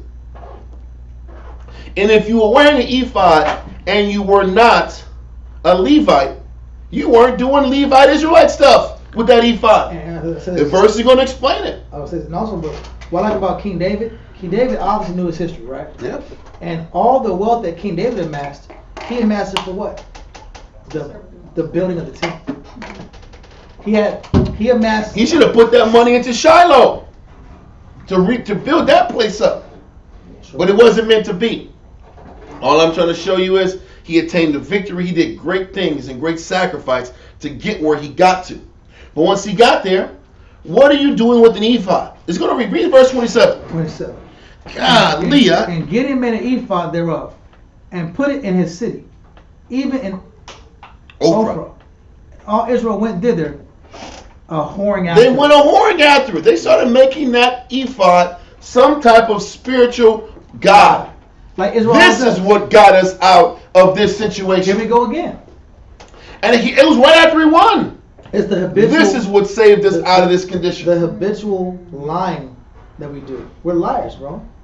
This is lying. It wasn't this the sword of the Most High in Gideon anymore. Now it becomes the narrative of this ephod that this guy made. That's what. Listen, there is a reason that the Most High tied in these ornaments to these camels' necks and these golden earrings along with the ephod. There's something was created on some left-hand spiritual scenario that got Israel to go whoring after it, to stumbling after it right after they won. Which became a snare unto Gideon. That's my point. To his house. That's the point. So what happened is, because he introduced some type of idolatry back into Israel right after the win, the Most High said, I got to curse your home. I got to curse everything you had, all your 70 sons. Because you're going to read in chapter 9 how the 70 sons got killed. He lost 69 of his kids. Most High cursed he lost 70 eventually. He lost the entire posterity of his family. Because his heart changed. And this is what happens to most men, when most men are in the spirit for a period of time, and then they make it about them. This is all it shows. Mm-hmm. I'm in the spirit, I have nothing, I'm on point, then I get something, and then it's about me. Yep. The whole premise changes of how we serve the Most High. Yep. The Most High is now he's like a side dish now. He's the main course. We're supposed to be the side dish, he's the main course. We get something, think we're something special, make the Most High the side dish, and then we become the main course. And the focus of our life and all of our actions, all of our plans and schemes are about serving ourselves and inflating ourselves. This is about self-inflation. Yep. This is mental self-inflation and ego. Yep. And that spirit of egotistical inflation transferred off those 77 elders and the men of Penuel, and that spirit ended up arising inside Gideon. Yep. Because men get hyped by their position. Okay. So all we're saying, man, is with all the good he did, it's like he ruined it right afterwards by making it about him and whatever gods he started creating to make him his. One step forward, one step backward. And when I say God, I can't say he put he had like the tongue of rebellion and the eye of Horus. No. But the idea that he's worshiping something physical. And you create some kind of a priesthood behind it? Because the scripture talks about your hands on worshiping the works of your hands. God. It always goes into worshiping the works of your hands. People think that they gotta bow down to Buddha to worship idol. No, it's just something that you put in that you make your primary focus. That's not the Most High. God. That's worshiping the works of your hands. God. So let's continue. There was a priesthood behind it, but I'm just saying that people want to just say it's just a statue or something like that. It's really what you invest your spirit in after serving the Most High. And it's what you give credit to why you got blessed. Why I got to this position because of this. Why would you put a priesthood symbol in your hometown? You couldn't be a priest. You couldn't be a priest if you was Manasseh. And Israel forgets where they come from. That's the point. It's all we have a habit of forgetting what state we come from. And not consistently giving the Most High praise and appreciation for all the good that he did for us. I was nothing in the world. I was nobody in the world. He said he was the least of his family. It's a tragedy, really. He was the least of his family. You know what? I didn't have nothing. Now I got a whole lot of something. Yeah. That's Jake. Back then they didn't want me. Yeah. Now I'm hot. They all on me. Everybody got a Mike Jones spirit out. Yeah. Listen, so that's where we at. Let's go to verse 29. I always like the scripture right here. Okay, what's you got? It says right here, Ecclesiastes 14:3. Riches are not comely for a niggard. Yeah. And what should an envious man do with money? Brother. The word niggard means a selfish person. Yep. So when a person that's selfish gets money, they use that makes it about him. to entertain and to really boast themselves. Yep. Yes, ma'am. Can you repeat that? Ecclesiastes 14 and verse 3. 14. Ecclesiastes 14 and verse 3 says, riches are not comely. They mean they're not beautiful. For a niggard. When you read niggard, it's talking about an extremely selfish person. So people become self-indulgent and they compromise morals and they compromise the things they were taught and they compromise instructions when they get positions of wealth. And what should an envious man, because that selfish man entertain the spirit of what? Envy. What shall a selfish man do with what? Money. So when a person has money, that is self-serving. It's not about serving the poor and taking care of their people and building the nation up and building the walls of Jerusalem back and building up Shiloh and being like Job, taking care of the nation. Mm-hmm. Or be like Tobit, taking care of the people. Or be like David and we're going to amass wealth and build a temple. This is why when people, brothers, get things, they become different people. The wealth and the riches reveals the heart. It's like poverty reveals the heart. That's why David said, I pray that I don't be impoverished so much that I forget thee. Or I say he prayed that he be not impoverished so much that he cursed the Most High. Nor that he have extreme wealth where he forget the Most High. So Most High keeps us in the middle. Yep. And Gideon forgot the Most High. And he made it, but whatever God he wanted to put, whatever it is, his godly allegiance has changed. And you can just tell that. You can look in between things. You're getting these earrings with symbols, these ornaments. He just said, listen, verse 21, it says he took away the ornaments that were on the camel's necks. The ornaments were the symbols. Yeah. The ornaments, it wasn't the gold chain, it was the ornaments on them that he took out. And he used those ornaments to start creating whatever belief system he had off the ornaments. Yeah. And that was the symbol of his victory. Then you got a priesthood ephod in your city, and the people started following it. But no, I didn't sit back here and take the kingship, but I will take this glory. I will take this honor that you're going to give me. And I will sit back and take this bread and blow up and be like a king, but I won't be a king. Verse 28. It says something like a boss. He was a boss. I like Rick Ross. Something like a boss. Something like a boss, but not a king. Jeez, bro. Thus was Midian subdued for the children of Israel, so that they lifted up their heads no more. And the country was in quietness 40 years in the days of Gideon. So the Most High still even honored the peace, even though this guy allowed this corruptness to go right back into Israel. Read on. And Jerubbaal, the son of Joash, went and dwelt in his own house. Jerubbaal was another name for Gideon, Yeah. the one who withstands against Baal. Read on. And Gideon had 70 sons of his body begotten, for he had many wives. He had 70 kids, many wives, many daughters. Kings have these type of his numbers. body. Yeah, I mean that means kings have this type of allotments. He was carrying himself like a king, even though he wasn't supposed to. He was supposed to be a judge. That was the examples we were giving. The other judges weren't doing this, man. They weren't being like kings. Read on. And his concubine that was in Shechem, she also bare him a son, whose name was called Abimelech. Now, when you read about Shechem, we're going to go into that next week. Shechem was a foul, negative place. Shechem was a place where there's a lot of Canaanite God worship, Baal worship, and Ephraim was living in there. Oh no, Manasseh was Manasseh. Manasseh was living in there. The Jews were there, and the Canaanites were there, and they were all working together. It was a lot of negative there.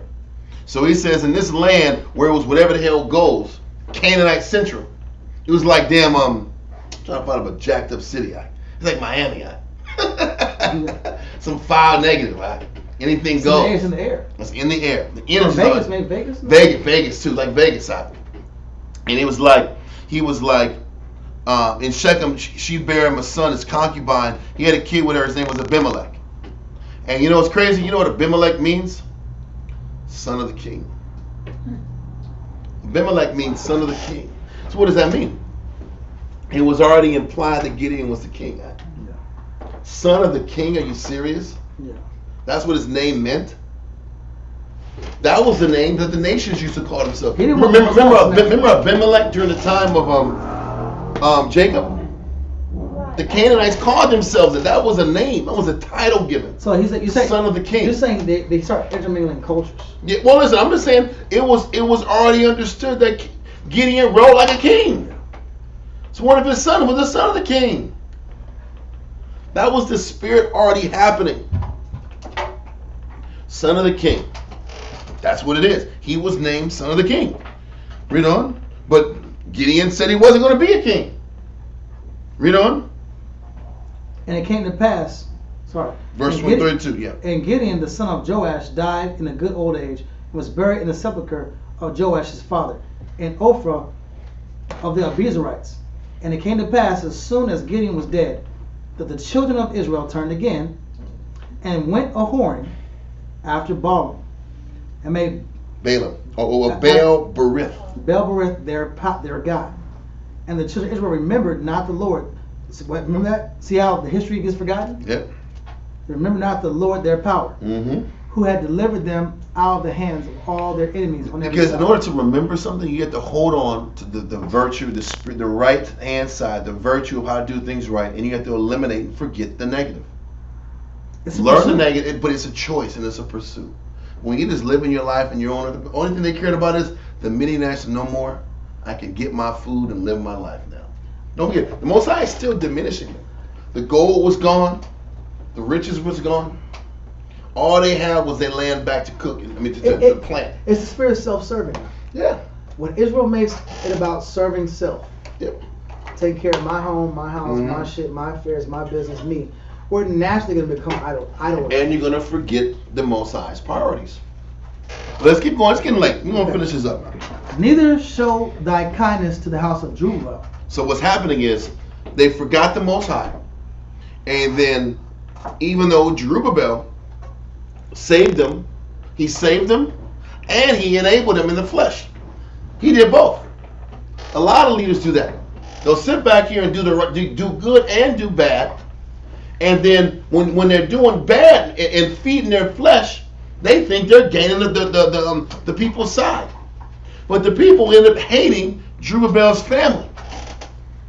And that was partially because of the curse that happened in Jerubbaal's house or Gideon's house, because he was sitting back here introducing that wickedness back amongst the people. So after he died, they stopped following the Most High, and they had a sour eye towards Gideon's children. Okay, read on. Namely Gideon, according to all the goodness which he had shown unto Israel. They forgot all the good Gideon did, partially because he put all the negative in them. And we're gonna shut it down. But listen, I think we clearly took our time and explained Judges 6 through 8, but I think it was well worth it. And this shows the consequences of politics. Yep. The consequences of And the benefit of finishing your battle. the benefit of finishing your battle, the consequence of politics, and then And the selfishness of our people. the selfishness of our nation. Yep. And just, there's a lot of meat here. That's why we had to make sure we take our time through these chapters so we get as much understanding as The Most High possible. really wrote a book that accurately depicts who Our we are. people. There's no doubt question with about it. Israel. No ifs, ands, or There's no buts about question it. with the Jews. Okay. Are there any questions? Online, in class, any questions? Yes, ma'am. Did they kill Gideon's family? Not yet. Stay tuned. Same bat time. Same bat channel. Listen, next Saturday we'll explain that. Chapter 9 talks about that. But any other questions? All right, we're gonna set our prayers up. All right. That was a great question too, Mama. Yeah.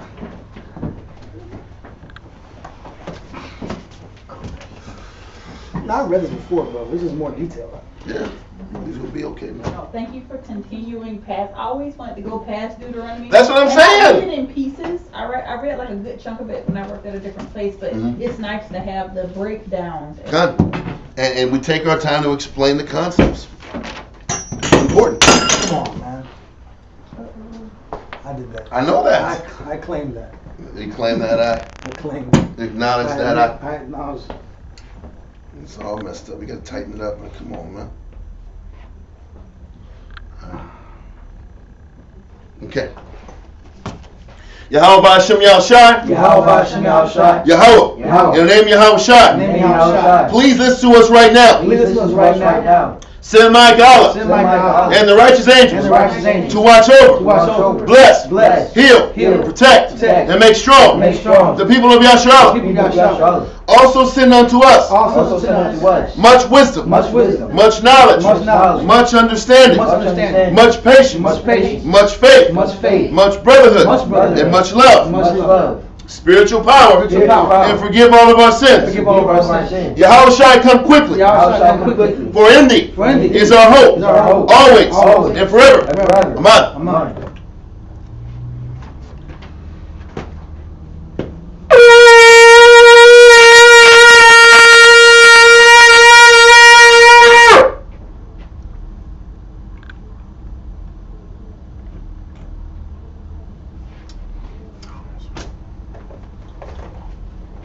Birthday, how about Shem Yahshai? Birthday, how about Shem Yahshai? Hahawa'am, Nathananao, Hathawara. Bless you, Yahweh, in the name of Yahweh Shai, that gives us the law.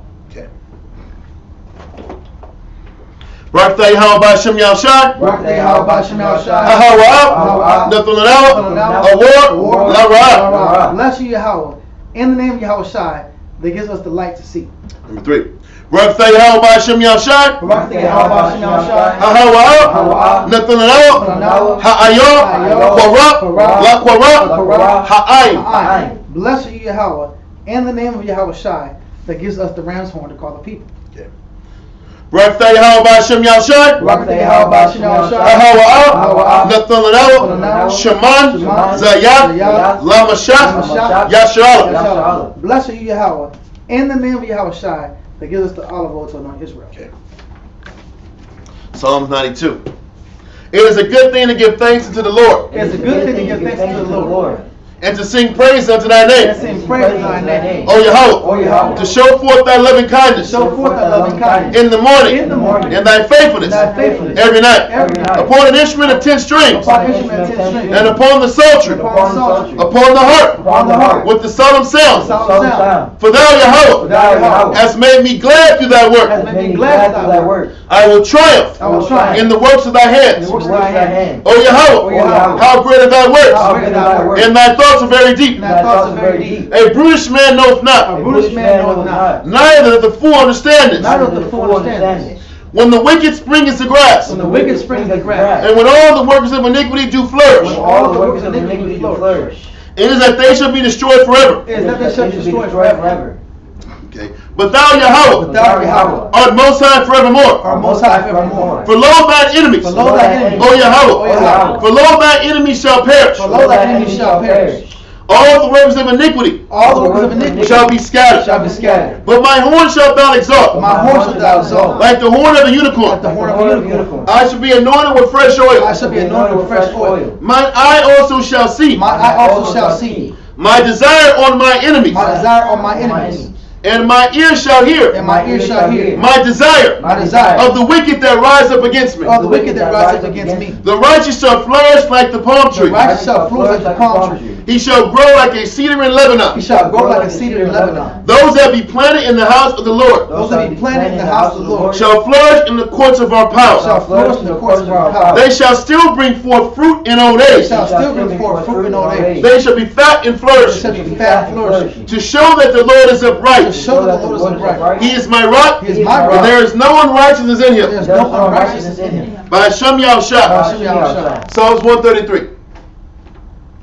Shayar, Shayar, Hama Iowa, Iowa, La Duwad, Duwad, Hana, Hana, Ma, Ma, Tawad, Tawad, Wama, Wama, Na'ayam, Na'ayam, Shabbat, Shabbat, Akim, Akim, Gam, Gam, Yachad, Yachad, Kashaman, Kashaman, Hatawad, Hatawad, Ayel, Ayel, Hara'ash, Hara'ash, Yarad, Yarad, Ayel, Ayel, Hasaquad, Hasaquad, Zaquan, Zaquan, Aharan, Aharan, Shayarad, Shayarad, Ayel, Ayel, Hawa, Hawa, Hayah, Hayah, Manawat Yawa, Manawat, Kator, Kator, Haramwan, Haramwan, Shayarad, Shayarad, Ayel, Ayel, Haraya, Haraya, Tazayawan, Zion, Kaya, Kaya, Sham, Sham, Tazawa, Tazawa, Yahweh, Yahweh, Ah, Habaraka, Habaraka, Chayayim, Chayayim, Ai, Ai, Hawala, Hawala, Ba'Shem Yahshua. Hashem Yahushua.